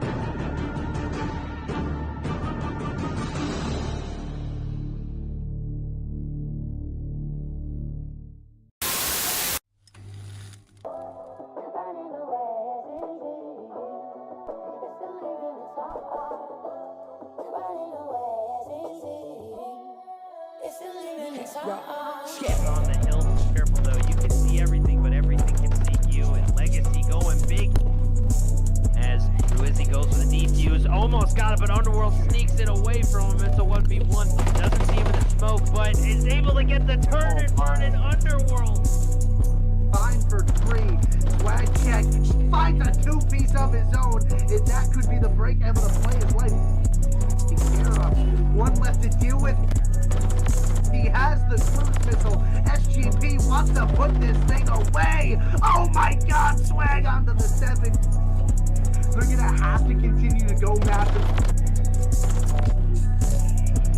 Big step up, that's gonna be 3 for him. Once again, to try and win this round, still needs to find these players. Looking to try and find Confident. Will be able to catch him off guard, but it's gonna be Derek who's going for the chow, and Lurk's able to get the 1v2 victory. Oh my goodness. Running away is easy. You still leaving us up. Running away is easy. You still leaving us up.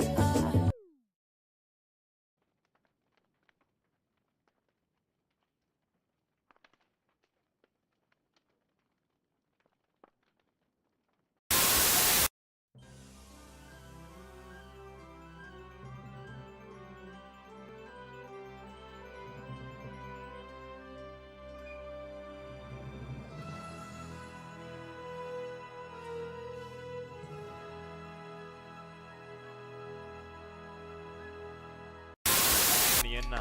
Lose this round, just given the sides as Lux. That would have been up to him to win, but with 7.5 seconds to defuse.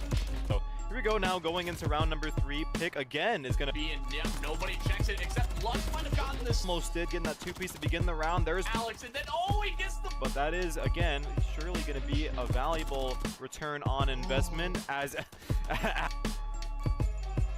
Super from a distance use their MCW and put bullets through bodies, as now Omid is finding themselves in the same predicament as Legacy last round. This is horrible. This is why people don't like high rise, because of the spawn traps that comes in. Super picks off one. He now moves to the opposite side, trying to see if he can pick off another one. Not going to be all too successful, and Super decides, you know what? I'll just start moving back, because he's on 6-3. Make this 7. He's got a cruise in his pocket, and he still wants more. He gets another. Wow. He's on 8, and this is more the Legacy we saw last game. This is the Legacy that comes and fights, and Super is still going with 9. One of the points, Volatile is just going to hop on up to kill and be like, what's up, man? Go back to the respawns lobby, and as that's going to be 4 off on Cabal, nearly at 10 lives winning, and Volatile still being an absolute menace here, playing his life is a smart thing to do. 26 to 16, now over 11 in the deficit. It's spawn trap heaven. It is complete spawn trap heaven. Wow. It's still, there's Oh 8, my there's gosh. 9. Votel is on 9 kills. There's a cruise in his pocket. Oh. He's still going for 10. Votel is running out of bullets and Cabal.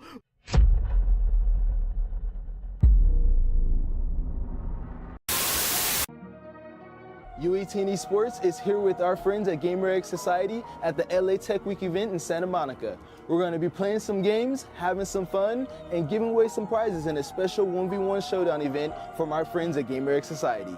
Let's have some fun. Yeah, yeah, yeah, yeah, yeah, yeah, yeah. Be the first case like John, got it. Whoa, be the first case like. Be the first case like John, got it. Anything wrong, my dogs got it. Them boss I call shot. Sweat a few bags at the raw spot. Got a rock popping at the hotel. Better run the play for him. Yeah, before I hit the plate, make the house smell. Throwing up trays and Marshall.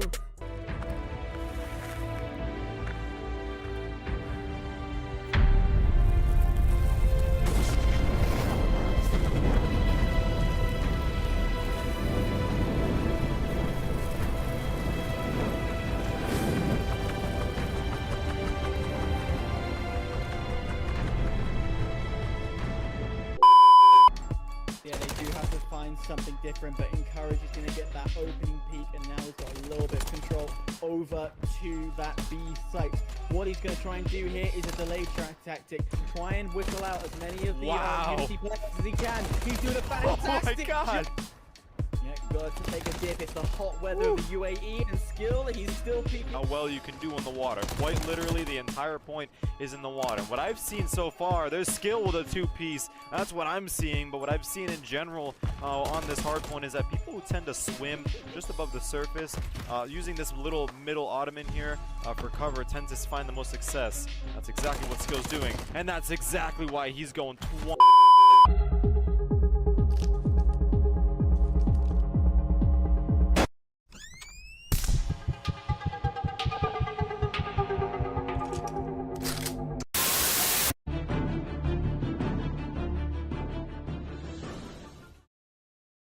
Hello, one and all. I have returned to your screens, and Shake and I will be wrapping up your evening of U18 COD League Cup Call of Duty content. Shake, how you feeling? I'm excited, man. It's a little losers round 2 action to finish up the evening. Unity Visual is going to be taking on Slain U18, and we're going to be getting after a little best of 5 action down on the lower side. Going to be interesting to see how these two teams get after it. How do you feel early about it? Well, I am well rested, well fed, feeling good, feeling right, feeling pretty tentative, I'd say. These are two interesting teams, to say the least. Slain and Unity Visual, battling it out in the lower brackets. Slain had that close call with Cabal, and Unity Visual going out in round 1 to SGP, who's going up against Cabal up in the upper bracket, but we'll save that for another day. Either way, Slain and Unity both fighting to stay alive in this series. A lot on the line as we get ready for a hardpoint protocol. Again, we've talked about the verticality of the map. We've talked a bit about how teams have utilized said verticality, and also the reduction from 5 to 4 points for a majority of these Call of Duty maps. And surprisingly, a very minimal amount of this map uses. You see those points focused mainly in the mid lanes at various spots, but still, I wish we saw a bit more of the map being used for some different hills. But either way, Protocol is a fun map to play on and is one of my favorite of Black Ops 6.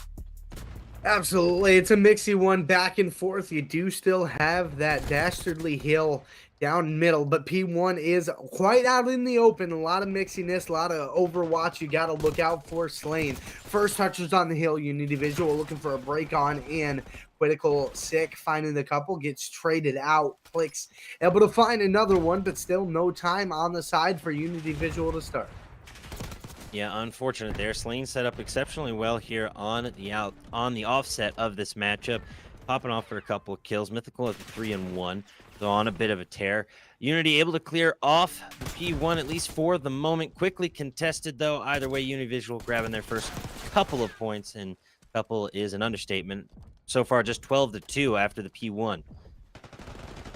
Quite literally a couple of points for Unity Visual. Yes. Slane already working towards that P2 side as well. So you got to get a couple of kills. Few players already lined up there. You do have Sick on the outside. Could be a little bit thorn in the side, but does get taken care of by Mythical after finding one onto Secret. But it's still Slane's hill.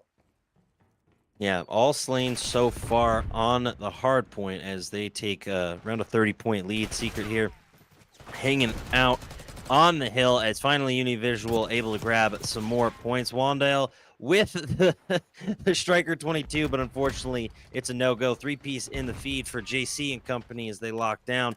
Finally getting into double digits on the P2, but only scrap remain. About 15 seconds left before we rotate on over to the P3. Gonna want to make sure you're locking down a lot more time than that, but you'll take every bit you can to try to dig back into this thing, especially early on when the score line is still very, very within reach for you. Wandale's trying to make a play for that backside, and it just looks like Slane is way ahead on the rotations. Yeah, they are. You have a couple players stacked up on OBJ, but a quick 2-piece for Unity Visual sets up the flip. Sick getting the headshots. JC as well, and just like that, that's a squad wipe, and Unity Visual able to take over. And one of the more solid breaks we've seen in this hard point thus far is Unity Visual, again, can't maintain the hill. They got a squad wipe, but are immediately broken upon. What's going on, UV? Yeah, and those are the things you can't let happen. You do get your own break there, so now you have some time to try to get some points back and get this thing even, which you are able to, but you still have time to push one more through. If you're Slane, try to get some of this scrap, but we already see the positioning battle going on for P4. Yeah, and a 3-piece again for Unity Visual as Slane, I think, had a bit of a critical error, pun fully intended. He still had plenty of time to push that P3, but is elected to go to the P4 early and still lost the rotation. Unity Visual set up extremely well thus far. Trying to lock things down. Unity Visual does have a good little bit of a lead here. They battled hard for that, but did just get broken. And now it is a hill in favor of Slane. Mythical going to pick the second up there right behind the elevator. Good kills out of him. Trying to lock down a lot of this time. Going to get a concerted push. Couple of players maybe trying to work through the backside out of Unity Visual. Just trying to get things flipped out. Yeah, solid drop in from Six. Was able to pick up the headshot. Now rotating through elevator as Yusef tries to hold the line solo, getting contested from multiple sides. Nades and team kills aplenty as Unity Visual punches through. Here on Protocols, we get ready for our second set of rotations to begin. Still a relatively close matchup, but like I said before in our earlier SGP matchup on stream, it's typically in the second round of rotations that you start to see a team, you know, emerge as the leader, the clear, definitive leader. So far, these teams have been trading hills back and forth and kept it relatively close, but Slane on the rotation takes the slight edge on the second round of rotation, Shake. It's been scrappy play out of the side of Slane. Big 3, even 4 kills in a row when they need it has allowed them to get a good chunk of time here or there and keep themselves within reachable distance. But Slane, they're also battling right back. You couldn't have said it better how these two teams are just trading their best back and forth. And at the moment, Slane's just a bit ahead. Yeah, and Unity Visual able to punch through with about 20 seconds left on the hill. Plenty of time to take the lead, but nothing definitive coming up yet. Yusef, though, with a definitive 3-piece, just absolutely eviscerating UV on this P1, taken over as they crack into the triple-digit mark. Slane trying to slay out on the offset of this P1. They're not set up extremely well for the P2 rotation. You see the 3-piece from Unity Visual as they lock in. A bit of a TK, though, might cause some problems, but Unity Visual looking good on this P2.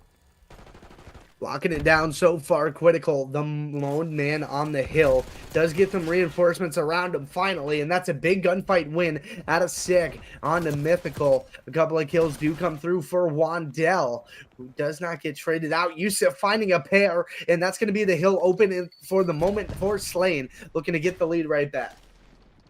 Yeah, I mean, a really incredible job thus far from Slane, keeping their composure, locking in, pushing on the hill. Yusef with another incredible two-piece, currently on the 4 streak, if I'm not mistaken. We do have the scoreboard glitch on the side of Slane, unfortunately, so we'll see a couple names mixed up, a couple of streaks called out to the wrong player. But either way, Mythical, Wandell, the rest of Slane doing a phenomenal job, and Unity Visual keeping pace as well. No team able to run away with this thing. Slain has just been ever so slightly in front the entire time. You do have the hill for now if you're Unity Visual. A lot of control towards this P3, but Yusuf going to find that opener, plays life around the second, gets taken down. It's Sick. Going to fly through the back. Wandell looking to make clean. No, gets taken down, but it's still hill for Slain. And that's the thing. They're losing some of these gunfights, but there's always the next player up. Slain is just playing relentless hardpoint. Yeah, it's one after the other, just rotating through hill. Secret, Yusef, Mythical, all grabbing kills for Slain.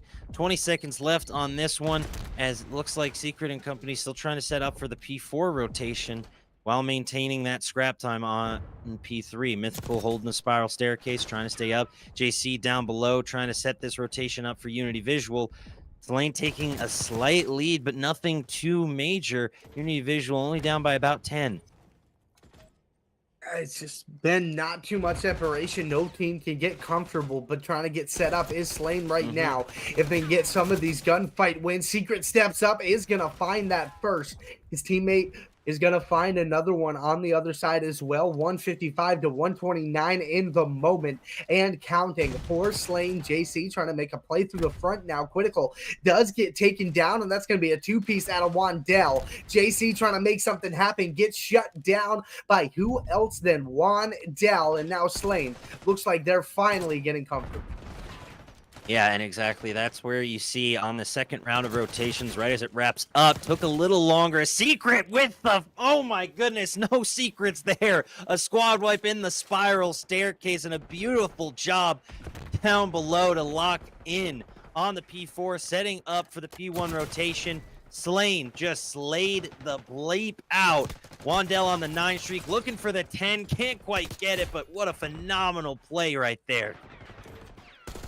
And on to an 8 spree went Wandell, does finally get taken down, but Slain firmly in the driver's seat now with a 70-point lead. Hellstorm does come through for Unity Visual, so that will allow them to get on the P1 for the moment. Still some players you have to deal with. Wandell in that back building does find one, but gets traded out. Critical, good kill there, but Secret up over top, takes the last player off the hill, and just like that, Slain's back in. 7 streak for Secret, looking for some more, make it an 8. Secret ripping and roaring across this map. Unfortunately, the caster curse comes true and they go down. Mythical, though, still holding on the hill on this P1 for Slain, so they take that 70-point lead. Very comfortable lead, I might add, as they are just a couple of points away from taking the W in round 1. Unity Visual, though, still slaying out. Couple 3 streaks on their side. It's anything but over. If Unity Visual can rotate to this P2 and get a good hold, they're right back in this.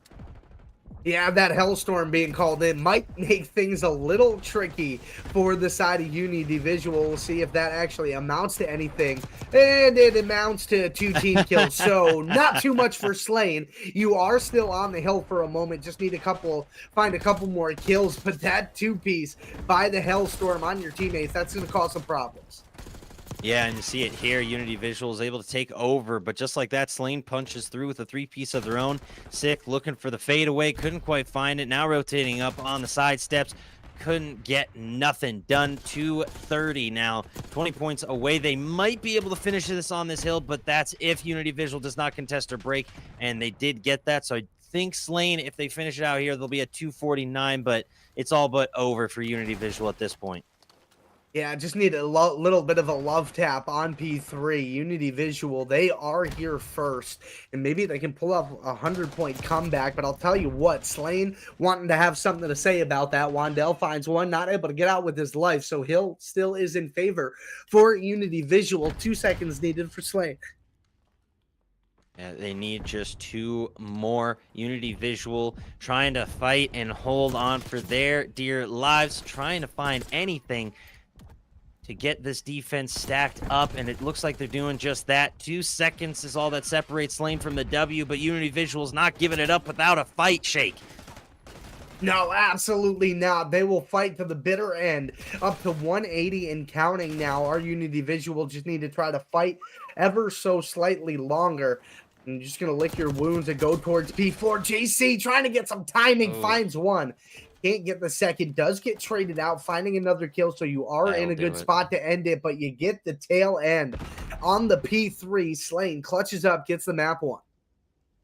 Yeah, 251.90, a bit closer than we originally thought, or at least what I was thinking once Slane started popping off, and a valiant effort from Visual, but sadly not enough. And you see, that's the difficulty when you're down that much and the team is so close to winning. You have to simultaneously protect the scrap time while rotating to the next hill, and it's just nearly impossible, especially against teams this talented, to win consistent 2v4s, because team that's up is just going to push one or the other, and you have to split your focus. And unfortunately for Unity Visual, they just they got bombastically eviscerated in the latter half of that matchup by Slane. Yeah, they just started taking over, winning a lot of gunfights in a row. You saw an 8 spree at one point out of Slane, and it's just tough to battle back from that because it wasn't just one player. Every single player on that squad was firing out, and it's got to be interesting. It's a pace change to S&D, but you still got to win gunfights. Yeah, exactly. At the end of the day, that's what Call of Duty really has always come down to, is who's winning out in their 1v1s, clutching the 1v2s, making those moments happen.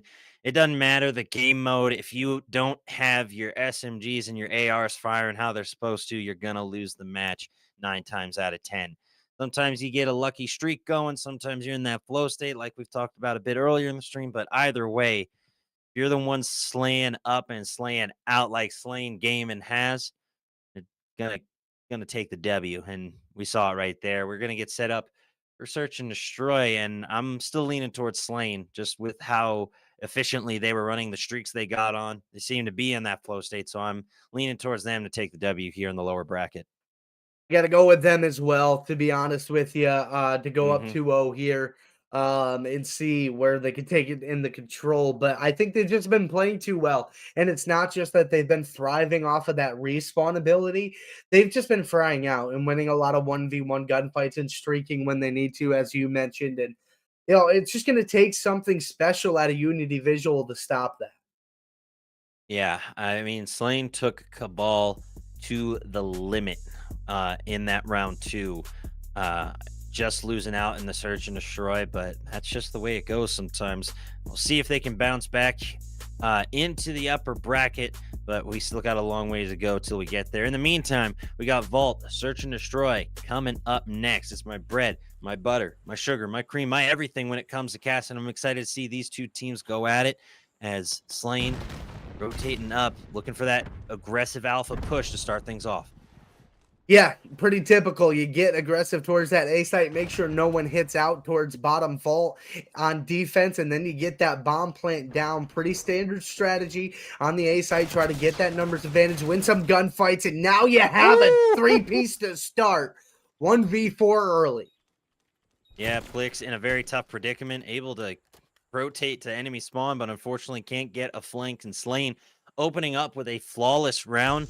I mean, if I'm Unity Visual, I'm not really liking that so far, but hopefully they can reset, take it round by round, and not let this get inside their heads. Yusuf with the 2-0, yoink the kill away, and I'm sure we'll have a little team discussion after that. You always hate having a kill stolen, and his secret, unfortunately, goes without a kill in the opening round.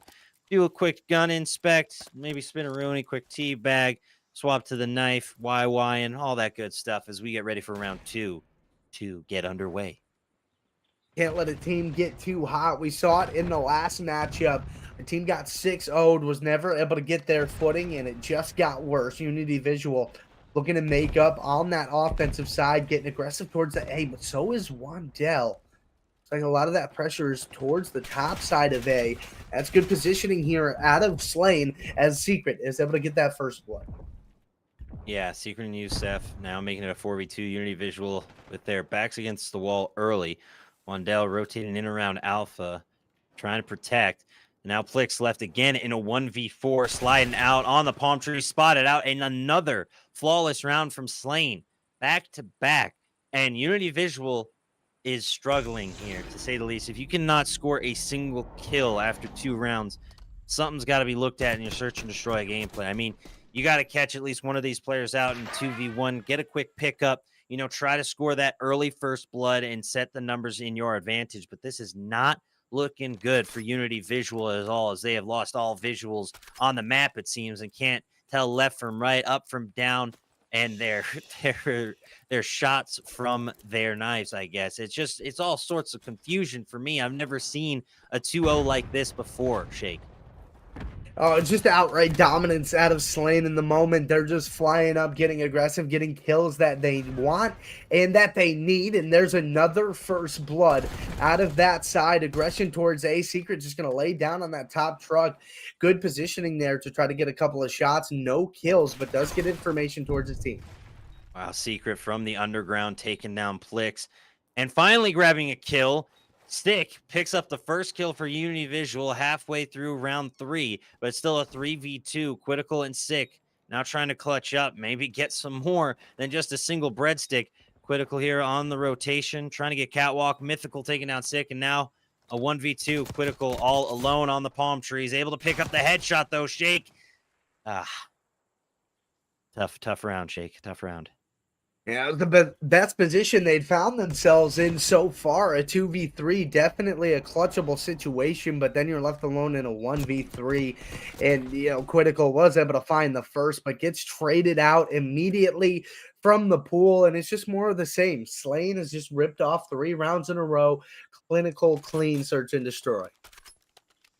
Yeah, I mean, clean, precise, and nice doesn't even begin to describe how exceptionally well Slain game is playing. 2-3 streaks for Wandell and Youssef on the board for Slain, trying to stack some of them together as Slain just got to keep doing what you're doing. I mean, you're playing pretty much flawless search and destroy right now, and I don't change your game plan, but Unity grabbing the first blood might see a bit of changing of momentum on that one. See if we can get something going. Unfortunate team kill comes through, but you do at least pick up 1, so it's only a 3v2 for you. But Unity Visual has their first advantage of this map and going to find it even deeper. Secret, the last player alive in a 1v3. This kid's pretty good, but this would be pretty special for him to pull off. Not able to get any kills. Unity Visual scratches one across. Yeah, Unity really needed that one. It was not looking too good, and I really think they should have tried to find an SMG or swap to one if they had it. Pushing in with the aim as up close and personal, and we saw a bit of delayed fire, and you just reveal yourself too early, and it was just a bad call. I mean, in a 1v3, there's not much you can do, so, I mean, I respect the courage to at least attempt to push through in a 1v3 into the alpha objective room, but unfortunate for Secret either way. Slane's still up 3-1. Unity Visual trying to stack some rounds together, Shake. Yeah, you're up 3-0 in a 1v2. You might as well chow. And you get a 2-piece in the next round, make it a 3, so it's like it didn't even happen. Looking like a bomb plant trying to go down towards B. Plick trying to get an easy one. Not going to find anything. Gives himself away. And now you have Slain on the hunt. Is he going to be able to track either of these players? Does get the read. Doesn't find anybody. Wandell set up, set down. Plick now alive trying to play his life. Does get taken down. So Slain will get right back to their ways. There was a TK in the mix there, and I thought just a sliver of hope that they could clutch this one up with assistance from the TK. They pick up one. Unfortunately, the rotation comes in from Youssef. It's a quick, easy kill. They're already damaged, and it's just I mean, it's a slaughter to put it mildly on Unity Visual right now. Slane just playing exceptionally well as Unity Visual tries to find some semblance of their search and destroy game as they find an alpha push. Seems to be the default, and that's where they're going. But a nade from across the map with the first blood. Critical is down, folks. From way downtown, Slane can do it all. You do find one if you're JC. Unfortunately, you do get traded out immediately. So you're left in an odd man situation yet again. Plix and Sick just trying to stay alive, find something, but it's not going to come soon. Wandell trying to make a play, does get caught in the back. So now it's a 1v2, and that's a 2v0 Slane. They're rolling. Just, I mean, we try to remain impartial as casters, right, Shake? Always. We try to remain impartial, but Unity Visual, you got to step up your search and destroy game. You got to learn this map a little bit better. You need to get back to the drawing book on your search and destroy game plan because it is faltering against Slane here, and there's just no other way to say it. I am sorry, but Plix has been left in too many 1vx situations, like you said, Shake, as we get round 7 underway and could be the final round of this search and destroy matchup. Yeah, Plix getting a lot of rough legs. Not quite there. Does get the first blood. Yusuf is able to follow up with another one. Critical finding the trade and another trade right back for Slane. Back to a 2v2 situation on defense, trying to get this bomb plant down. Yusuf not able to get away with his life. JC will put that one to rest, and now a 1v2 situation for Secret. Secret might be able to get a flank here. Just got to look to his left, check his flank, eat some shots. Can't get to cover in time. Unity Visual getting the better of Slane in that one and staying alive for at least a little bit longer. JC going to pick up that final kill on Secret. We'll watch the kill cam back, see how close Secret really was to that cover. Was already taking fire. And, oh, man, that is just tough luck on the side of Secret. Yeah, that is tough. 5-2 now for Unity Visual down. You do get a round back, so that's the good news for you, but it just feels like once Slane is able to take over a little bit in one of these rounds, it could just be all over for you. Now on the offensive side, looking to get another aggressive A point. Yeah, A is the default objective. It's just so much closer than Bravo. It's also enclosed. You have a lot more cover to work with. It's easier to defend. There's just a multitude of reasons why you go Alpha. Yusuf and Secret open things up. It's already 4v2. What we typically see in a search and destroy round so far in this matchup, as Unity Visual with just 2 peeps up try to find a way to clutch up. Secret to take down Critical. Sick rotating up, and unfortunately it's just not enough. Secret popping off in this one, and that is all she wrote. Couple of TKs, I think, as they're probably just goofing off, having a good time. And who wouldn't be? You're up 2-0 in the series, and you won the search and destroy 6-2. Not a problem. And get a couple of practice shots with your Strider. Might as well have a good time. That was a nice map win for Slane. Everybody's dead on the map. Yeah, kill your teammates. Who cares? The game's over. It was a good run out of those Slane boys, picking right up off of that map number 1 victory. And they did give up 2 rounds, but that round number 1 really wasn't much of a fight. They kind of seemingly chalked it almost halfway through. That second round, I'd say, was a lot more legitimate of a round win for that side of so you got to look in the control, see if you can regain something. I mean, let's hope, because, I mean, they kept it close throughout a majority of that hard point, but just, floundered in the search and destroy. And control, I think, more closely resembles a hard point just in the respawn aspect. So I'm giving the edge once again. Gotta give the edge, I think, to Slane in this one to take a quick 3-0. Unity Visual has shown signs of life, but not enough to get a reverse sweep, let alone just the win in control. So we'll just have to wait and see. We're loading up protocol. Again, that Bravo objective is going to be incredibly difficult for this Unity Visual squad and for Slane to take. I mean, it's just completely exposed. I mean, we saw a 3-0 in the last series, and both offensive round wins didn't come down to captures. They were done in kills for Galaxy in that last one. So that's even more to that point. And it's not often that control comes down to kills on the offensive side. So we're going to see how this goes on the defense. Yeah, and no time to waste, no quick breaks, no nothing. Slane already down in lives 29-26. So Unity Visual, may have woken up a little bit, slaying out sick on a 4-1 streak, already starting off exceptionally well. See if Slane can bounce back as they get off to a slightly rough start, I'd say. Unity Visual surprising me at least with a really solid opening salvo of gunfights. Yeah, sputtering out of the gate early. There's a lot of Overwatch points onto that A site, which is typically the early break for most teams offensively. And Unity Visual just took advantage of their high ground that they had. Now it's up to Slane to try to get to some of these kills and reestablish some map presence. Yeah, exactly. They are struggling a bit, it seems, here as they try to rotate on over to Alpha. Sick in the spawn building, trying to get set up.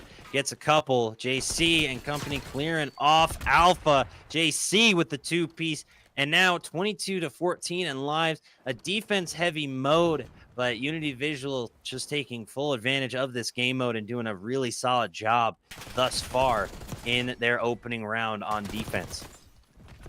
Yeah, it may end up being a defensive-heavy affair. Certainly is the case early on, as Slane is already down under 10 lives, less than 20 seconds to try to capture one of these hills. Only one tick on the A site so far, and their one player, Mythical, who was pushed up the furthest, just got taken down. So Slane, it's not looking great. It's almost chalk it up time. Yeah, I would say so. It is, as you're just in a 4v16 Unity Visual. Absolutely dominant throughout that opening round, and I think surprising at least yours truly in the booth a bit. I thought Slane was going to at least, get a hill, get a point, get something, but Unity Visual just playing lockdown defense and, may make me eat my words. We'll see how it rolls. And Slane now has a chance on their very own defensive round to try to do exactly what Unity Visual did in that opener. Try to set the pace, reestablish themselves as that team that can fly around and fry. Yeah, exactly. That is what we're going to have to see here. Slane got to step up on defense just like Unity Visual did, as Secret and company rushing up, grabbing the first 2 kills and looking for some more. Sick, though, has been playing phenomenally this series and this game thus far, grabbing a 3 streak early as 28-28 all, and now it's just everyone trying to converge, find their moment, find their shots. As Critical and company start engaging in more gunfights, and it's quick trades, looking like a checkerboard in the kill feed as Slane gets the better of it here. Secret with a nice 2-piece shake. And that's how you got to do it on defense. Just make sure you come out on top of every single battle of trades you are at the moment. Have a 2-life lead as well. Mythical, couple of shots in through the back. Not going to find anything. You do get a 2-piece on over towards that site, but it's still Slane in control. Yeah, Slane still in the driver's seat, it would seem. I don't know how Mythical got that kill. The player did not see him laying down flat on his face right on OBJ. Live still relatively close, but Unity Visual doing a much better job on the attack, I'd say, as they're able to secure Alpha. And now, I believe they were able to secure Alpha. Might just be a smidge away. Either way, 30 seconds left on the clock as we get this round continuing here. Very interesting. I'm not quite sure where the progress is at on that A site. Okay, but it is 0. captured. It was grayed out. Unity Visual is gray. I thought it was fully capped, but it's not even near that. They're still struggling on the attack. It was just they were on Alpha, making progress. Slane breaks it. That ergo my confusion. I've just sputtered out a bit, had a bit of a brain fart, folks, but it's 12-11, Slane and Unity duking it out, trading round for round and shots for shots, as Slane just tries to stay up as Unity Visual has kept it close so far in lives. Yeah, see if they can end up capturing this A site, and there you go. You added a minute to the clock. You still have that live advantage you have to work with up 4, and you have a little presence on B as well. Yeah, and now 11-6, Unity Visual has not gone down, and unfortunately, right as I say that, they do. 10-4, Slane, obviously, whatever their, whatever their superiority they had in Search and Destroy and Hardpoint is lackluster in control. And I'm honestly just surprised Unity Visual gonna win this one on this layout. An incredible job from UV.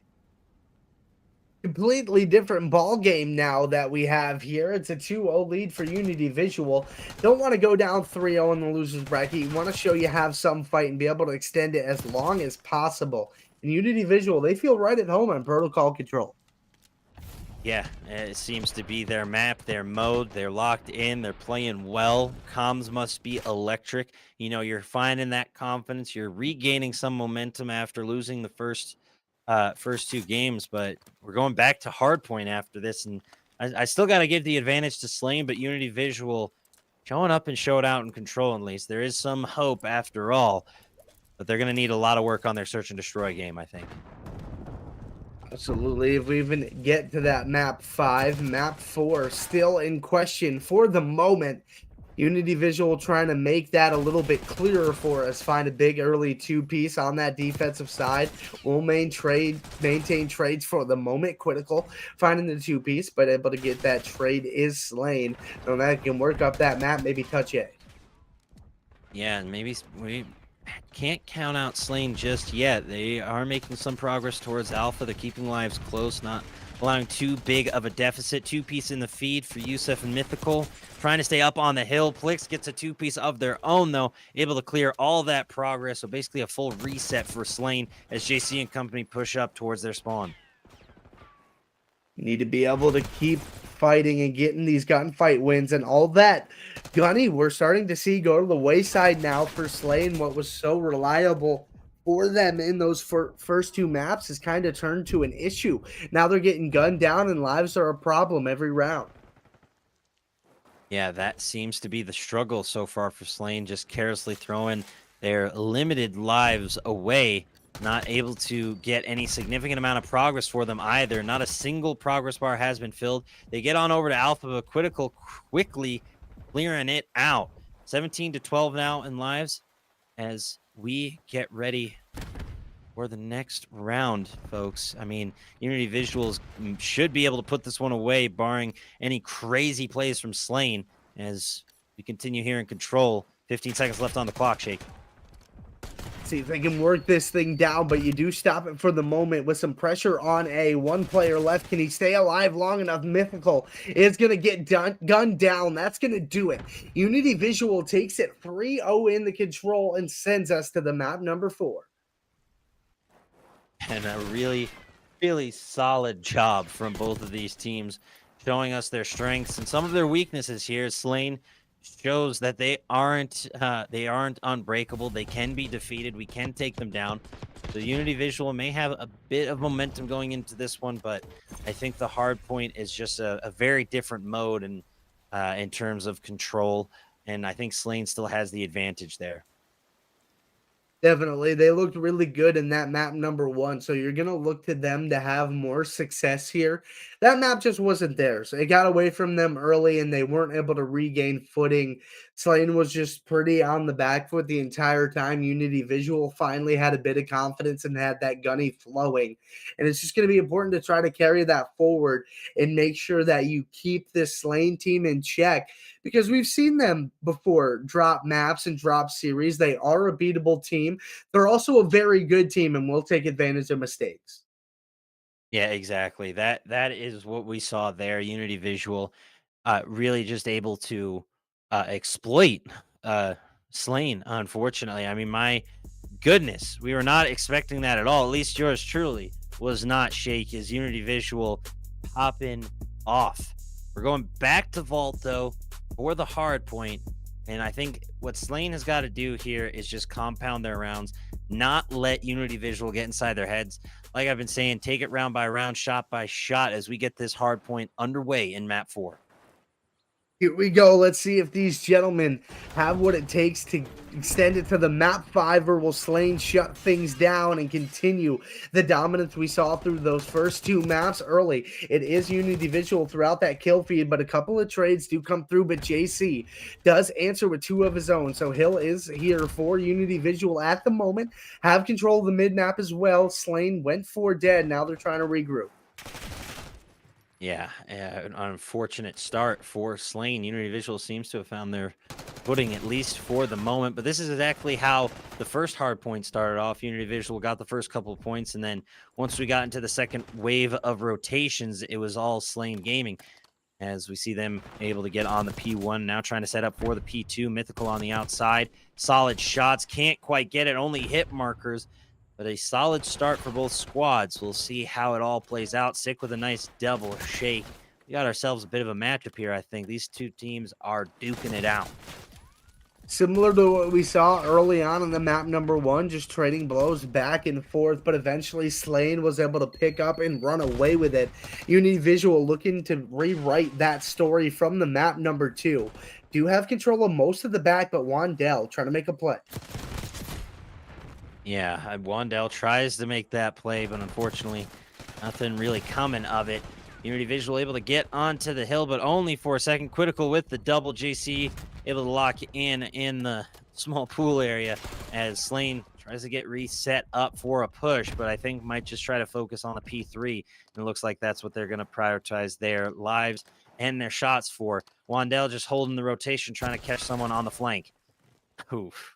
And this P3 can be a lockdown, especially if you get that top art positioning that Yusuf has right now. But very aware of that is Plix wins that gunfight, so they can try to work that control for themselves. In Unity Visual, they're playing this hardpoint a lot better than they did in the map 1.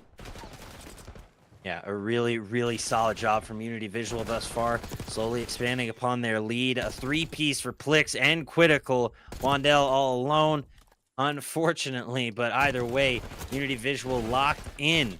Something awoke in them on that control, and they might make me eat my words yet as they continue to dominate. Slane unable to get any sort of momentum going on this P3, and Unity Visual just showing up and slaying Slane with impunity. Sick at 11 for 5, JC at 9 and 3.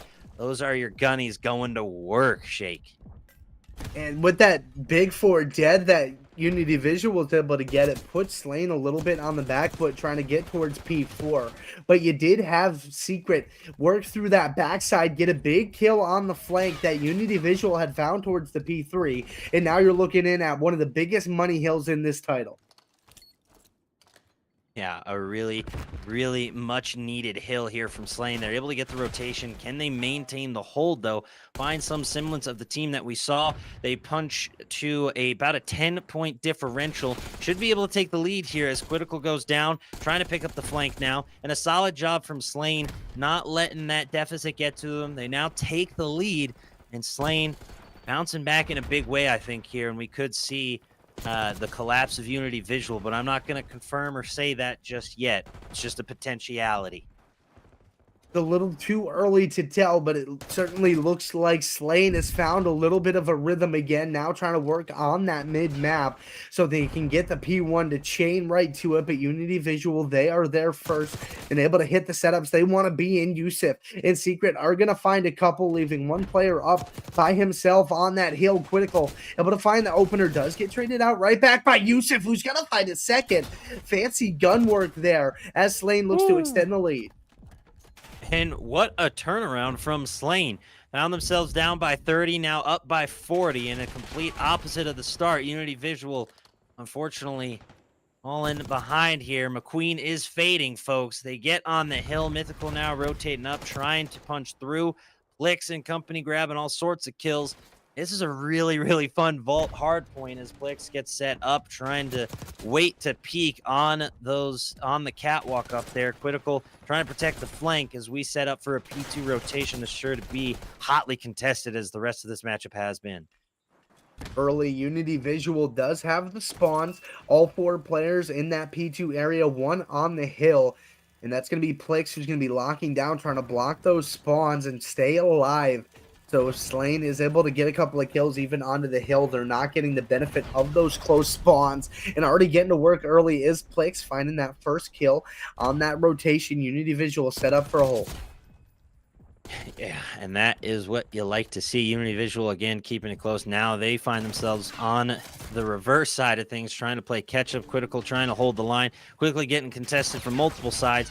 And Slane gets the break, but not for long. Unity Visual right back into it. Plix and Sick locking in. JC on the hill, now just trying to stay up as Sick and company protect on the outside. Flanks coming in from the rear. They punch through. Now Slane back on hill as they continue to trade it out. I feel like I'm on Wall Street with the amount of trades I'm seeing on this P2. Definitely making their paycheck today on the P2 with the trades. Did a good job of trying to get some time and make sure Unity Visual didn't just completely run away with that thing. But now focus has firmly swung towards that P3. Unity, or Slane rather, is set up in that back line on the left side, looking to get some top arc control, a little bit of P4 control as well. Going to push up towards mid-map as they try to collapse on the rotation. And a solid push through the vault tunnel. Secret, though, picking things right back up where they left off. Sick on the hill, rotating through, picking up Mythical. Solid shots from Unity. Nobody on the hill just yet, but it's a three-piece in the feed for Unity as JC gets on, and Sick protects on the outside. And now they try to set up this P4 rotation because that was the big money hill for Slane, and they don't want to give that one up again. Absolutely not. Definitely keeping that in their back of their mind as they get this thing drawn back towards even. Still some battles going on for scrap time towards P3. Slane does get a couple of seconds, but it's cleaned right up by Unity Visual. P4 is still pretty much in control. Unity Visual, and JC is going to find the kill that makes sure they are able to lock it down. And now you have to funnel through that B street if you're Slane. Yeah, they are able to pick up the early patio kill on Plix, who's unable to protect that P3 flank. And now here comes the push from Slane. They're going to need this hill if they want to catch up. Unity Visual already starting to run away a little bit with this one. Secret on the outside, now pushing in, trying to find somebody through the front door, but it's critical for the wall bang instead. And Unity Visual doing a solid job at their P4 hold here, as Slane cannot punch through. Not yet anyways. Very, very difficult hill to try to break. That's why you see teams try to set up on P3 in top art in the backside as early and as often as possible. Unity Visual amounting to quite a large lead here as we make it to our third set of rotations. Slane are in good position to try to set up for P1. Need to continue to start winning some of these gunfights, and that's been the biggest difference. Unity Visual is playing better Call of Duty as far as their rotations and things like that, but they're just winning more of these gunfights now. Yeah, that seems to be the case, but Slane on P1, how long can they hold it for? Not very, it would seem, as Unity Visual clears them out, at least momentarily. We see at least one player trying to contest. Mythical, unfortunately, getting taken out. Sick on the outside with a solid two-piece, as Unity Visual up by 59 and now 60 points. Sick, unfortunately, gets taken down, but a solid hold from Sick, or excuse me, not even hold, but just defensive play, peppering shots on the outside and keeping Slane off of P1. Now the battle is continuing to go down. Slane trying to get back into this thing, not too far away, but certainly a hill to climb. And now P2 is already going to be in favor early as the rotations go on for Unity Visual, just trying to lock down that backside. Reinforcements for the rotation coming through for Slane. Slick in a good position to try to pick up one, if not two. Finds them both. Plick is going to find the third. In Unity Visual, just when you thought Slane was going to battle back in and try to take over in the game, Unity Visual stamps their mark.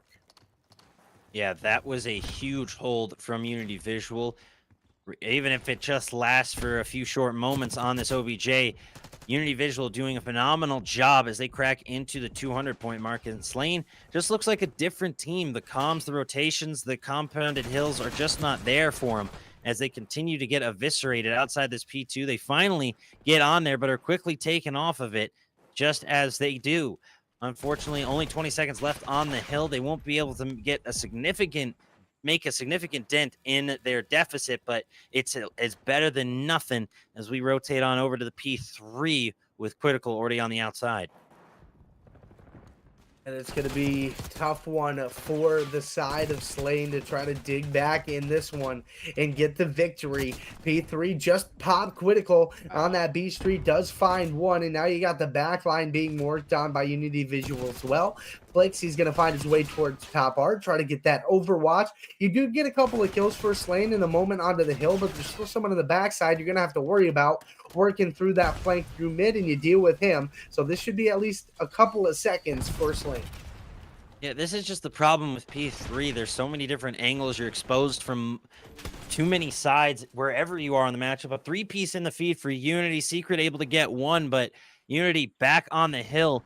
They got to set up for P4, but they can't leave too much time to give Unity such a massive lead. And now you start to see teams beginning to push for that P4. Unity set up, though. They are waiting for the rotations, and they are doing a phenomenal job of holding thus far. Absolutely. It looks like they're set up for P4 success as well. All four players on that side of the map, they need to be three players almost directly, if not on, outside of the hill. So it is all locked down by Unity Visual at the moment. That's game. Slane U18 trying to make a play through the front. Gonna go 4 dead, and that could just about do it. You do get some close spawns, so maybe you'll get one last contest at this thing. But it's Unity Visual's game to lose. Yeah, they took over critical with the 2. Plix, there's the team wipe. It was over on the first team wipe, and that will do it. Host ended the game. I think they're just going to call it. They're quitting early, and I don't know if I like that move from Slane. It's not in the best it's not in the best taste is what I usually say. Is you know you're taking the L, so just take the L. If you end the game early, you just know that Unity Visual is inside Slane's head as they go for the reverse sweep. Unity Visual just a search and destroy game away from taking this one away from Slane. Gonna see if they have the magic to pull it off. The reverse sweep in the map number 5. Seeming like we're just gonna hop straight into things as soon as the players load up the lobby. But honestly, who thought we'd get here? Not me. I thought that Slane was gonna be able to run away with this thing, and you know, the map number 3 was not pretty for them. That's fine. You still have a chance to make up on the map 4. But Unity Visual, they step up. They're ready to play, man. Oh, 100%. Unity Visual proved me wrong without a shred of doubt, and an incredible job at that. I thought this was all Slane. I've seen him dominate before. I've seen the 3-0s before. Just another day in the office, and Unity Visual comes and slaps the words right out of my mouth as we get ready for this search and destroy matchup on red card. I know some players are a bit peeved that red card survived after Hacienda was added and Rewind was taken out, but either way, red card search and destroy on the docket, folks, as Slane tries to put this one away. Unity Visual trying to as well for the reverse sweep. We'll see what happens, Shake. As Secret grabs the first blood, we're underway. Answered by 2 immediately, though, for Unity Visual, who seems to just take it on a complete different life of their own. Yusuf able to slow their roll just for a moment, get this thing back to 2-2. Plix does get information on both of those players, so the pinch should be coming through from his teammate. Maybe he can even find one on the front end. Yeah, spots him up top. Can't get the shots, though, unfortunately. Like you said, still a 2v2. They stack up towards the alpha objective. And make a quick rotation to Bravo, and I think that's what they're expecting.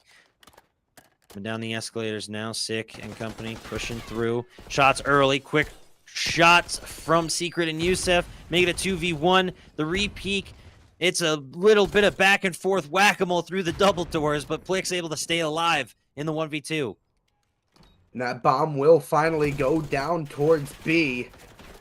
Plix trying to stay alive, find both of these players. And enough time to defuse, get stunned, couple of shots, nothing doing there.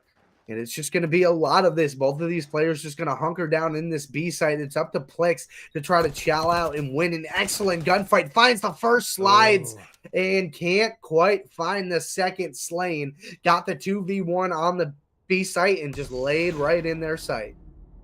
Yeah, this is beautiful patience right here from Slane. They wait for the push. They don't rotate out of cover. They know they're going to rush in to try and catch them by surprise, but that is just solid patience from Slane as they take the 1-0 lead. And that was Youssef for the 3-0. Got that clutch 1v1. You love to see it. Solid opening round from both sides. A little bit better out of the side of Slain. Unity Visual now on the offensive side, looking to even it up. Going to take that bomb, maybe on a little bit wrapped towards A site. Different strategy. Then Slain tried to run, going towards B. A little bit more of coverage. You know, that's something we got to talk about in Protocol Vault as well. You do have more cover on towards the A site than you do B. Flip the letters here, but still same logic. Mythical just posted up on that site. In Unity Visual, they're at a standstill waiting for an opening. Yeah, and you got to find your moment to strike. Unity Visual now pushing up towards Bravo, trying to get set up. Critical's in there. Secret, though, was waiting. Grabs the first blood. Wandell looking for a follow-up. Youssef able to pick up one on JC. Wandell chasing with the Strider in hand. Able to take him down. Finally, a beautiful chase down. As now Plix in a 1v4. And how many times have we seen this in the first Search and Destroy? And now we see it again here, Shake. It could be the same old story, the same old song and dance. You still got to win the round before it's all over. And Plix does get set down, couple of early shots, but you're able to turn around and get that refire and take a 2-0 lead. A real solid job thus far. 5-0 start for Youssef, it would seem, as Slain continues to slay out. A near flawless round from Slain, as Unity Visual, unfortunately, with all their momentum, has struggled in the Search and Destroy. Stumbling their feet so far after a beautiful control and a beautiful hard point to battle back into this one. Have not had an answer so far. Now on the defensive side, looking if they can play a little counter ball, knowing that Slain went towards B. They do send some pressure over there, but a little bit more of a split up. Yeah, a bit of a split. You see Youssef still in the back lane for Slain. Needs to push up with their squad. Plix able to pick up the first blood. Quickly traded out. Back and forth we go. JC taking down Mythical in a 2v3 in favor of Unity. Now a 1v2. Wandell able to pick up one, but pressure coming from Unity. Got to be careful here. And that's going to be another one. So it's a 1v1 situation and not where you want to be. If you're critical, you'd prefer to have a teammate. But the good news is you do have bomb down Wandell. It's going to make his way over, but you may get good timing here. If you're critical, are just going to stay inside. Pop outside. Wandell gets eyes on you first. Can he win the gunfight? No. Critical gets the round. Unity Visual winning a thriller of a first round for themselves. Critical with the Jackal PDW. Little AD and YY swapping. Wandell goes down to the midair. Shots from Critical descending from the heavens like an eagle. Taking down a fish out of a river. Just a beautiful, beautiful round from Unity.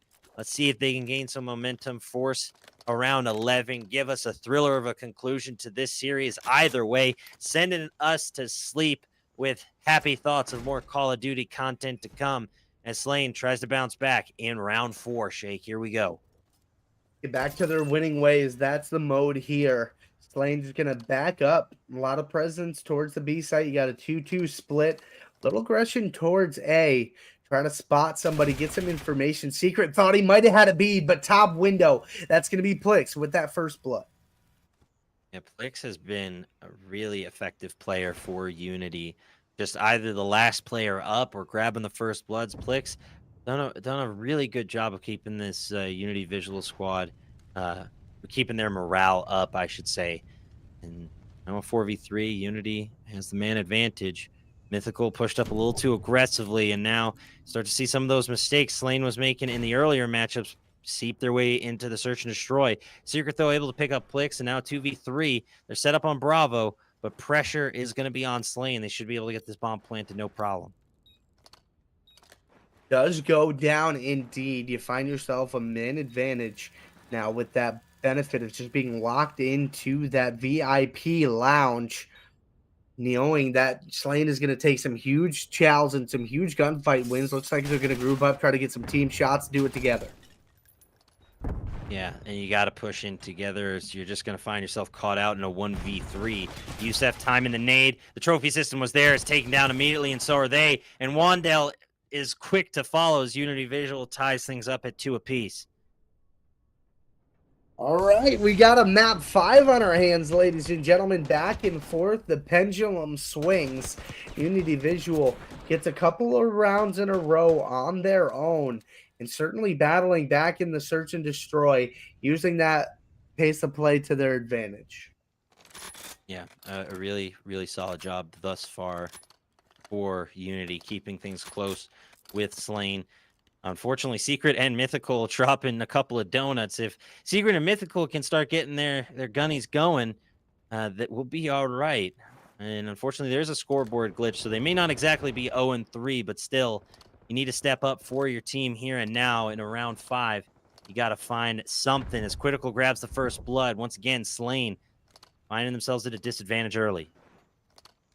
On that offensive side, that's never where you want to be. Outside of Ticket is where Mythical is going to fall. Now trying to work their way towards the B site, but it is pretty locked in at the moment for Unity Visual. A good kill and a good nade will come through, followed up by another one, and Plix all of a sudden last alive in a 1v3.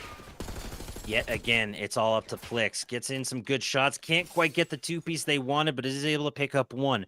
A 1v2 is a lot more manageable than a 1v3, let me tell you. Now, Plix trying to rotate, trying to stay up, trying to clutch up. Dolphin diving through windows like we're in an 80s action flick. Plix now rotating up to the high ground. Trying to protect that alpha site, but can't quite get there in time. Bomb is down. Pressure now even more so on Plix. They try to rotate up. And Slain playing a little soft on objective, needs to get on it and find Plix, and they're going to take him down on main stage. As Slain will take the lead, 3-2. Yeah, they backed up, had most of that bomb site covered from that little plat area here. You could see that side of the bomb. You could see stage as well. Good coverage there at a Slain. Make sure they were in the positions they wanted to be. Not right on top of the bomb, so it's not too obvious, but good overwatch. Yeah, a solid call.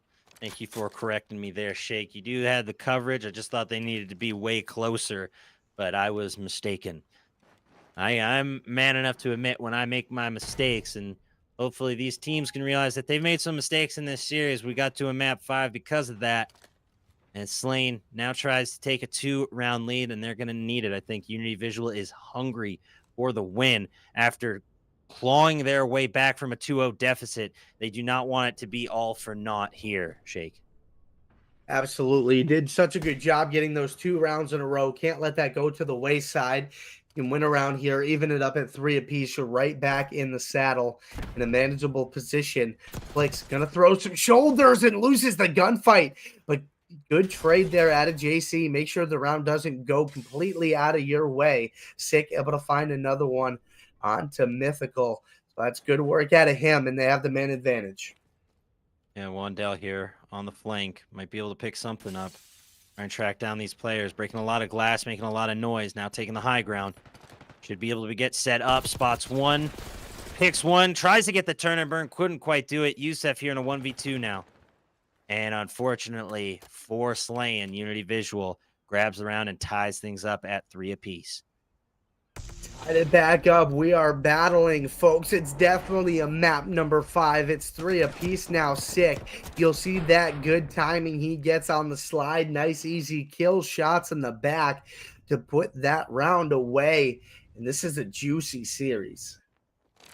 Yes, like a fresh orange, ripe for the picking. Either way,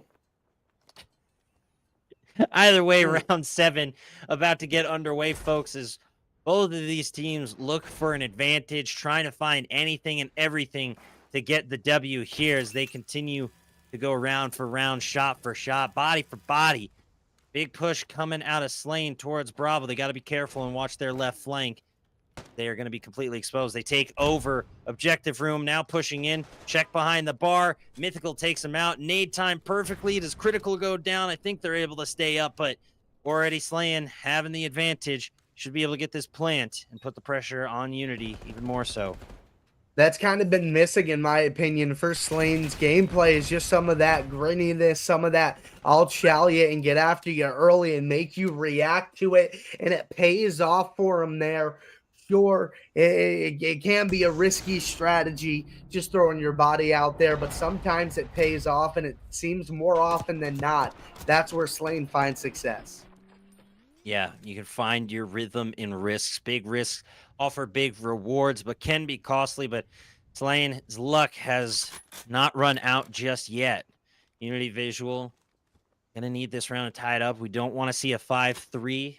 I'm just a little stitious, not superstitious. Wandell and Yusuf still carrying, but now Secret and Mythical starting to pick up their gameplay a bit, rack up some kills, and that has really helped Slane stay in this one. You can't just rely on 2 players in a 4-man squad as we get round 8 underway.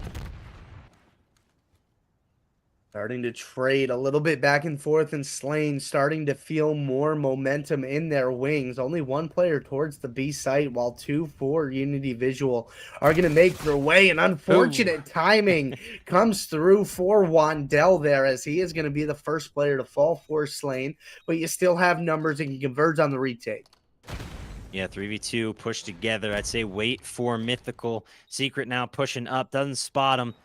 Got to be careful here on the defusal. Secret now going for a wallbang. Might have done a little team damage. Tries to give chase. Critical able to grab 1. Make it a 2v2. Yusef now 1v2. It's all up to Sick and Secret. A 1v1 on the outside. Secret can't find him. 20 seconds left on the bomb. Secret pushing up. Gets caught on the tables. Can't mount up. Oh no. What are you doing, brother? Tries to take the high ground and unfortunately goes down. We're tied at 4 apiece. I don't think he spotted Sick on that first little shoulder check slide right there. Sick spotted Secret, however. That reach out was clean out of Sick. Gets the 1v1 in his back pocket. We're back even at 4-4. Secret just getting a bit unfortunate timing. If he spotted him on that first slide check through, maybe he's able to get that gunfight. But you're right, he was trying to reposition to something a little bit higher. Just got caught out. Yeah, that is just unfortunate timing on the side of Slane. As now we're all tied up at 4 apiece. Unity looking to stack some rounds, looking to get something going. Doing a bit of a split defense. You see Plix all alone on Alpha. Might get collapsed upon here as Slane looks to make their push through the top. I'm just trying to find the setup. Broken glass, everything slowing way down. And you see how protective Unity is being on these objectives, not getting good map control, just focusing on OBJ, and they're waiting for the push. Pressure is all on Slane here, and a solid flank takes down Plix. It's a 4v3 early. 4v3 now. The pressure is on Unity Visual, who is on that defensive side. Bomb is in hand, looking to go down towards A. He did have an advanced positioning out of Wandell, who does find a kill. Gets traded out, but you still have the advantage. Yeah, 3v2. JC now rotating up top. Got to be careful here. Might be a bit exposed being that high up. JC looking for something, trying to get a lucky pick. As you see Critical on the far rotation and quickly taken down JC.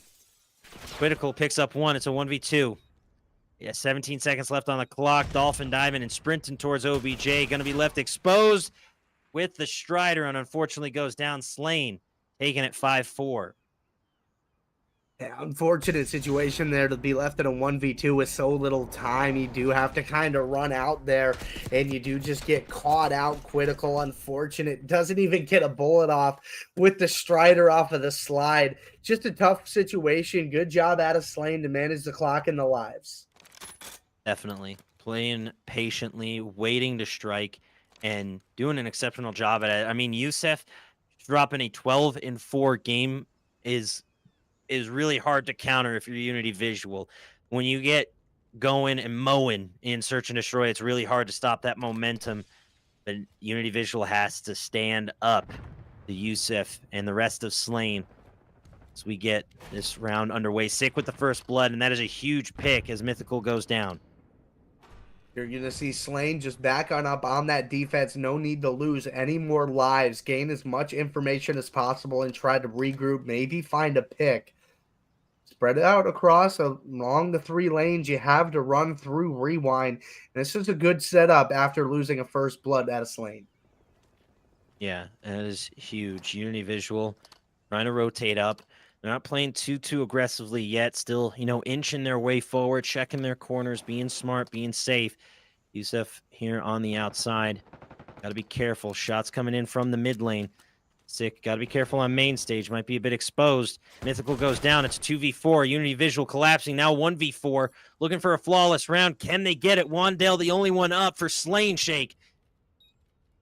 Yeah, even if it's not flawless, it should be a round victory at a Unity Visual. Unless Wandale goes absolutely massive, finds one, that's all he's going to find. And Unity Visual are on the brink of the reverse sweep. We're at around 11. How did we know it was going to come to this? Critical at 10-6.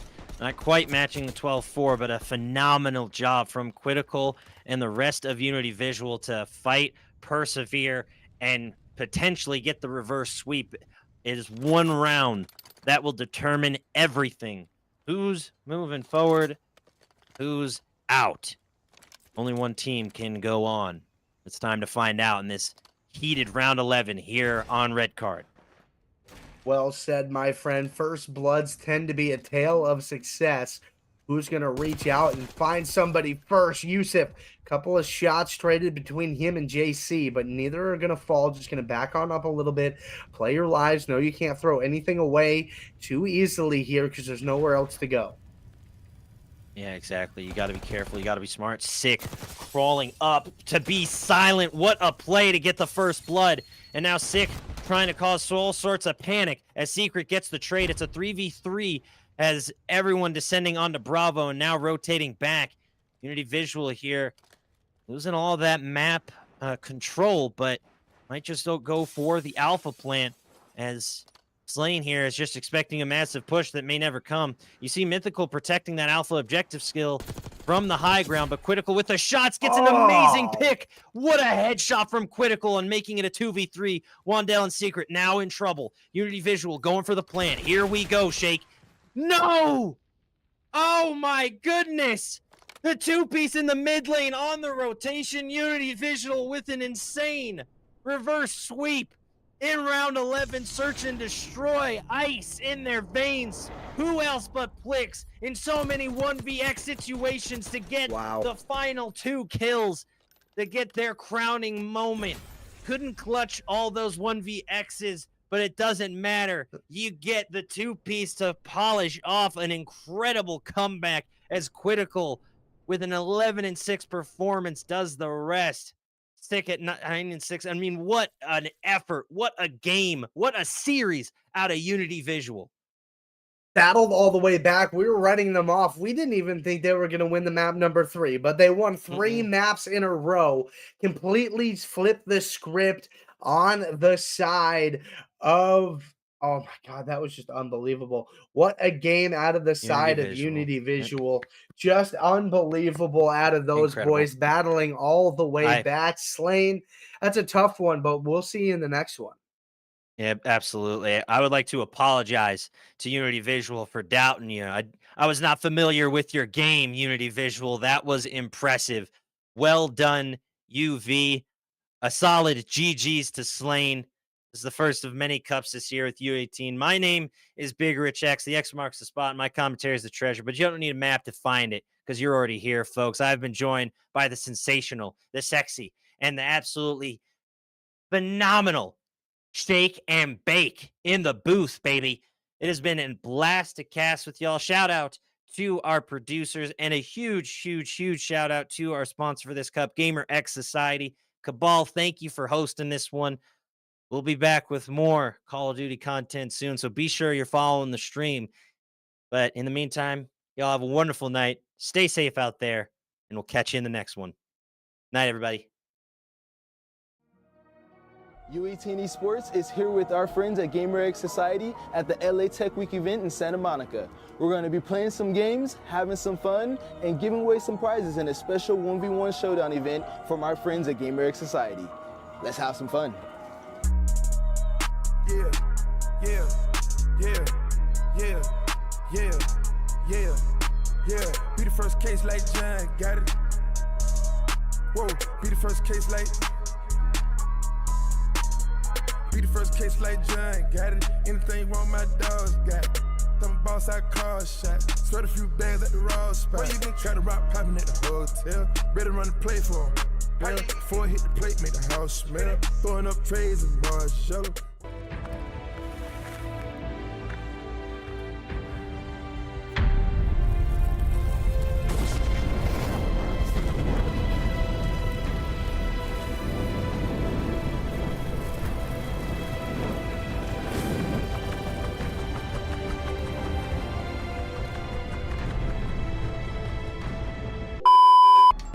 Yeah, they do have to find something different, but Encourage is going to get that opening peak, and now he's got a little bit of control over to that B site.